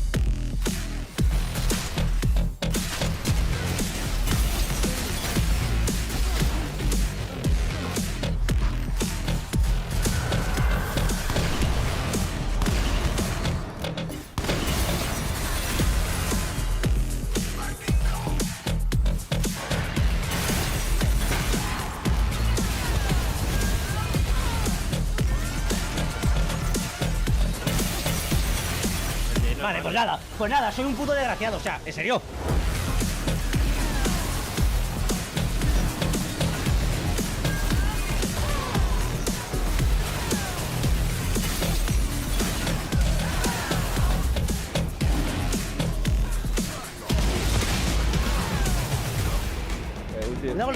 Ulti abriero. No. Te vas tú para allá, ¿no? ¿O no? ¡Espera! Acaba de pasar. Sí, es ya la segunda vez, bro. Es la segunda vez ya.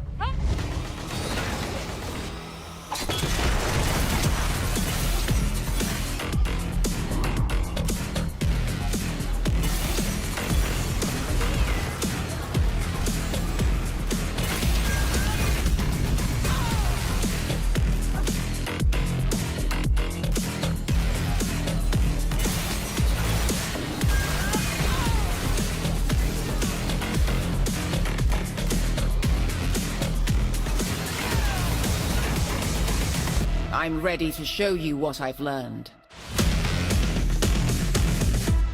I cannot be undone.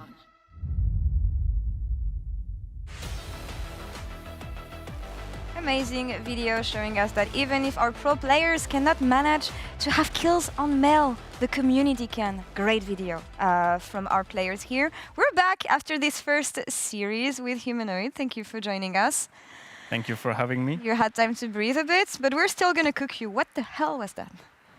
Yeah, I don't know what happened. I mean, I guess we wanted to give the fans a lot of time to watch. All right. And practice some comebacks from behind. Yeah. I mean, honestly, it is practice playing from behind, but there was a key moment in the game where you guys started coming back in that game. So there was a lot of back and forth, but we have this one fight in particular. Would you identify this as the moment things started going right for you guys again? Yeah, for sure. I mean, this guy is just trying to die instantly without a wave, so we just managed to kill them, I guess. I don't know what they're doing. They could just not do anything and probably end the game here, but yeah, they want to go in. Story of BDS, all split Finn. Sadly, it feels mid-game being questionable and not knowing again when and how to pull the trigger at times. Yeah, it's pretty sad because this is the exact same spot they threw against you in regular season. If you remember the Varus flashing forward and trying to dive in. Oh, exact yeah, same you're place. right, actually. Yeah, now so that it's I remember it. Pretty tragic. I feel like patience has been the virtue that BDS has been lacking. Yeah. They've been very impatient with their leads, and whenever they get a little bit of confidence, it kind of gets to their head very fast. And yeah, as you see here, it didn't really work out for them. Really, really heartbreaking loss for BDS, obviously. I think they really wanted to clutch this one. Yeah, a lot of things to work on, a lot of things that they've been trying to work on so far. They're going to have time until spring, of course. But you guys, the road continues. For you, what is next? What is next in terms of fixing your issues? Let's say, let's keep it simple. I mean, we'll see what happens next week. Yeah. We have for sure not played that great today, but I think in practice we are doing fine. So okay. I don't know what happened today. Yeah, I mean, I think we will for sure play better next week. Okay. Still, sorry, a bit of concerns for myself because from your domination in regular season, to what happened to G2 with G2 last week again, and this series that you win, but that is not as dominant as you would expect. Fans are worried. I am. I'm guessing that you're not because you know what you need to fix. I mean, I guess the G2 series was like a turnaround from this one where we were really ahead and then we threw it. So, yeah. All right. I don't know why, but against G2 we just always throw in the late game. Maybe they are just the late game gods. Are these that good, or is it just something that you guys consistently do wrong against them? I mean, we do it wrong on stage, I guess. Yeah. Not really in like scrims or anything. So maybe we have. Maybe they are just the ghosts of late game. All right. Enough about you guys. Let's focus on the second series. Before that, no, we have the key player of the game here, Oscar Minen. He was clutch in that game 3, I feel, especially yeah, with the Poppy was clean and he was ulting everyone in that game, stunning everyone. Yeah, crazy. From the top laner's perspective, the man of the series, the man of game 3 for sure. I mean, Ambessa has been like one of the most broken picks in LEC. Yeah. At least that's what teams think. And I feel like this Ambessa was completely invisible this game. She actually like barely had any impact. She had one that good fight in the bot side river. But I feel like this Ambessa was completely neutralized. And I think actually Oscarin's Poppy was super clean. And I feel like Oscarina, whenever he gets Poppy, is always popping off, funnily enough. I remember Bin even praising his Poppy. Nice one. That's why you when he played him in, I think it was MSI or Worlds. So really good on Poppy. It has to be something you keep an eye on. Keep an eye on this pick for sure, especially in Game 3, especially when he has so much room to play like he did here today. Let's talk about the second series, as we said here. MKOI, GX, the Spanish clash. Only one can stay in the road for playoffs, hoping to win the title here in the LEC. We see the teams arriving at the studio. I'm not sure, Finn, that I know what to think from both these teams, because as I said in Reddit Check, I thought Fearless Draft was going to be MKOI's playground. It has not been so far. And GX, a bit of a rough series from them yesterday as well. I mean, GX looked really shaky against Heretics, honestly. I thought there was a chance that Heretics would actually win that series after that commit performance in Game 2. They came in with a lot of momentum for Game 3. Didn't manage to close it out, but also when you look at MKOI, you've seen very, very sketchy plays against the KC that looked very disorganized. There was a lot of weird drafts, a lot of random side lane deaths. I don't know, what is your opinion on MKOI right now? I mean, I didn't really watch their game last week, so I don't know how they played. Okay, let's just take this as an example here. Your mid lane is already dead, and now you want to approach this dragon with your tank Karma flanking. What is your opinion about tank Karma flanking the enemy team here? Yeah, I mean, I've heard that they were really in thing, you know, which I can see, I guess. I mean, for sure, I would say the Giants will stomp them.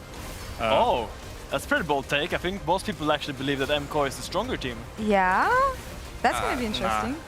Nah. And MKOI is going to get completely destroyed. Why? Through which lane? Through which factor? Through the mid lane department, it's going to be my boy Jackie's just completely dominating. All right. Not biased at all, of course. No.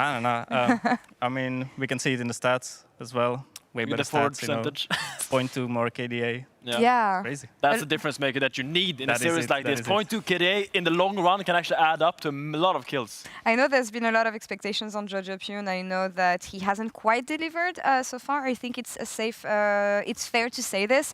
What's your take on Jojo Pune so far? What he was supposed to bring to the team and what he has not been bringing to MKOI? I mean, he's just average. He has, he's way better at talking than playing, I would say. So I guess that's what he brings to the team. All right. a lot of talking. A lot of talking. What do I even say after this? Marek, thank you so much for your spicy takes. Your compatriot, of course, is going to stomp MKOI as you predicted. I want to know what the casters think of all this. Thank you, Laure. I'm not sure what to think. I feel like someone at some point has to defend JoJo, and because we're from the same region, I feel like it should be me, but if he calls football soccer, we're going to be in trouble. So first we need to figure out which side of that coin he lands on, and we're moments away now from getting the game. It is GX and MKOI. It's elimination day. One of these teams will be going home. We won't see them again till spring. The other team moving up to face the victorious Fnatic. And I'll be honest, coming into this weekend, top 4 felt crystal clear. Coming out of that first series yesterday, there's no more crystal left, so we'll just have to see. Yesterday's series, we had 3 games with Giant X versus Heretics. We did not expect that to happen. And then Humanoid says, I'm expecting Giant X to stomp KOI. Now, is that a degree of bias because he has a good relationship with Jackie's, or is that because he knows something that we don't? I mean, these Czech mid laners, they stick together, you know? They do. Got to back each other up. And Jackie's, you know, still a solid performer, still prone to some of the same weaknesses we saw last year, but of course the glow up has been real. And JoJo, we've heard a lot about what he delivers in terms of communication, and I think it is valuable, but we'll need to see that individual performance step up in the series today. Something that was lacking last week from KOI was that synergy between Elroya and Alvaro to push them through the strong early games that we saw them find consistently during the regular season. In Game 1, it just wasn't there. In Game 2, it got better, but then the composition in and of itself was where they took a lot of criticism. So now, moving into this week, let's see what they've been able to prepare coming into this series, ahead of the fact that they even got to see GX play yesterday as well. Definitely more room to identify what they need to be successful.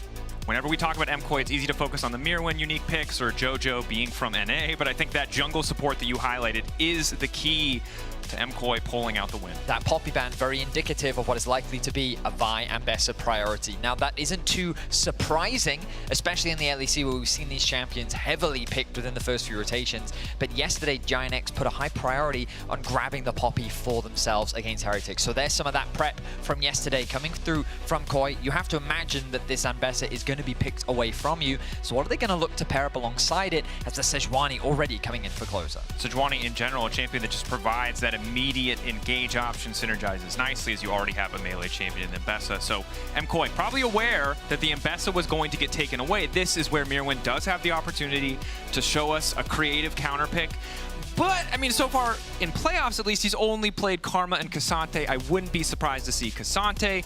However, lock in there is the Yone. So technically, I would just expect that one to go over to JoJo, but could, based on the smile on Mirwin's face, be a top lane option. Yeah, I would be surprised to see a Yone locked in this early in the draft. It's very uncommon, especially when there are champions that can be used as an answer. Remember, Smolder throughout the World Championship was used as a, I would say, hit or miss counter, depending on your expertise on the champion. Yeah, and your name tag, if your name was Chovy, yeah, was pretty that good. also, Everyone yeah. else, it was, yes, was a little underwhelming. Quite right. So Ezreal going to be locked in alongside it.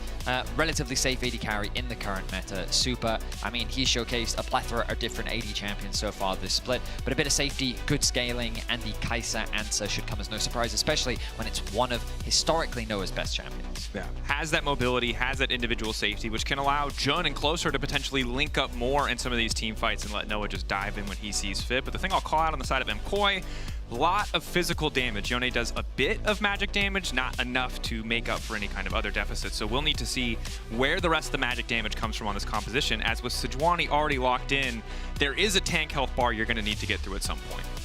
The Rumble ban suggests that GX is still cautious around what could go up towards the top lane. Is Zia being taken away as well? Leads us to believe that this Yone is going mid, but I am still very skeptical about its position in the roster. We'll see as the bans continue to come through. Rumble going to be the priority. I'm thinking of other, maybe they just want to take the Cassante away. Could take Cassante, could just take away another conventional AP option. Instead, it'll be the Braum. Obviously makes it much more difficult for the Kai'Sa to dive, and even though we didn't see the last game go in the favor of BDS, you did see how powerful Braum can be in those mid-game skirmishes with the Unbreakable.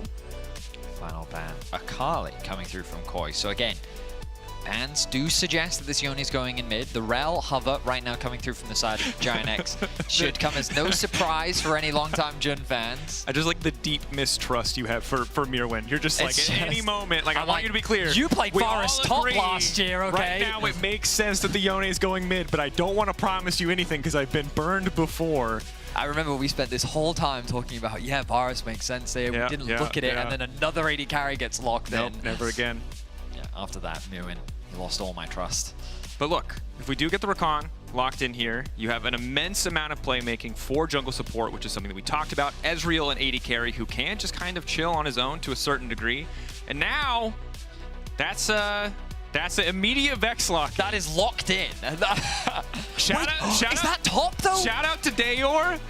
Shout out to Mirwin. Maybe more importantly, I feel like we're getting a top lane Vex. It makes sense. Again, every dash sets up one half of her passive to He's smiling, but it doesn't mean anything. Do they just pick another melee-based dash champion and say, you have to pick one of these? What? Oh! It's the Lee Sin mid? It's the Doinby Lee Sin mid, right? I have to look this up. Yeah, the problem is that at any... Sejuani mid? Vote now in chat. You don't have a way to vote, but... Guys, I'm going to be honest. Okay, so reminder, rule in pro play. This doesn't come up that much anymore because we don't usually have this many flex picks, but 20 seconds is the cutoff. So you will always know who you're playing against, although you can still technically lane swap in games. I'm really hoping for standard lanes, and it's looking like Lee Sin mid, which I can see the logic.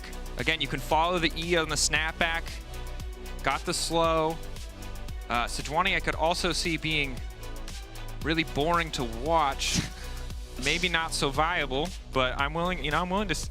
this is exactly what you want from Fearless. I mean, this is exactly what I want. And I love that we're already getting it in game one. But it's game one. Nothing else is banned, and this is the weirdest part about Fearless. It's in best of 3, it's more of a mindset than it is a restriction. Like, there was no pressure to cook here. And both teams are like, all right, we're going to give you that weird stuff. That exotic tasting We talked about menu. how they expected the Ambessa to be taken away. I just wasn't expecting that the response to that to be Vex top lane. This is the creativity that we have been longing for from Mirwin, a player that last year played so many different champions, has cooked for us once more, and he's going to be playing Vex top into Ambessa. Will we finally find the counter? Ambissa Medarda, legendary warrior brought low by Emo Yordle. I mean, regardless, I'm excited to see if it works. It will ruin solo queue, though. That much I am confident in. I mean, we've also got Lee Sin mid into Yone. Now, this is a matchup I'm not as familiar with, I will be honest. But the idea is that Lee Sin early has a lot of power. Especially when you go for things like the Eclipse early, it gives you a very strong item spike. I will say that it doesn't scale as well as some other like Bruiser Lee Sin builds that can be a little bit more scrappy, but in terms of your upfront damage, it can be pretty crazy. You see Koi hovering around this mid lane, but Lee Sin mids, I'm trying to find the game, but I'm convinced I saw it over in the LPL. I just can't remember what game I saw it in. Look, all I know is that if we get into a point in the game where Jackie's is not ahead and has to full front to back against the Vex, the Rakan, and the Vi, it's going to be tough. But early lane should be pretty favorable. Obviously, the additional attack speed stories, Lee Sin has a very juicy kit when it comes to melee versus melee battles, and Yone first few levels are pretty rough. Somewhat mitigated by the fact that it's a melee versus melee matchup, but level 3 where I'd expect this to at least start to feel more playable for JoJo. I mean, to be honest, bot lane's cool and all that. This is where I wanted to be. So, Vex versus Ambessa.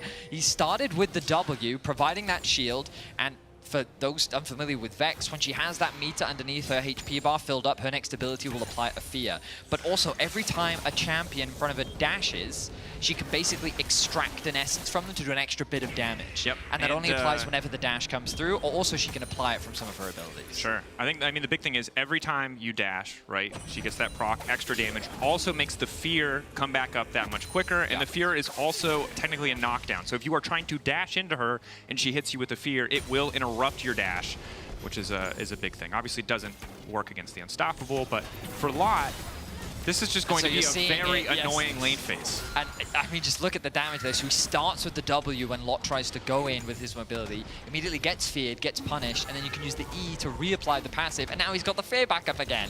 So Lot is just getting bullied in this matchup, and you can see that little eye over his head. He's marking himself. Yeah, he's marking himself every time he moves.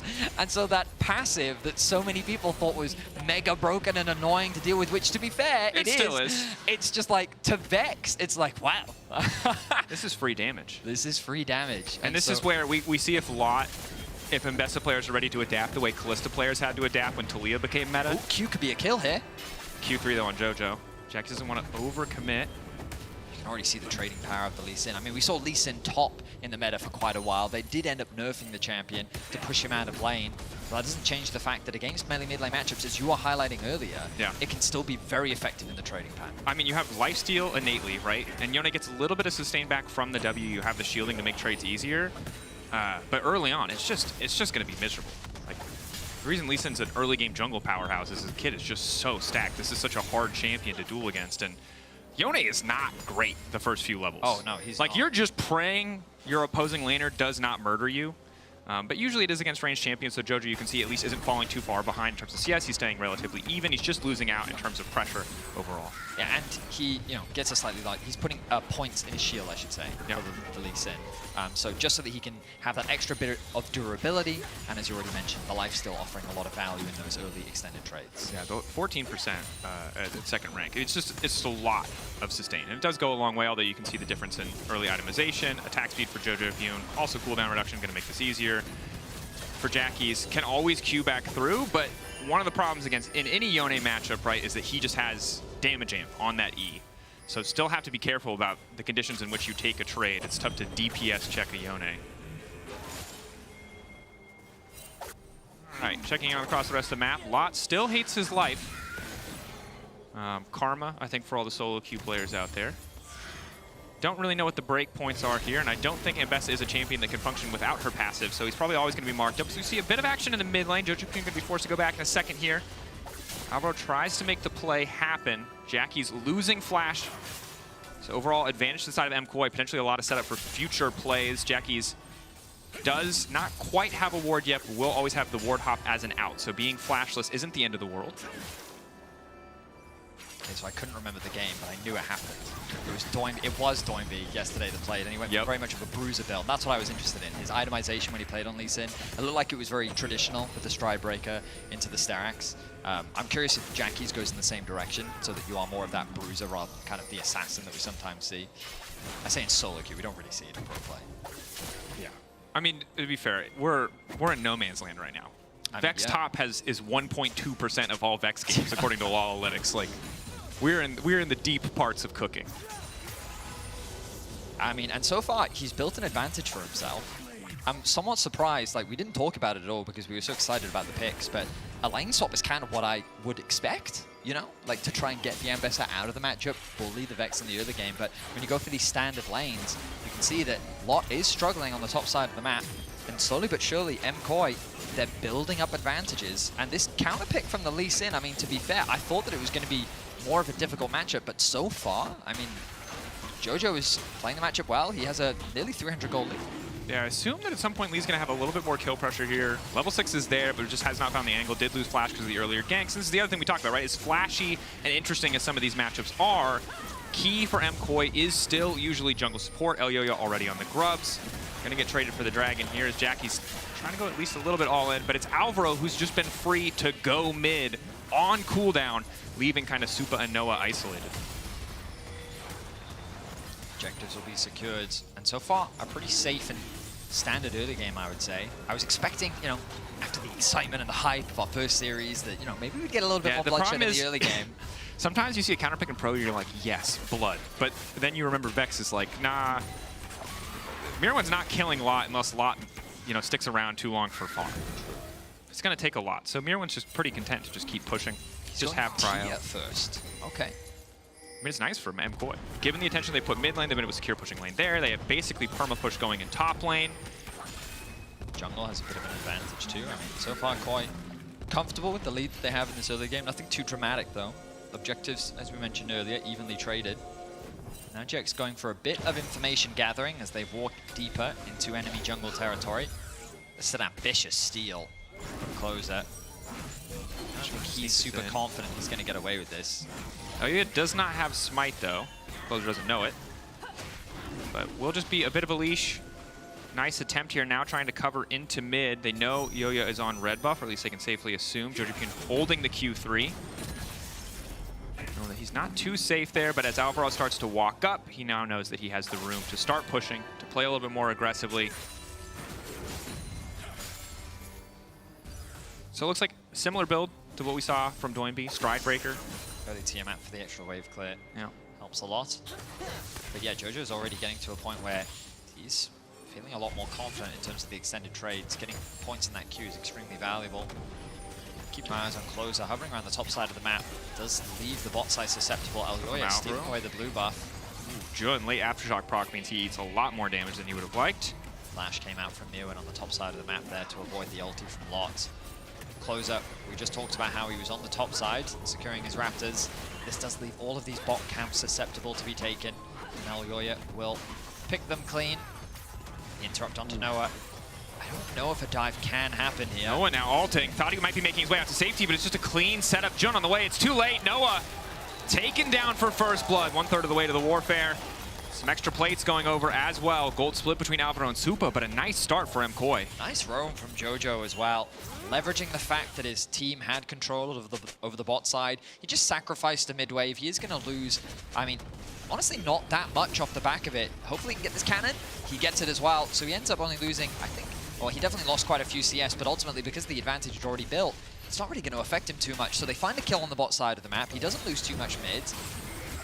And on the top side, he's continuing to build advantages because Mirwan didn't fall prey to that gank. So Koi have already built themselves a 2k gold lead pre-10 minutes with only a single kill. If you told me Koi got a gold lead without killing people, I mean, this is what's happening, right? I'm just very shocked. This is like one of the most early game aggressive teams we have in the league. And while there has been a lot of ganks, like a lot of plays from Alvaro, a lot of looks, top lane, obviously Mirwan has been pushing as hard as he can. Just nobody's going down. Nobody's dying. I really like this Vex answer into Ambessa. Like, it makes so much sense. And you also look at the amount of dashes on the other side too, what the possibility of the fear can do. I've always been underwhelmed by Vexes in the past, especially when you see the mid, because I feel like that you fall off a cliff. It really does feel like that. Just they're so burst heavy that unless you get, and it's so hard to land that ulti in the mix of a team fight. You either have to find a good flank or it's a tricky one to play out. So I've never really been super impressed with a lot of the Vexes that we've seen in pro play. But now that it's being played top lane, I wonder if that'll change the dynamic or I will continue to be disappointed. Well, we'll see. I think the immortal struggle of counter picks for Mirwan and for any other top laner is like, oh, you beat the Ambessa in lane, but now she's a powerhouse in teamfights and you're doing nothing. Oh, you beat the Cassante in lane, well, now he's a powerhouse in teamfights, so you're doing nothing, right? Like, you have to be able to outvalue or push your lead significantly enough to do more than a champion like Ambessa, one of the highest priority picks. It's a tough thing to do. Mirwan going for Leandries as well alongside the early tier here. GX setting up for control on the top side. Do not want to give away the second spawn of Grubs. Yeah, and Alvaro. Ulti's available. Mirwan here too with the ults. No Eclipse finish. Jun. Q flash, hoping to get the setup. He saw the angle, but the sidesteps are nice from MKoi. With that cooldown gone, GX a bit tough for them to contest this. They're going to have to fist fight through Koi, and Mirwan's just waiting. Fear ready to go. Get the TP out from JoJo. The response is going to come through. Giants look like they want to fight this. Supa, ease over immediately. They're just going to turn their sights onto the back line. Ambessa doesn't even have an item yet. She is not tanky. Closer now in trouble. Marked up by Mirwan, but he's not going to take that one. Happy to just settle for the Grubs. 4 already. Looking to bring it to 6. 2.5k gold lead for MKoi. GX re-entering. Maybe they can find the angle. I mean, I think that they're overplaying now. There's not really much for them to contest. They need to get back to the lane, start pushing these out, leverage the fact that so many of MKoi are sitting in the river. But decisive play there from Koi. And Supa, I mean, I think you can debate whether he was out of position or whether he was baiting, but at the end of the day, what happened was 3 members targeted him. He was able to use his E to get away and then cleanse as well. So keep your eyes on Supa, moving in from mid lane, does end up getting caught, ease away, and then the collapse happens onto Lot, and it happens so quickly that GX have very little that they can do to respond. And I will say that during the regular season, the best version of Koi that we got to see was when they were fast and decisive, when they clearly knew exactly what they wanted to do, and they executed upon it well. And so far, we are seeing that in this game. Definitely are. I think for Jackies, we just have not seen the effect of this pick yet. In the context of that fight, he TP'd in. He was already a little bit late, gets into the fight, immediately gets knocked up by Alvaro, and then just has to leave the fight.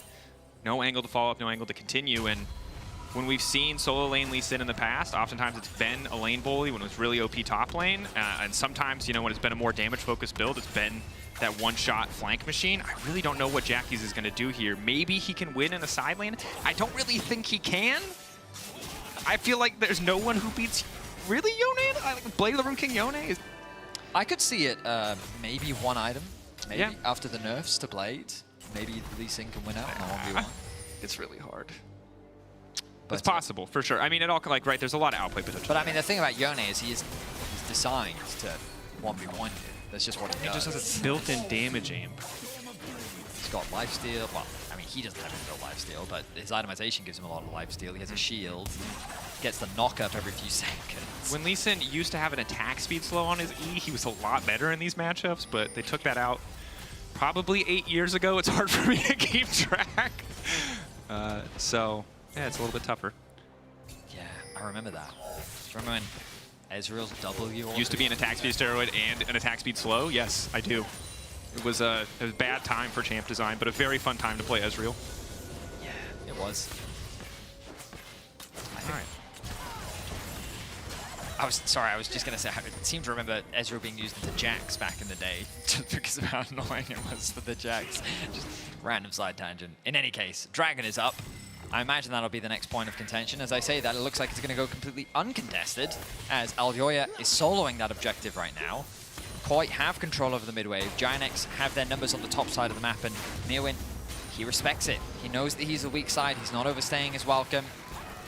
This is just an incredibly clean game from the side of Koi. GX I don't think we really got to see the full potential of what the Lee Sin Yone 1v1 would look like, but that's because Alvaro was freed up to roam early on. They've been first on the play, first on the move. They're winning out across these lanes, and once again, we have a situation where the kind of consolation prize, the cross map available to GX, might not even be a full turret. Will at the very least be that, but that's the feats over to the side of MKOI. Now they have the empowered boots too, and these little advantages are just continuing to grow bigger and bigger.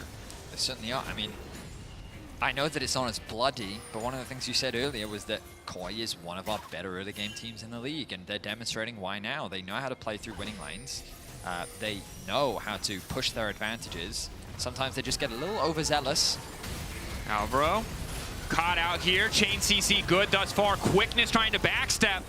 Will not be able to get the knockup either, as we see the 1v1 in the side lane. Lot will walk away with his life. And Mirwan just continuing to put pressure on the top side. Nice pick back for GX, at least a little bit to even up the gold. I like the idea there from Alvaro. He pops his ulti, and then he tries to flash, get the knockup, and then maybe he can E away to Elyoya to get away to safety. But too much damage, too much CC on the side of Giant X. At the very least, they get themselves onto the kill scoreboard. What? Bune? He just has to respect Flash. He doesn't want to run the risk of getting ulted by JoJo. Yeah, I mean, a lot of respect paid there.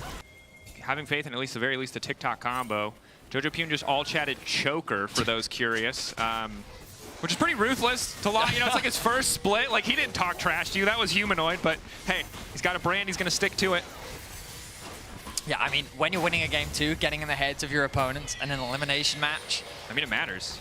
I mean, I do respect the fact that he stays true to his style, you know, regardless of whether he's winning or losing. He doesn't even know the cameras are on. Like, he's fully committed. It's not for the show.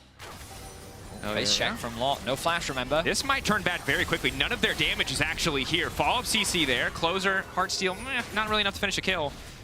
And that does bring us to one of the other problems for the composition. Earlier, before we saw the Vex, I was like, oh, this is a very AD-heavy composition. And GX responded by building the most heavy AD composition possible. And also, if Noah doesn't go AP, based on Kraken, he might not. They're going to be in a tough spot here. Collapse is coming through. The flank, maybe looking for the montage. Okay, just a bit of stride breaker poke. Very much just that. Thing is, there's no real objective on the map for them to play for. MKOI got what they wanted. Towers have fallen. They've extended their gold lead. They get a nice reset off, and even though it's super conceding in the mid lane, it's JoJo there to catch. Mirwan moves over towards the bot lane, and Mirwan has a kill, but that man has a 1.1k gold lead. A lot of that has just come from the pressure that he's been putting in the top lane matchup, and my biggest criticism of Giant X is their early game. I feel like that they are not super proactive, they don't try and look to make plays, and it feels to me that MKOI is just fully capitalizing on that and leveraging their winning lanes to build a steady but solid lead that Giant X now have to fight back from. Yeah, I was surprised that the early pick Yone has kind of given them as much as they have. It's a pick that we've seen exploited in a lot of games. We've even seen JoJo have some rough games on it, but this game, Alvaro spending a lot of time mid lane just to make sure that JoJo could get the push outs when he wanted them. Jackie's not really able to press an advantage at all. The buff will at the very least be secured by GX. So it's 18 minutes and they're living at your red buff already. Like, you've just lost so much control over the map. Yeah, and they can play it smooth and steady. Dragon spawns in a minute's time. JoJo doesn't have TP, but notice that he's being cautious. He's not trying to overforce the wave. He knows that his jungle is in the area. But he has no reason to fast push that lane. Mirwan's going to push through bot because he wants to quickly go back to base. Has the TP available to him. And now the push comes through. Now the syncing up of the solo laners from both MKOI players. Go back to base, spend what gold they can, and be ready to go and contest the dragon. Nice timing there, and just great coordination that we're seeing from KOI. Jackie says to stick around top lane to catch that wave. He doesn't have TP available. He's overstaying a little bit too long on the top side. They're conceding a lot now on this bot river. Question mark ping from Quan top lane. They will now see Jackie's, knowing that they have a man advantage on the bottom side of the map. They can use Mirwan TP to answer the Lee if they want, but he's still a mile away from tier 2. So MKOI happy to have access bot lane and bot lane, excuse me. Bruce Wayne, bot lane in a relatively even state. They will finally send JoJo Pune to answer. And now mid pressure is the name of the game as Mirwan gets a quick little fear. Jackie's going to need to get tricky to get his way out of this one, but again, the point and click CC. It's really hard to outplay. Jun trying to make the difference. Ezreal going to finish the job. Fall from Lot. The ulti does not hit. Crucially, oh, that is crushing Mirwan following up with an ulti of his own, but Noah remaining untouched. Noah getting a lot of damage down. Jojo trying to follow, but he doesn't hit anything. Finally able to get the Q. The W, a bit more damage down. Jun gonna get finished off here. MKoi firing back, but it was a bit sloppy. End of the day, though, they get 3 kills to just 1. The fight starts off with Jackie's face-checking Mirwan, and it turns into a quick collapse from both sides. Ultimately, though, it is MKoi that walk away the victors. Look at this, Jackie's not expecting Mirwan to be in this bush, takes a chunk of damage, a lot of it coming from Super. Then Elyoya with the ulti to follow up. They lock him down. It's not the ulti from Mirwan that gets the kill, it's actually the Ezreal ulti. And then Lot not quite connecting means that there's no further lockdown onto Mirwan. He's able to get away, use his ultimate to reset, and even though Elyoya ends up falling, the arrival of Jojo cements more kills for MKoi and an even further advantage. And it's just, I mean, it's just difficult at this point, right? Lot is so far behind, it's not just Mirwan that's a problem now. The Yone is doing so much more work than he should be able to. The Eclipse, I don't even think got a proc in that fight. Lot unable to find access to the fight, then just gets picked away. And this is the struggle for GX. You could see if they can absorb that initial engage. Like, Noah can do a bit of work, has the Ginsu second now. But the 2-item Ezreal spike, you know, the classic 10-year-old caster narrative, it's there for a reason. This is just going to be a tough one to play out. Noah's always going to be second when it comes to getting mid-prio without support, and MKoi can just take their time setting up around Otacon. So we were talking a little bit about Mirwan's build earlier on. Winter's approach. Yeah, okay, so Fimble Winter. Obviously, as he's not a melee champion, he will have to have CC, but since every champion on the enemy team dashes, he'll have infinite CC. Nice kick back. Noah now following. Jojo going to try to ult out. Elyoya ready to body block. Jojo now running. Jackie's nice movement, but Elyoya interrupts, stumps. The Sonic Wave is not quite enough time, but now it's Jojo in trouble. Lot trying to fall through, trying to get more damage down. Jackie's living for a hell of a long time. And a messy exchange overall, but the 1-for-1. Really nice try there from Elyoya, utilizing the ultimate to interrupt that Q from Jackie's, but it's Noah that ends up securing that kill, has to commit his flash, and as you rightly said, a 1-for-1 at the end of the day. Jojo does his best to outplay that situation, but ultimately it doesn't really convert into much. The bot wave, no one really there to answer. Mid wave still in control of MKoi, they'll use that push, and even though there is wards invested on the top side of the map from GX, a lot of them are defensive. That vision line is very much on their side of the jungle. We'll look back now at this play. Jojo wants this skirmish against Jackie's. The pings come down as the Vi is on his way. Oof. Sidesteps come through. Nice kickback to set up for Noah to arrive, using that ultimate to arrive before the Vi does. And look at this ulti here. Nice interrupt. But then Noah's able to walk up, secure that kill. And then at this point they realize, right, we have to get out. The rest of Koi is here. The TP in from Mirwan. Not going to have that available for the next objective. But still, the arrival turns it into a 1-for-1. Good call on the interrupt. I thought he had hit him before he could reactivate the Q2, but luckily the timing perfect from Elyoya. Means that Jackie's cannot just push Q again and finish the job. And you can see, I'm not gonna lie, that was, you know, there's a lot of missed abilities in the context of that 1v1. I think if that Q3, that first one from Jojo hits, it's a very different fight. If Jackie's hits his Q, side steps, yeah.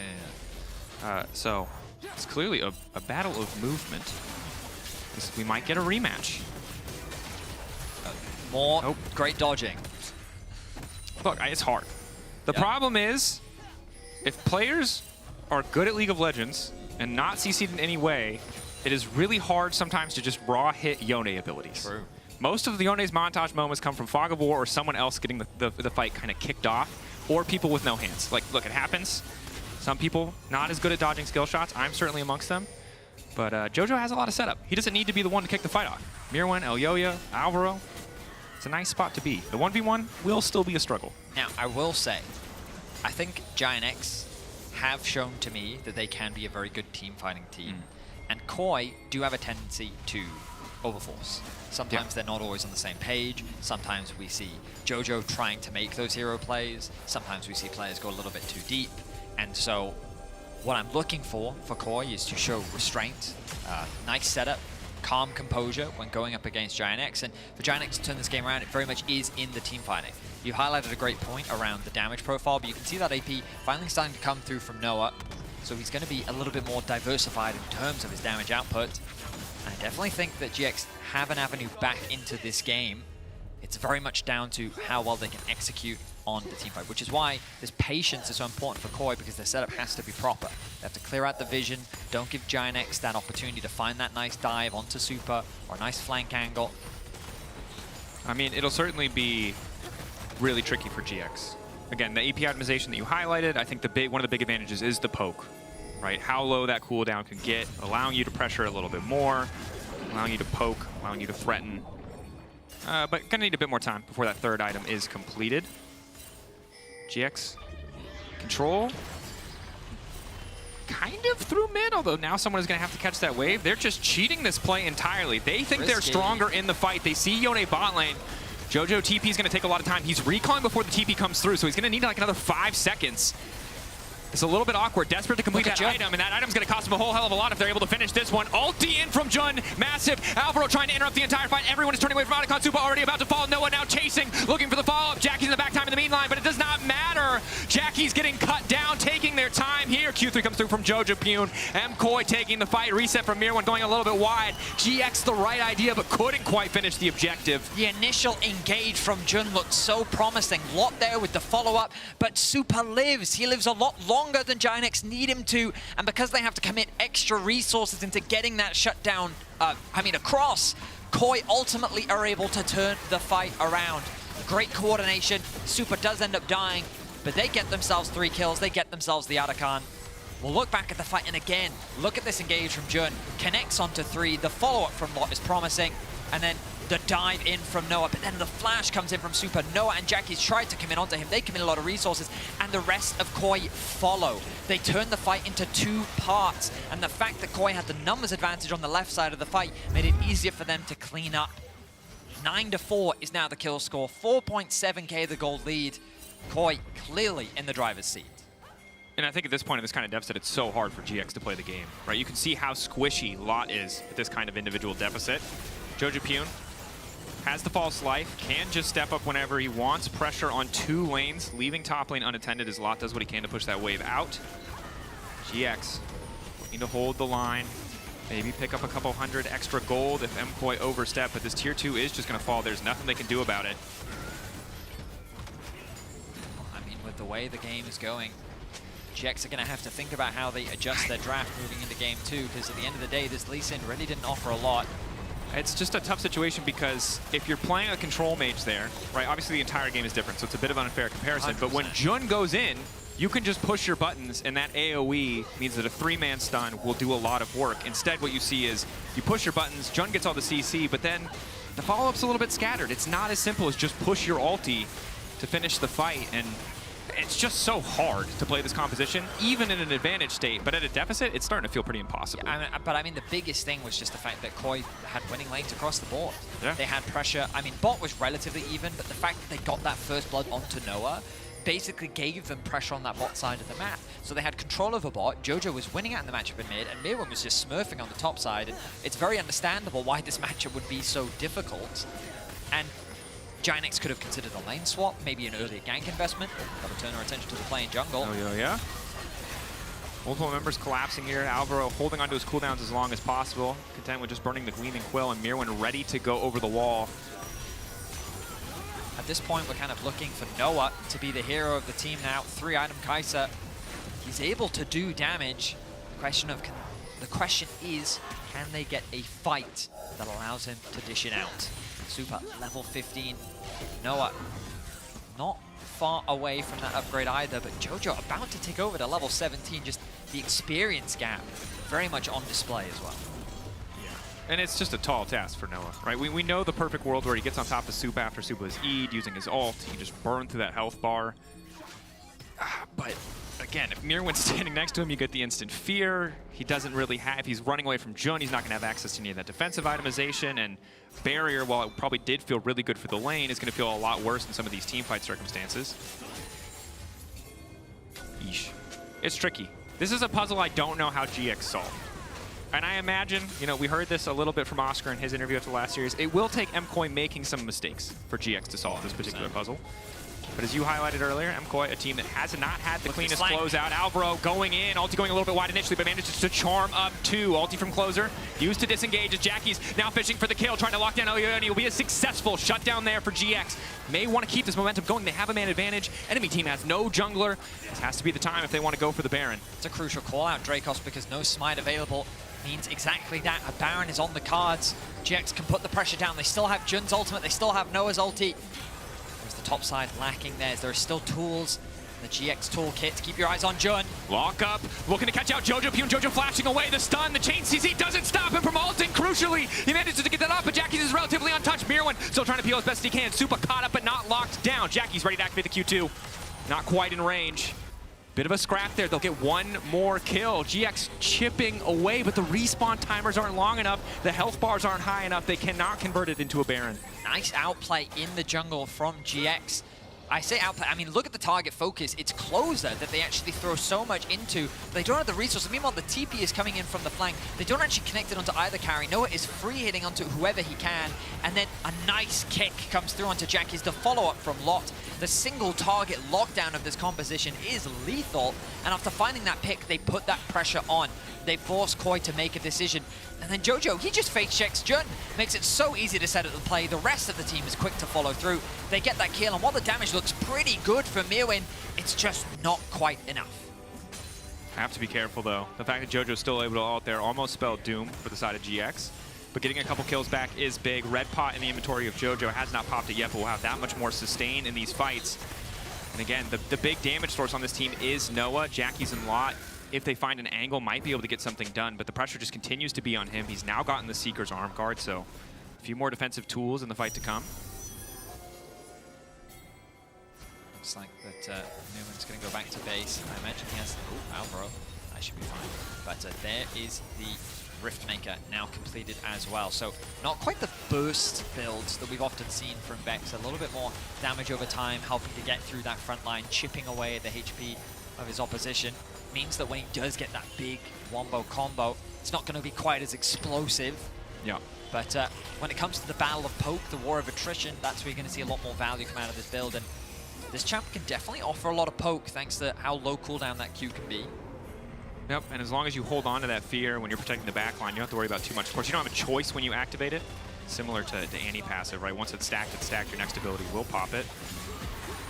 So fear comes out there, Mirwin. Taking advantage of Fimbulwinter. I think we saw it from Lot the other day as well on the Jace. It's generally a pretty solid tanky item for champions that need that early bit of extra mana. It's turned into a tense affair. MKoi were just riding with so much momentum, but after... Ooh, Closer not quite connecting the ultimate. Elyoya up on the flank, will be spotted out. Oh, this is tough. Closer taking a chunk there. Can't eat some of the fruit, but Elyoya ready to go. Jackie's just continues to fish for a flank. Noah throwing out W's to poke, but no real angle here. They just have to concede mid-prio. I mean, MKoi have done a good job of chipping away at the HP bars of GX prior to even allowing them access, I think, to the Dragon. They have to go. They're just going to lose soul here. Yeah, it's gone. They had no way. They couldn't force the fight. Closer tried to, but he didn't connect that ultimate. The damage onto Noah is good. There goes your poke with Noah win condition, though. That's just so difficult. And again, credit to MKoi. They're playing it slow. They're playing it controlled. The one or two times that they have misstepped, Giants have just not been in a position to punish because of the lead that they so diligently built early on. Yeah, and now we're approaching the point where, I mean, you need a 50-50 steal. You need 10 more minutes for people to just kind of get more money. And then maybe you're in a good spot. But 5K Ocean Soul? Look at this. 3 items finished for Jojo. He's so close to level 18. This Yone on the side lane is going to be a problem. He's already found his home in the bot lane. Has the TP available. And this just creates another problem for GX. How do they deal with him? Jackie's has been sent there. He does have a decent amount of damage, but I don't know if it's enough to deal with Jojo. They just have so little control. So many towers taken down. Mid lane tower, bot lane tier 1. Both of those still up for MKoi. So they have to force these picks. They have to go for these plays even without perfect vision. They just have to force an advantage. You can see that bot lane wave will need someone eventually to respond to it. Mirwin just continues to be a nuisance. This is a bit of an overcommittal here. Ulti goes in. Mirwin forced to flash out. Fimbulwinter strong. Ocean Soul strong, but not nearly strong enough. Overconfidence as Mirwin gets caught out in the side lane. Exactly that. Just straight up disrespect coming from Mirwin. He didn't have the proper support. Giant still had access into their jungle, and they found a pick. And now again, they turn their attention to the Baron to put pressure onto Koi. Ulti down from Lot, as well as the flash. Look at the damage from Jojo. Jojo's starting to hurt as Jackie's just goes for the kickback. Q over the wall. Again, poke. starting to land sidestep on the Void Seeker from Noah is big. 6K getting lower. Looks like it's time for the 50-50. 3K on the objective. Elioya now going in, trying to speed it away, and he manages to grab it. 47 health. Neither side happy with the way that might work down, but GX just getting deleted in the blink of an eye. One perfect Yone ultimate. A little bit late on the smite, but the Baron is there, and MKoi might just close this one out. In the 4 versus 5, GX fumble it. They aren't able to secure the Baron. They can't secure a team fight. Koi get absolutely everything. And now they've set their sights on the first inhibitor of the game. Start of the game from the draft, everything working out. So much support for JoJo in the mid lane. The roam's better, the top lane counter pick better. MKoi, 1 or 2 sloppy moments. Otherwise, a nearly flawless performance. Now looking to end it here. Mirwan careful not to take the ult again, is to not end up under Fountain, but these are some pretty easy kills. The leap forward. GX sent back to the drawing board, happy that the Vex at least will not show her face again. Game 1 going to Koi. I mean, honestly, for the most part, a very clean game from Koi. I loved the counter pick from Mirwan into the top side of the map as an answer to Mbessa. This Vex pick was really cool. Yeah, that was nasty. Not much more to say. Ultimately, a great game 1 coming in from MKoi. We'll have to see what the adaptation is for GX as we get ready for game 2 and toss to a quick break.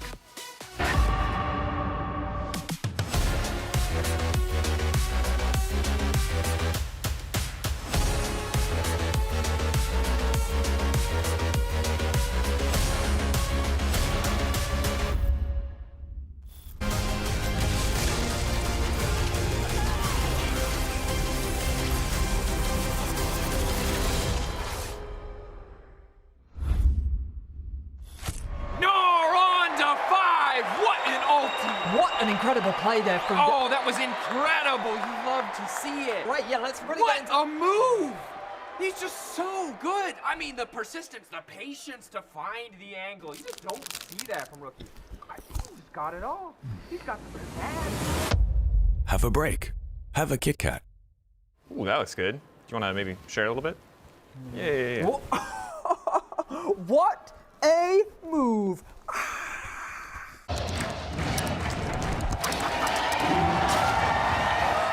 Red Bull gives you wings.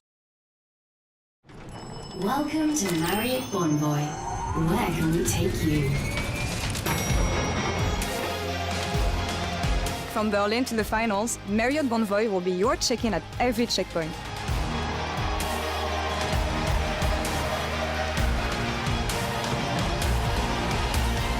Discover over 30 hotel brands here and around the world. Marriott Bonvoy, a check-in at every checkpoint.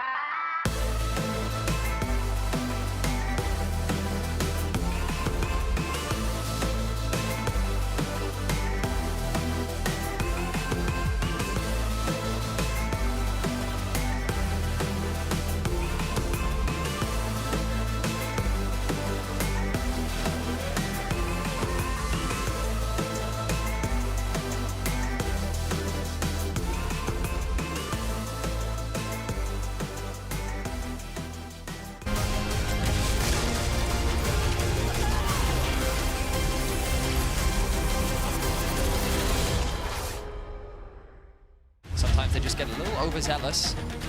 Alvaro caught out here. Chain CC good thus far. Quickness trying to backstep. I have no level. We're gonna fight. I have a flank, okay? I'm gonna be there soon. I'm fine. I'm best on ulti. I kite it. Kai'Sa flash. Slow. Clearing free. I look Ross, no flash. Q3. I can solo Drake if you guys want to push that. I think. Who flash? Hi guys, Ginny here, joined with Gyoto from GX. 10 minutes into game, so we're gonna make this quick and easy. I want to talk about 2 picks, particularly starting off with the Vex. Was that expected to be a pick top lane? Not at all. It's Mirwin. We all know that even if it's low practice, he always has this really insane picks. It was not expected at all, no. And then talking about the Lee Sin mid, we've seen Do and B playing it, we've seen Vitio play it last time in winter 2024. Could we have a little reasoning behind that? It's just something that we wanted to pull out if a team would play on early and we had access to champion with AP damage on bot and Sejuani, and it was more ready for Camilo than for today, but we get the chance to pull it out today, and hopefully it works as well as we expect it to. I'm looking forward to see how it plays out. Thank you so much for your time.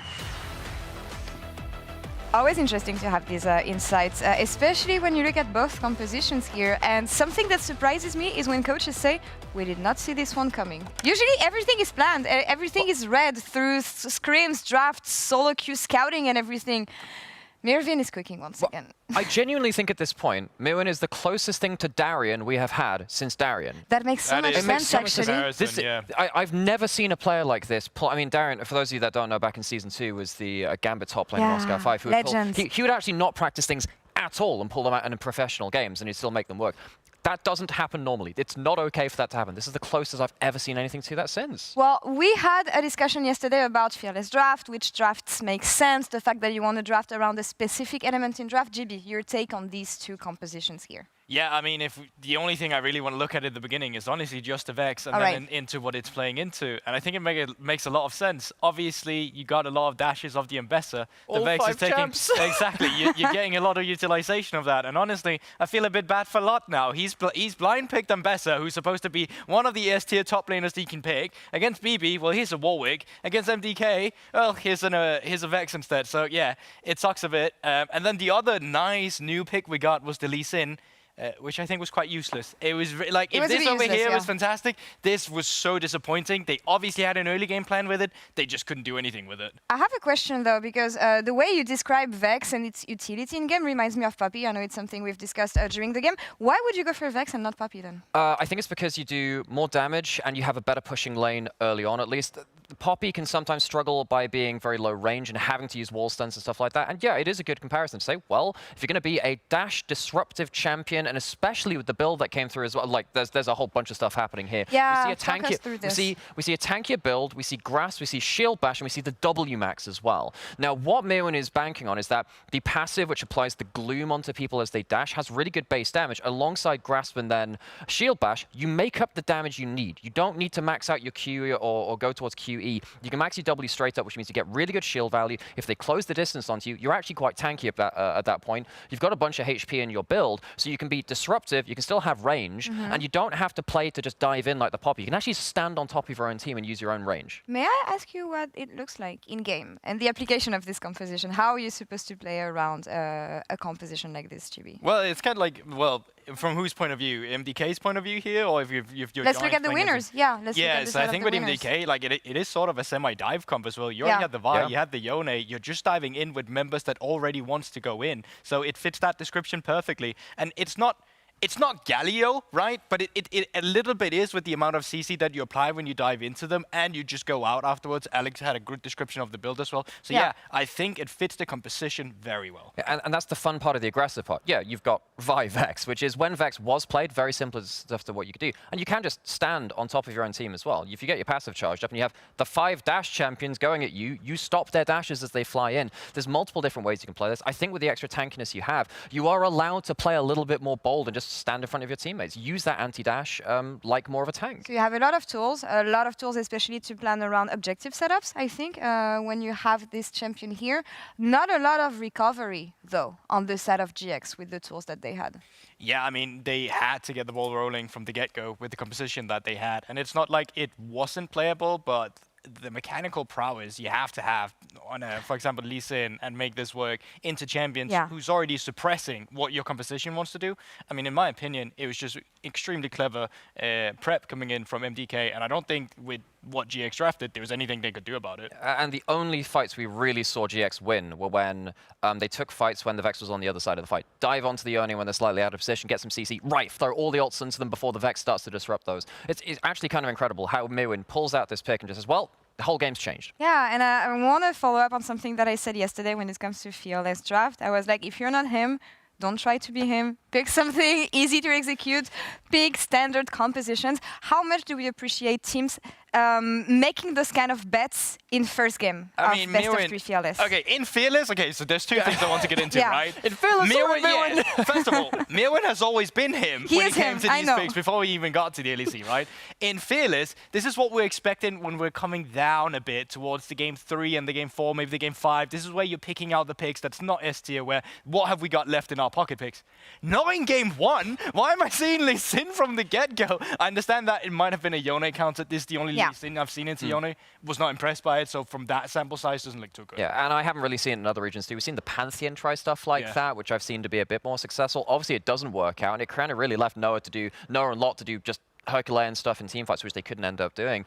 And now you have to deal with regular stuff left up on the board for Mewin if he's used some of the weird stuff already. I mean, yeah, it's going to make for an interesting game too. GX chose blue here. Let's see if they can fix some issues, if they can come up with new things. But in the meantime, we had the opportunity to catch up with Jackies right before he came back on stage. So let's see what Ginny and him had to say.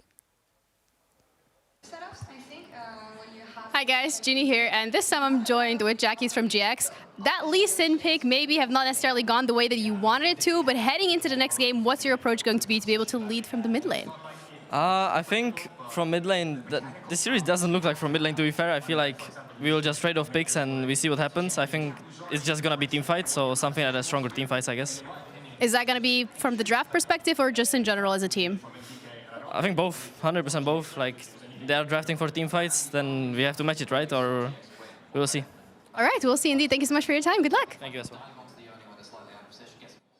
I like when you keep it simple. Drafting for team fights. We'll keep an eye on that. GX, unsurprisingly, have chosen blue side. I think the downside is you've now opened up red side Mewin counter picks. And if we go down the kind of ladder of high priority picks, next is Cassante. So are you blinding Cassante for a lot and just going for, let's see what else is going to come out of the hat? What I really love about this is winter, Mewin has been like hibernating. Yeah. You know? He's just been playing the meta stuff. Cassante and Bessa. Subdued by the strongest champions in the game. Showed you a cheeky karma. Ooh, you know, like, what am I bringing out today? And then out of nowhere, Vex, and everyone's like, oh god, he's back. He's out of hibernation. What has he cooked in the kitchen for us? And now you always have to be wary of what is possible. Now, the good news for GX is you don't have to ban the Vex. The bad news is there are 135 other champions in the game. Yep. So, yeah, good luck. Good luck. I mean, specifically Lot. I don't think anyone else is going to have this problem, but we'll see how GX, or what GX want to prioritize. Jackie's mentioned just kind of trading power picks. We're seeing a lot of those power picks banned away now, not wanting the Ivern to go over to Elioya here, and a ton of jungle focus specifically from both sides. Kalista the only exception thus far. The final ban will be, remember, Poppy was high priority from the side of Koi, but that was because they really wanted to get their hands on a lot of dive. Will they look to ban that one away? Are they concerned about something like a Varus, perhaps? I don't know if it's that high on the ban table. Maokai does make a lot of sense. Okay, taking closer off the safe, reliable tank junglers. Skarner, Maokai, and via the previous game, Sejuani, unavailable. So what is the first pick here?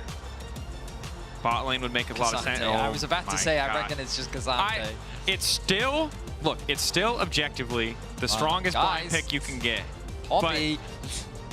You're just reserving a seat at Mirwen's restaurant every time you do this. And for a lot, like he's been a really, I think he has been the big surprise for me of a lot of our rookie pool coming in. Kliss kind of, you know, no disrespect to Kliss, but obviously a lot of people expected that. Lot was the guy who wasn't on my radar, has had a good split thus far, but is going to need to step up big time. K'Sante, a champion who, even if the lane phase is, you know, difficult, obviously can always still have an impact in those team fights, but Koi getting their hands on the Azir in Game 2, this was the champion that, as much criticism as has been levied at JoJo, I think people are still respecting him on this pick. Oh, for sure. I think it's definitely one of his go-to default comforts, and it's something that he relies on. I think it's also very safe blinding. You look at this from Koi. So far, very stock standard. Nothing too crazy. Azir, Corki, you have a lot of poke.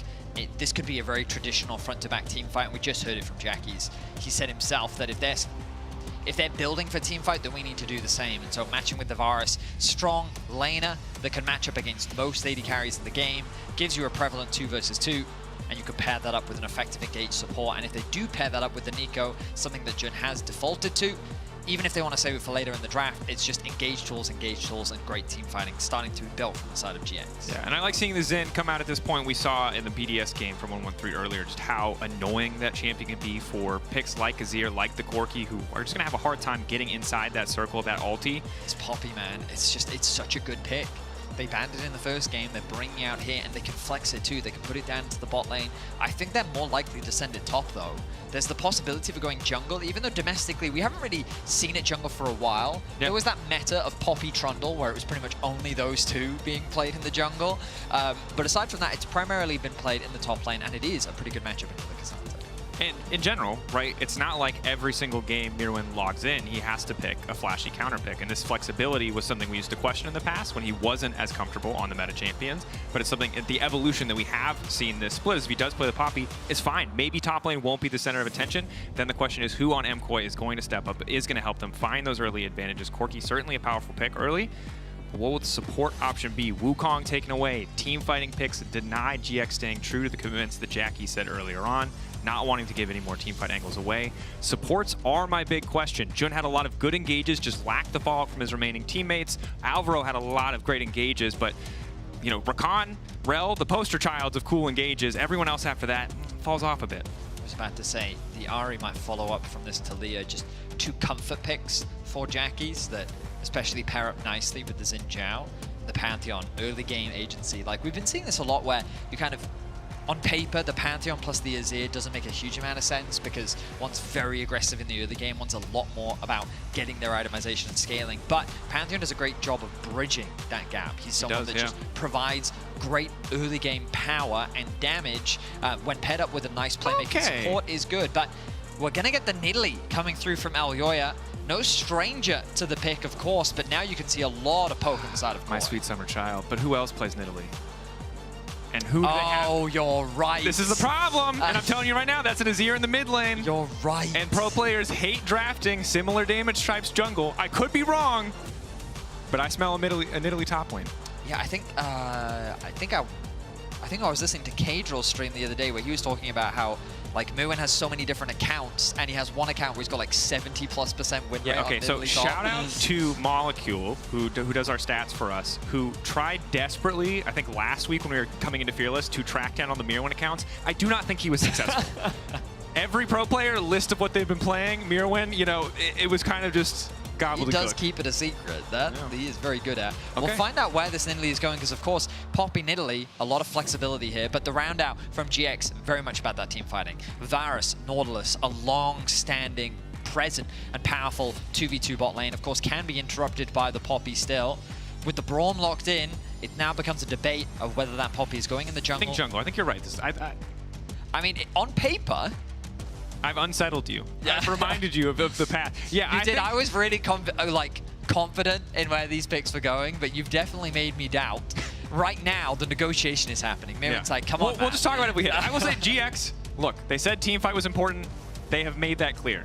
Is it a vanilla ice cream composition? Yes, but it's also like one of the most winning compositions we see in the context of LEC. Orianna finally the control mage who can follow up on those big engages, and with no Vex this time around, K'Sante still trying to isolate some of those key targets. The Braum will be the big question mark for me. Alvaro on the Braum has been good, but sometimes this team struggles when they don't have those proactive playmakers in jungle support role, and Nidalee and Braum, not really those champs who have the CC to get things kicked off. A little bit different in terms of the roles. Yeah, I will say Koi have like no engage. Yeah. It's a controversial strategy. Yeah, it's one where I was, well, I think many people were critical last week when they had that Braum setup, because it was kind of difficult for them to gain space and control over objectives. But in any case, they've got a lot of range, they've got a lot of poke. We'll see how things pan out as Giant X have gone for a lot more team fighting here in Game 2. I'm getting a lot of mixed signals from the side. One said, I'm not bothered about Jojo on his ear. I'm gonna keep talking over this intro. You're thinking this is wrong. Then one person had a Jujutsu Kaisen drawing, but it said JoJo's Bizarre Adventure. Guys, we need to work this out. Like, I respect it if you can't. Get your anime locked in. Okay? Or it was their interpretation of a JoJo character. I'm flipping it right now. Of course, while I'm rambling, this is a great opportunity for you to scan this QR code and join the LEC WhatsApp channel for news, updates, and special winter fan votes starting on Monday. So an opportunity to vote. Tomorrow. Yeah. Gonna have a bunch of categories throughout the week the fans can vote on. Celebrate some of the best moments from the split. It's gonna be fun. I like that. You got a sneak peek earlier, Dracos. I did. I saw you laughing. So I did I call laugh. that a good thing. There were good moments. And I like letting the fans vote. Because if we let, you know, when it's just casters, journalists, and pros, we've always got that one guy who tries to vote for his entire team, and then we have to explain to him again that it's not allowed, and it's, yeah, it just gets messy. Just let the fans decide. Now, we jump into game. You can see the runes on your screen. And I'm looking across the board, and I'm seeing nothing too out of the ordinary. The first thing we have to keep track of is the possibility of a lane swap, and it looks like that is going to come through. But the early ward will spot that out. The pings have come through from Koi, and they know their game plan. Poppy going to move towards the mid lane, looking to share experience. Lot going to make his way towards bot. Hey, it's almost like it was meant to be. It rhymes. Yeah, I didn't notice that, but thank you for sharing. Hanging out. I didn't notice until you said it. That's all I'm saying. And Alvaro. Will it be stopped? Oh. It looks like yes. Is the I feel so bad for Lot. Like, never. He finally gets to 1v1 top lane game 1. It's a miserable counter matchup, and now he has to play a lane swap. Like, top lane is. The only person having fun in top lane is Mirwin and BB, I'm convinced. Lot doing what he can. Again, if it looks weird as to why he is stepping up, he's just trying to get an experience range. So that he has level 2 for the dive. The downside here is if he doesn't get it, he could be under threat. The good news, Jun already close. Closer already close, so should be fine to survive. Mirwin making his way towards bot lane. Keep your eyes on the mini-map and watch Alioya's pathing. He has a tendency to skip camps. Good cover. To look for an early dive, but I don't know if this is possible. They set their sights on Jun, who's level 1, quite far away from the level 2. The pings have come down. Closer's making his way over. I don't think there's a dive angle here. Again, the second K'Sante has W, every dive gets infinitely harder. Instead, ultimately, though, they've wasted a lot of time. You know, the fact that Jun has come down here will now tick over to level 2. Mirwin's really not going to lose much farm on the top side of the map. And Closer was forced to cover on the bot side, instead just chooses to base so that he can get back out onto his top side and start clearing those camps. Jojo also suffering a bit in the 1v1. Jackie's level 3 to level 2. Now trying to zone him off XP using the ball. Jojo finally taking over to level 3, and you can see top lane. Noah trying to keep that pressure up, as we have a bit of an awkward 2v2 here in bottom lane. And of course, while all of this is happening, while Xin Zhao is pulled down to cover, and while Mirwin was doing his jungle impression, Elioya's been power farming. He's level 4 now. The spear hits Jackie's. No, he's a dead man walking. And it's an easy first blood for Alioya. The threat of the dive forced Closer to hover around the bot side of the map. They had vision on those top camps. They knew where Closer was, and Alioya said, you know what? I'm going to prioritize clearing my own jungle. He does the full clear. He sees an opportunity to get a gank in the mid lane, and he secures first blood for his team. And this is crushing. Because again, Mirwin didn't lose too much in the context of that swap, was able to just TP back to the top side while he was covering bot lane. Elioya was power farming, and now Nidalee has first blood. And look, the second spawn of the Raptors is now up. Alioya is there just as they spawn. He is like min-maxing his camp clear. He hasn't even reset yet. Nope. And he may even look for a contest onto the Raptors. No, it looks like he's not going to do it. He's not going to have any time. Closer is there to get his Raptors respawn. And even though the camp gap has been closed, the fact that Alioya is already cycling through, making his way back up towards those top Krugs, like, this is the power of Nidalee, just the incredibly fast clear speed and what you can do in the early game is what makes this champion so scary if played well. Closer did already reset, so he is a bit stronger just in terms of having the longsword. Obviously not the most powerful early back, but maybe can get something done at some point, and that point is now. Elyoya will recall. We'll see how much he's able to grab here. Much better recall for Elyoya. Oh yeah, it's going to be a nice back for him. Ooh. Boots in the ashes. Meanwhile, we look at the resets coming through, and it's now about time the bot laners go top. Minute until the grubs spawn. Sometimes we'll see the trade come through for the dragon for the grubs, but it looks like given you have Varus and Nautilus, why wouldn't you want to try and get an early fight? Powerful bot lane duo. Of course, against the Braum, it could be scary. But they've set their sights on looking to try and contest this objective. Corki gets the first push in top. Closer makes his way into the topside river as Elyoya continues his clear. Got an info sweeper used there, but luckily the Scuttle Crab was taken on the top side by GX. So they really have all the info they need. Noah, with a decent XP advantage overall, will be first to level 6, which will be big, and the early tier purchase not going to be outvalued by the recurve bow. Haven't we seen this before? The repeat. Jackie's standing on the right side of the lane. Elyoya now pitching with the spear. He hits again! And the flash comes late, and that cat's starting to chase. My God, Jackie's run. You can't really. Shockwave. Elyoya taking his time. Flash the trap, the auto. And it's another kill picked up. Rinse and repeat from Elyoya. He makes the same play. Jackie's misplays the flash. And now it's 2-0 for the Nidalee. Elyoya is quickly running away with this early game. Hovers the top side. Yep, the spear hits. They're going to be in trouble. Slow there. Noah wants to step forward individually. He knows he's strong. Level 6 now there, but Elyoya's taking over to level 6 at the same time. Closer coming in from behind. They might just try to finish the kill on Jun. Closer can follow up now. Alvaro likely to die. Noah finishing the kill. Good heads-up play from GX using their AD carry experience advantage. Moment of hesitation there from Elyoya. I'm surprised he just didn't commit onto Jun. I'm convinced he would have had enough damage, but I guess he was afraid that if he did do that, he would be overcommitting, and then the possibility of Closer joining and then getting a kill onto him would have been detrimental. This will cost Koi the grubs, I expect. Elyoya not really in a position to fight for this when they lost their support. Alvaro already back out onto the map, though. I stand corrected. Jojo looking for the scoop. Delivers him to Elyoya. Spear connects. Jackie's nowhere to go. Stunned up, taken down. First 3 kills. Going over to Koi, get the feet of Warfare. Now Closer has to run. Oh, that last auto! And this is a game of late flashes. The spear damage. He was not expecting it to be that much. Super connected the last auto attack just as he flashes.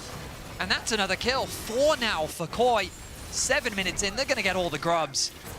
And you know, coming into today, if you told me that Jojo was just going to outplay Jackie's left and right, I wouldn't have believed you. But what happened today was he also brought a support in game 1 and a jungler in game 2.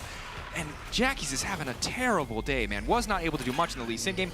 0-3, 7 minutes, almost 8 minutes into this game. This is just going to be miserable for him.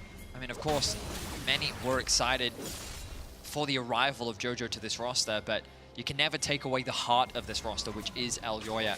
He was so successful upon joining the LEC at the start. Hang on, Meowin in a bit of danger. Jun, hook, Poppy can interrupt the follow-up. Bit of poke now back. Flashed away from the ultimate. Well timed there. Okay, so a bit of a nice punish onto Meowin on the bot side of the map, losing his flash. There's not really much they can get off the back of this, so they'll push in that bot wave and Super will be there to receive it. Maybe they can start off the Dragon. It's harder for Jackie's to get that mid-prio, given how effective Jojo and Elyoya have been at shutting him down. It's one of the sad realities of Orianna. When she loses her flash early, she is just so susceptible to early ganks. Yeah, it's part of the reason why Azir is, you know, top of the pecking order when it comes to mid lane control mages. Yeah. It's like, oh yeah, you do all the teamfight stuff, but also you can just make plays up until you have 2 items and it becomes smarter to backline. And Koi holding on to control on the bottom side. Again, 1.5k gold lead, already got one of the feats. Already got one objective for themselves in the form of the 3 grubs. And GX just have not been able to do much else. It was looking okay there early on, but once those 2 kills came in around the mid lane, they're now going to get a lot harder. Poppy and Cassante doing top lane things. I do think if we go later in this game, though, it's still going to be tough for This is Koi. what we need a cinematic of. What? Poppy and Cassante. Yeah, specifically with the Lollipoppy skin. Who plays Trundle versus Darius? You know? Like it was all well and called Darius and Trundle, you know, punching each other in the face. Yeah, where's my the tiny Yordle with the lollipop hitting a man who's been hunting, who's like Monster Hunter guy. Monster Hunter guy versus Immortal Toddler with lollipop. You just see the slow turn, and it's the terrifying. I'm just saying, skin. like, they've done it Speaking of right? terrifying, here comes Elyoya. All right, Lot. When does the Pathmaker come out? Ignite already ticking, stun there, goes unstoppable. Spear hits though, and that's the downside because it makes it easy for Elyoya to clean it up. Alvaro ticking health bar, but a nearly flawless dive. Cleanly executed, and now Mewin becomes the target. Ulti goes in, stops the play from happening. Uses the recall to reset the animation, and I believe it's still a 15-second cooldown. Jojo has TP. He could join the fight. Ulti go for it. in. Stopping the steadfast presence. Good CC, nice goes stun. to the wall bang back. Now the ulti coming up. Good interrupt on the Poppy. That's going to be clutch. Mirwin like good to fall, but Closer's going to go down too, and Mirwin is going to manage to find one back. Taking down Closer. Jojo not quite able to get the scoop angle. Does not have the flash. TP, of course. Very slow this early into the game. But they're still just getting the bot lane tower, and Elyoya's taking a Drake at the same time. I mean, it's a best-case scenario, really. Koi trade 1-for-1 on the top side. They're going to lose a bit of farm in mid, but not the end of the world as a tower is secured in bot. The dragon is secured as well. And the feats of strength comfortably locked in for Koi. Just absolute domination here in this early game. GX just can't find any plays to get a foothold here in game 2. And you know what? I doubt it.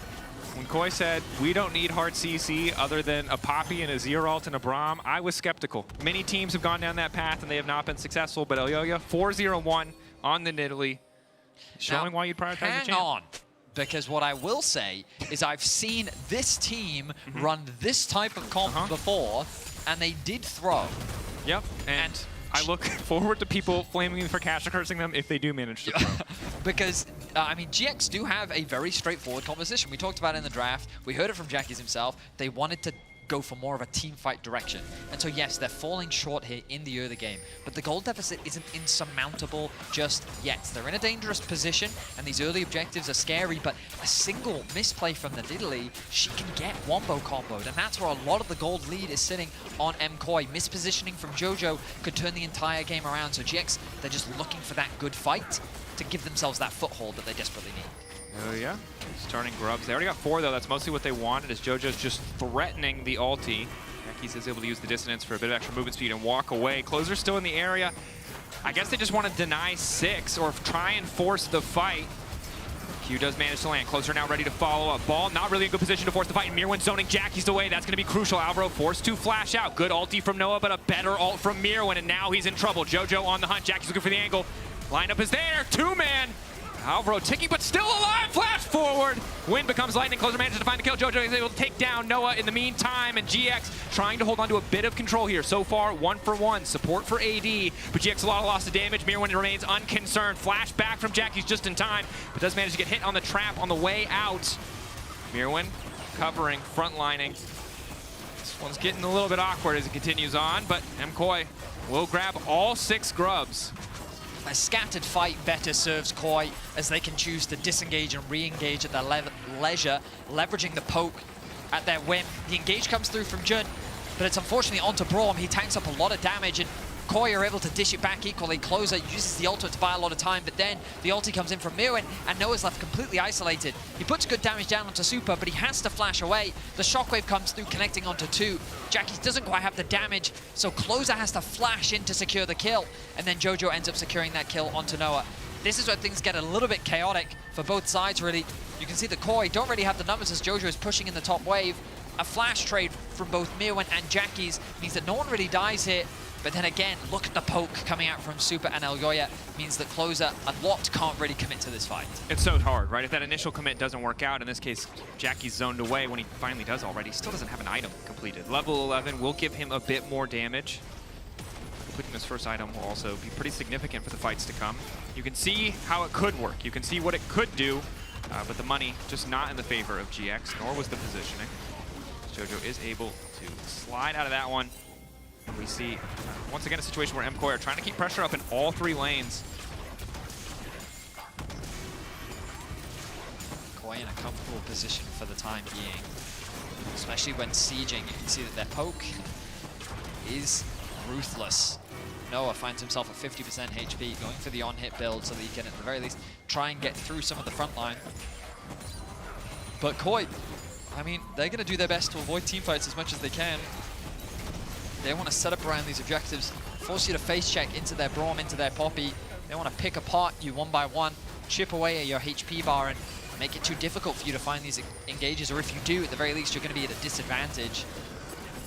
Yoya continuing to power farm, 4-0-2 now on the Nidalee in a very commanding position. I mean, and Jackie's might be in trouble here. Trying to clear the wave, at least a little bit. He's able to sidestep that sphere, but has to respect a potential dive. Winner's Bite does hit Jun in the area too. And for this GX lineup, again, momentous week 1. MKoi, not the expected favorites here. It was Humanoid earlier, talking trash. Full faith in Jackie's, has not come to fruition yet.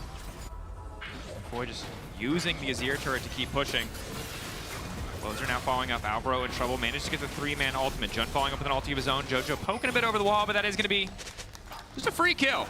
Picked up by the side of GX. Alvaro not ready for the sheer number of members present on the top side, and Jun now looking to make a repeat appearance here as Jojo sticking around maybe too long. I mean, look at the bot tower though. Mirwin is being given a lot of freedom to free hit on that tower. He's getting a lot of damage down onto it. Going to be forced to disengage as Lot makes his way over. This opens up the dragon. All of the objectives have gone the way of Koi so far.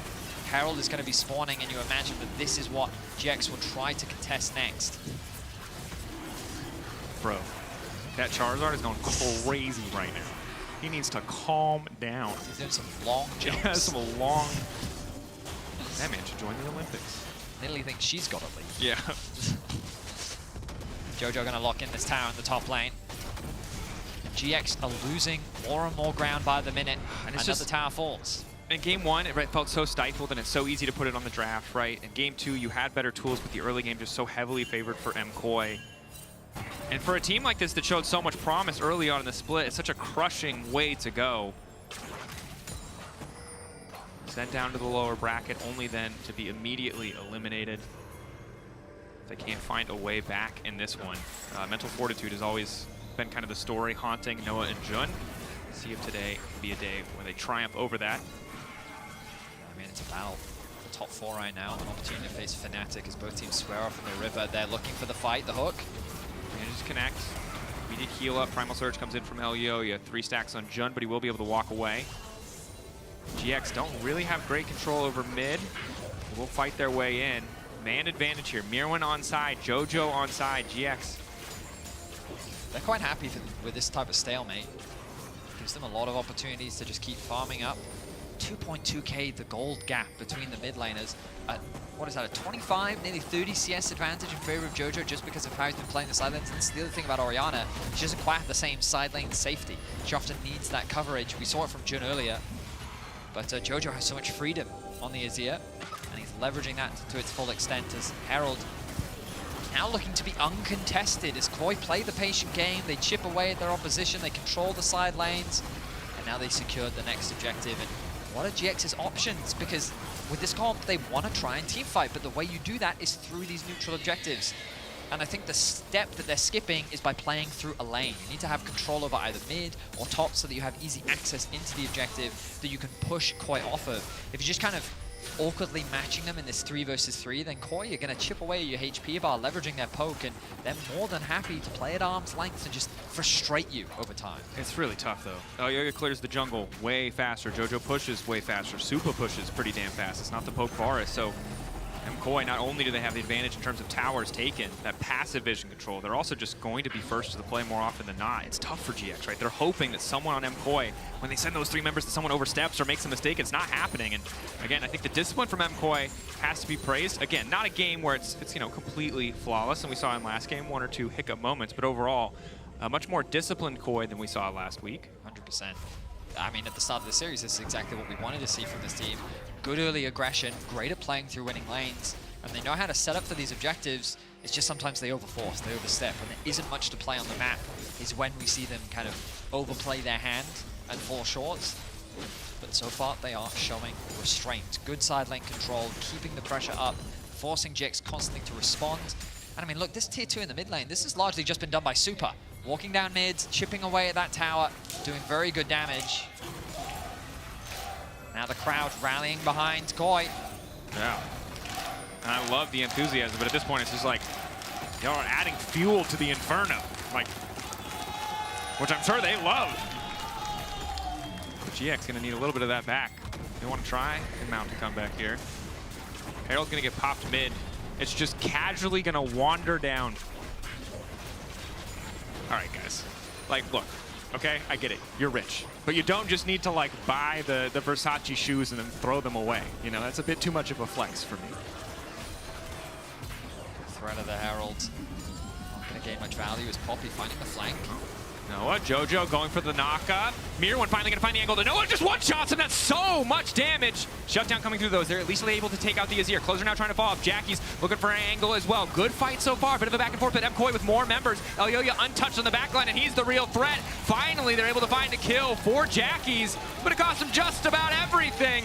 A complete ace in favor of Koi. 2 kills could be good, but unfortunately GX lost so much in exchange. I will say, I don't know if Koi can really convert this into much. Elyoya will steal away some objectives. Mirwan, if he gets this tower, that's definitely more than enough. But a bit of a forced fight in the mid lane.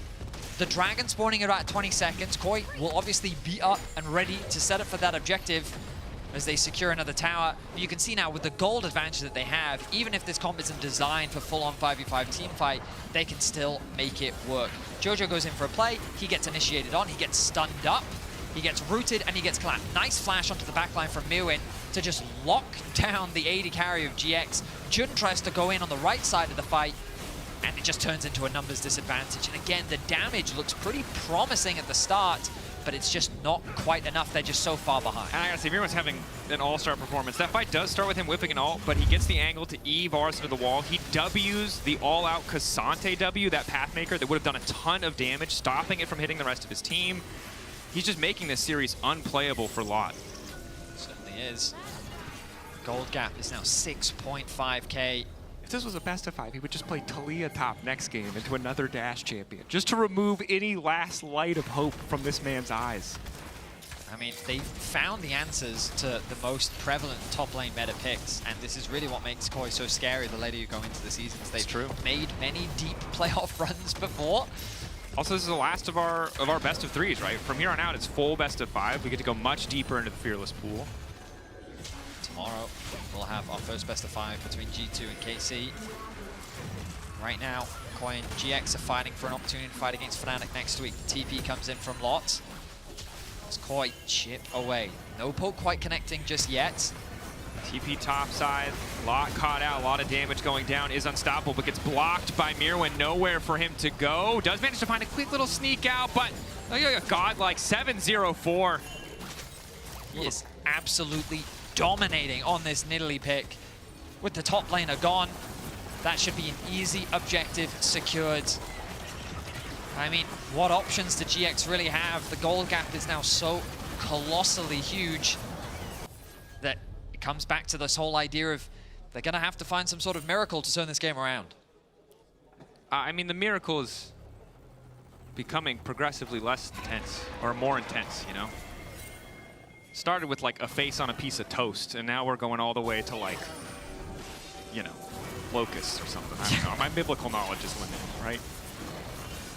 Koi have set their sights on the top tier 2. They're not looking to slow down whatsoever. Oh, Jojo. Jojo going for the scoop. Jackie's is going to flash out. MKoi can't just turn this into a siege. They have 6 grubs. Baron's not even alive yet. It's an 8.2k gold lead. GX holding on for some reason. Death staring them in the face. It knows their first name. It knows their date of birth. It knows their whatever the social security number equivalent is in Europe. They're still going to keep fighting, though, which is respectable, but God, this is grim. I mean, at this point, they're going to have to take some sort of gamble. Similar to the situation in the Fnatic series earlier. You just kind of have to find the best of a bad situation. Hope that you can convert it into something, a little bit more gold. Those shutdowns, that shutdown specifically onto Elyoya. If Jackie's or Noah could get it, it could be a game changer. And look, Fnatic somehow won that game 3 versus BDS. You said it. Anything is technically possible in the context of this League of Legends game. But it is highly improbable Oh, we're aligned on that. I mean, I don't know how much to sugarcoat this. The only thing you can do is shed your hope for GX that they can find some way. But right now, it's just clinical. It's decisive from Koi. The Baron spawns in 25 seconds. They'll set their sights on that objective. There is no vision on the top side of the map from GX. Like, they don't see anything right now.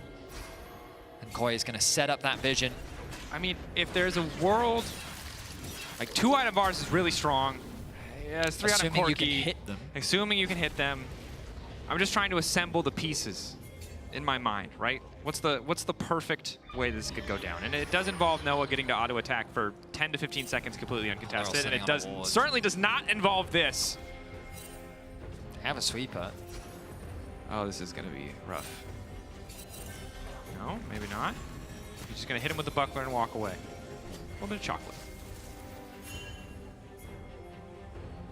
GX doing what they can to try and, I guess, push through mid. They've abandoned the top side of the map. Jojo's continuing to push in bot lane, by the way. Koi can play as patient as the one. They can concede the river for now. They don't need control because, again, there's this split push threat as well. The moment that GX sends someone to go and answer him, he can rotate back up to join his team. He's also just stronger in the 1v1. Yep. Jojo looking for the flank. Looking for his moment to glide. Might just be happy to try and pick off Lot. Big damage onto him. Instant Azir turret. Great shockwave to kick off the fight, but the Azir turret's already set up. They've already established an empire in the mid lane. GX sent packing. Could not even finish a kill. It is just a wallet difference at this point. The shockwave was good, but, I mean, look at the health bars. Koi was barely affected. Only Alvaro doing his job, tanked it up. Jojo pushing closer back. He just is so much shielding. Coming in for the boost passive there. Nothing to be done. Koi setting their sights on the next objective. Should be an easy ban. What are GX gonna do? Their options fading fast. Well, watch is the answer, although sadly they don't even have vision of the objective. They'll have to wait for the scoreboard pop-up to tell them. Well, I'm sure they're very well aware. And yeesh, this is tough, right? Like game 1, you could say, again, counter picks. Game 2 is just full confidence from Koi. They got a counter pick, as expected, but then just committed to Elyoya on the Nidalee. A pick that has been super volatile, some big highlight moments, certainly some lowlights as well, and have just dominated from start to finish. I mean, a lot of question marks were brought up in the KC series around the strength of Koi. Yeah. And I think that in this series, they're looking to reaffirm their position here in the LEC. I mean, that was the question. Top 4. Who is in it? After that Fnatic series, we weren't feeling confident. That shockwave was great. But again, it's not enough. They don't have the gold to support that type of engage. They get the kill, and that's all Koi needed to secure the Baron. Now they'll play on 2 lanes. Jojo moving over to the side lane. Look at this, level 17 to 14. Jackie's close to ticking over, but still a full 2-level gap. The poke is not going to stop. Yeah, this is just a steady, controlled siege. GX. Jackie Shockwave, level 14, hits multiple targets. Lot gets a full combo. Maybe there is an angle, but that is deep into the tank of Copium. Jun, unfortunately, is not hooking an ideal target. Is gonna get knocked up and just deleted. Oh yeah, now legendary. Alvaro body blocking. Jojo going for a scoop back. Noah trying to win out of the 1v1. He's doing all right thus far, but the luxury items are there. Jojo just goes golden, walks it off. The shockwave good, but it is just not enough. Koi eliminating GX, moving on to face Fnatic. The team looking like a force to be reckoned with. Almost a 15,000 gold lead. 28 minutes in. Sub 30 minutes. They demonstrated great patience, excellent execution of their composition, and Elyoya 9-0-6. Involved in 15 of the team's 17 kills. A commanding early game performance that Koi just ran away with. I'm just excited at this new era of European League Legends where our junglers are allowed to play Nidalee. What a time to be alive. Vote for your Kia player of the series, Mirwan, Elyoya, or Jojo. It's a tough one. All good options. Because, I mean, after game 1, you want to give it to Mirwan. I'd say Elyoya or Mirwan, you know? I could go either way, depends on which game you're looking at. Those are the big hype ones for me. course, condolences to GX, right? Tough way to go. Of course, a lot of promise at the start of the split. And that promise doesn't disappear. We're just going to have to wait a little bit longer. See it percolate. Yeah, I think that ultimately as a roster with a lot of potential on it, we'll see how they bounce back in spring. And I'm looking forward to seeing how they can grow. But today is Koi's day as they move into the top 4 of Winter. Good spot to be. Shout out to everyone who made signs today. The sign game, on point.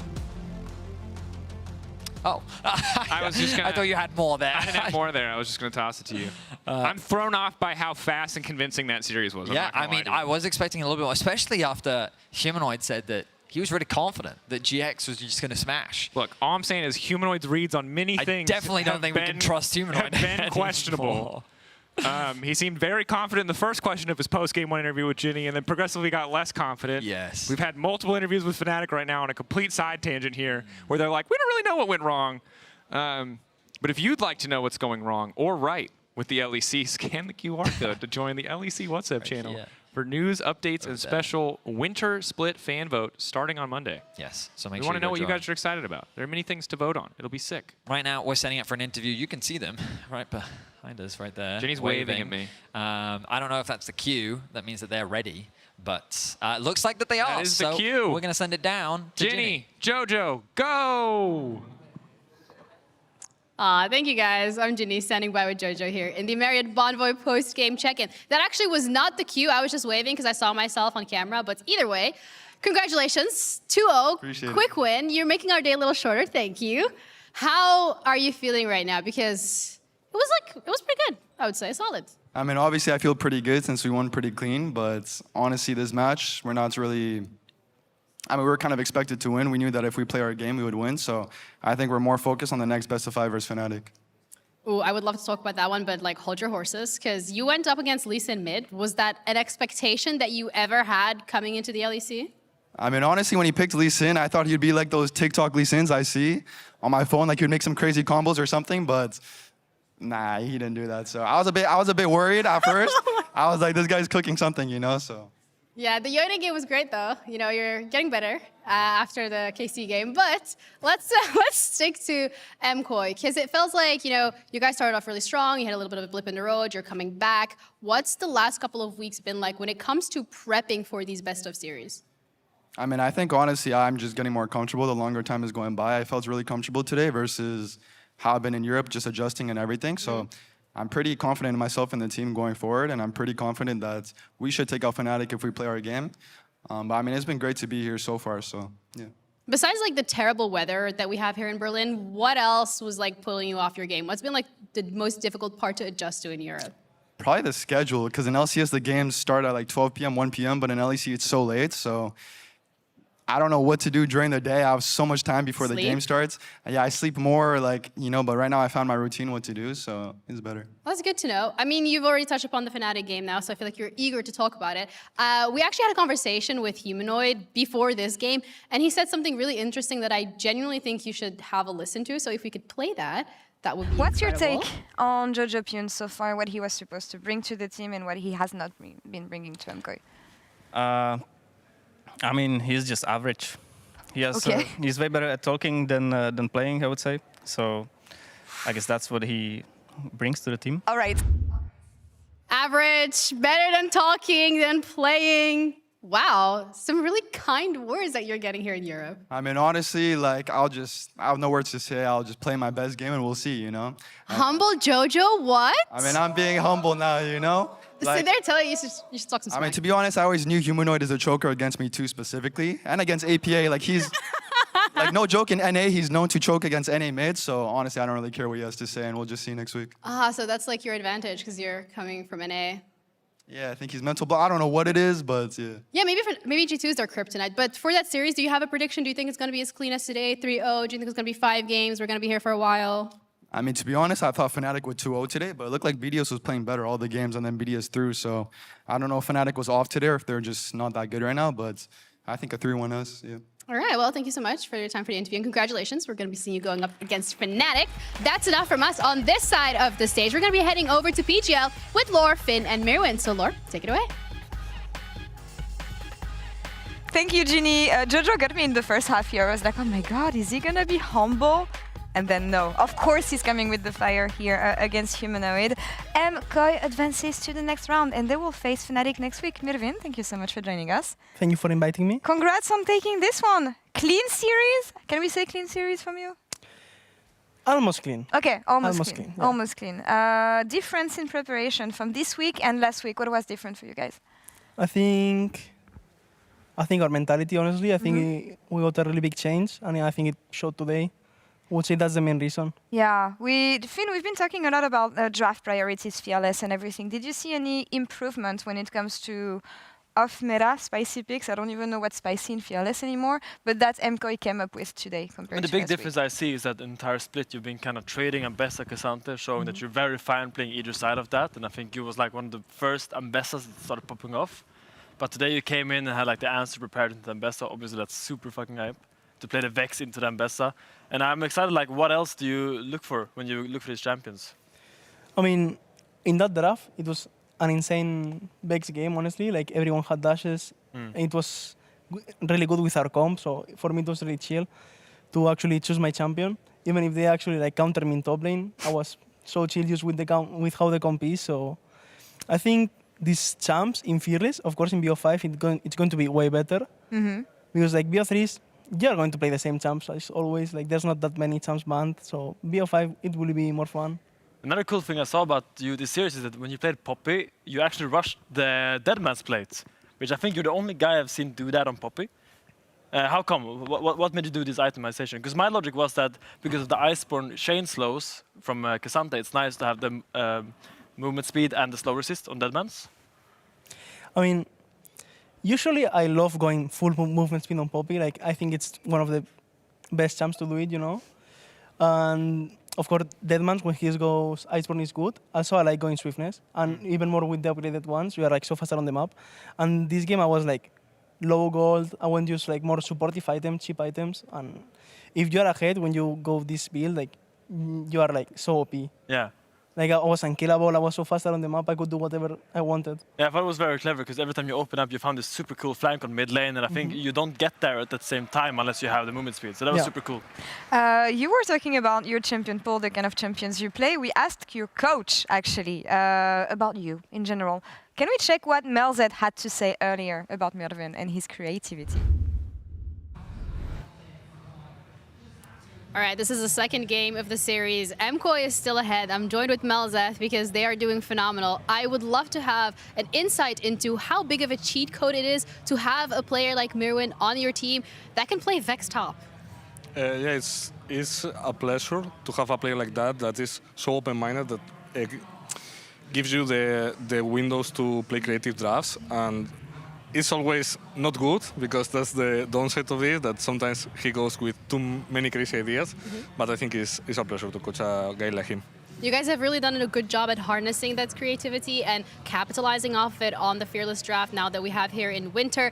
I mean, I just want to ask about this game as well. 10 minutes in, you're heading gold, you're heading kills, you're getting that control objective on the map as well. What has been your maybe philosophy when it comes to staying ahead in these games and not giving away these leads? Yes, we work really hard on the fundamentals this split because it's something that we learn in Worlds. We're still not there, that is perfect, and we have still games that we don't do it, but it's something that we are putting a lot of effort, and also not be like that crazy team that is throwing too many goals advantage. So yeah, working on that still. Well, it's working out so far, Will, and you. thank you so much for the interview. Thank you. We'll see you around. Spoilers, you guys won that game. So I'm really interested in the first part of the question. A bit too crazy sometimes, Mirvin. A bit cooking a bit too much. Can you elaborate on that? I mean, maybe you just try like Timo into TF, you know, last year, and it doesn't go well. And a scream game, and it's live. What is the wildest thing that you've tried and that doesn't work? So maybe if it doesn't work, you can talk about it. I think usually everything that I try, it works. All right. Like there's things that go bad. Like for example, the Timo, it was a game that he was like 2k gold ahead. You actually did that. Yeah, I thought you were trolling. Okay, okay. No, not joking. It just didn't work, you know, it was a bad game, happens. Yeah. I had a period where when TF was meta, I was like, okay, I think Fist Top is really good at TF. I don't know if you tried it as well, but I was sure that was the counter pick. My coach wasn't as open-minded. He wasn't a big fan when I brought out the Fist. Yeah, you're a merchant of like weird champions as well. Yeah, I was. When I first debuted, I think I played a lot of weird champions. Then I kind of mellowed down with time, as most pro players do. I hope you do not do that, because I want to keep seeing the spicy picks. I will not let Melted like That's good. Yeah. Hold your ground. Don't let your coach get the best out of you. But that's actually a good topic because you want to stay creative. You want this to be your identity, but I feel like sometimes some factors push you to play more conventional. Maybe Finn, that's something you've experienced and you just want to tone it down. Maybe for the good of the team. Maybe because the rest of the team doesn't know how to play around some picks. Like, how does it go, actually? Yeah, I'm curious, because for my, the shift was after I played Worlds 2020, I came back from that Worlds and I felt like in every meta matchup I was just getting gapped by the Asian pros. So I was like, okay, I'm not practicing these meta matchups enough because they're just way better than me at these champions. So I tried to like focus really into this and almost got tunnel vision on the meta champions, and then I kind of lost that flair. I don't know how you feel, because you went to Worlds last year, right? And you're still coming back and you're still really creative. How do you find that balance? I mean, I agree with what you said. Like, I also really focused on the meta champs for some time, and then I felt like I lost my personality in a way at the start of this year. But I think just with time and trying things, just getting back at what I was last year, just kind of went slowly, you know, back to me. Yeah.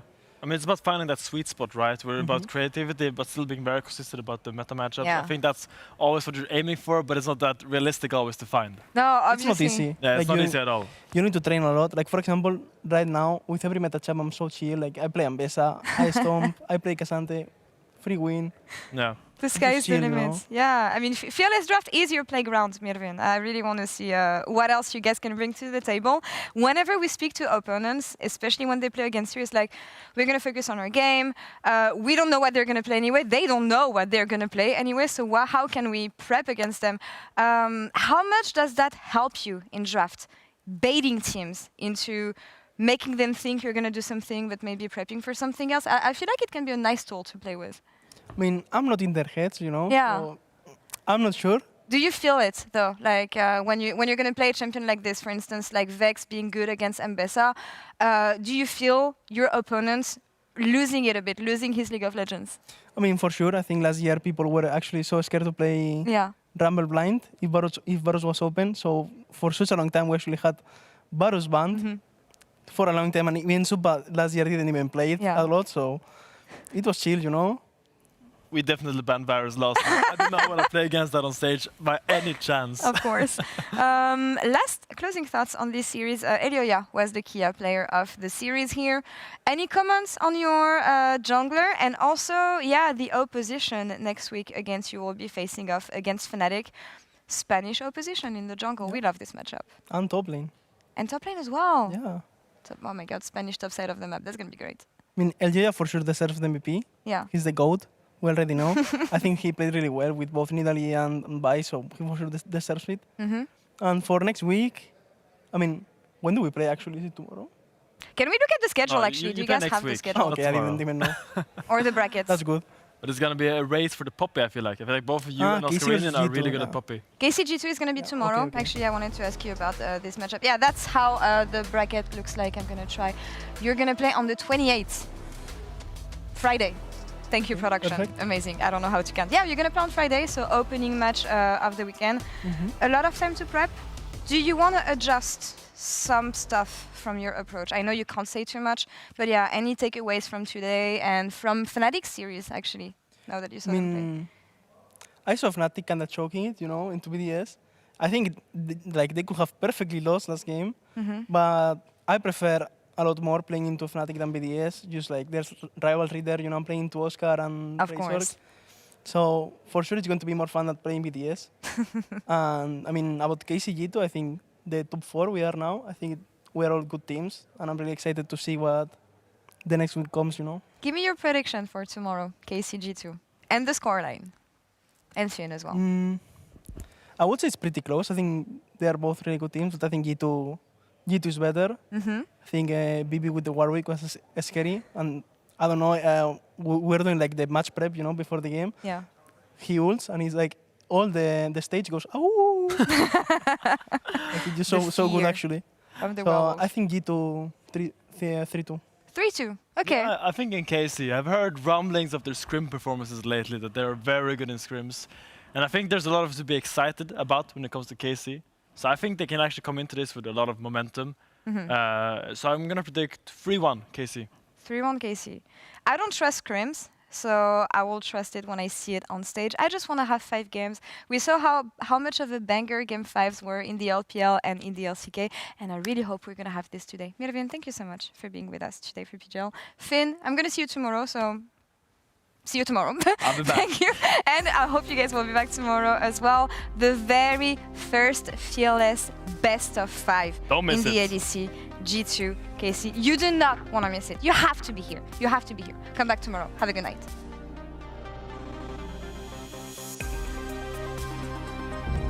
Is he knocked out? Kill the Garen, yeah. He's dead. Keep going. Skarner. Out to Skarner. I can cancel the Skarner. Aura behind us.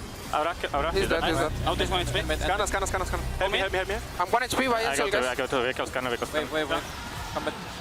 Okay. Go mate. Razzle gets out, but Oscar Renan stunned at max range. Remember, Ice is still getting excited about something. I think excited about the fact that they're looking to take down Fnatic. Razzle sitting here in front of turrets, now getting blasted his own. Ice's range is big as 113 finally dies, as many more members will soon follow, so BDS have to back away. Jinx is dead, guys. Jinx is dead. Look Shin. No flash Shin. Okay, go on the Shin. I can stun. Kill him. They have no heal. Ambessa still alive. I have W now. Look at the Syndra. I stunned. Syndra dead. I'm dead. Ambessa no flash. Look, Ambessa dead. I can stun the Shin. Yeah, I go on the Shin. We kill him too. We are so bug. Guys. No way, bro. I know it was over when they were like 10k ahead. Upset will make sure that their journey doesn't end here. Sometimes they just get a little overzealous. Alvaro, caught out here. Chain CC good thus far. Quickness trying to backstep.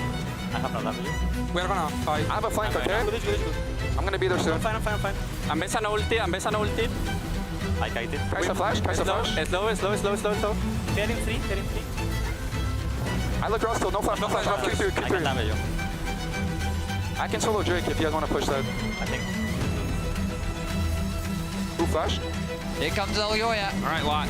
When does the Pathmaker come out? Ignite already ticking. Stun there. Goes unstoppable. Spear hits, though, and that's the downside because it makes it easy for Elyoya to clean. Varus dead. It's a good fight. Orianna no R. Come with me. Trisvanti has R. Nobody else has R. I'm good. Or no. No R.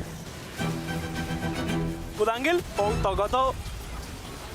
Can they attack us 3 or no? No. I'm sorry. Okay. I said I put some wards. I think we can.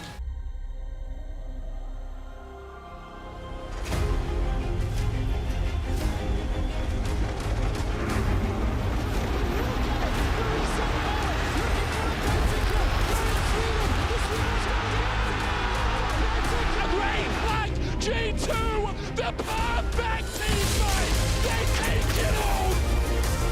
Here comes the Crow Storm.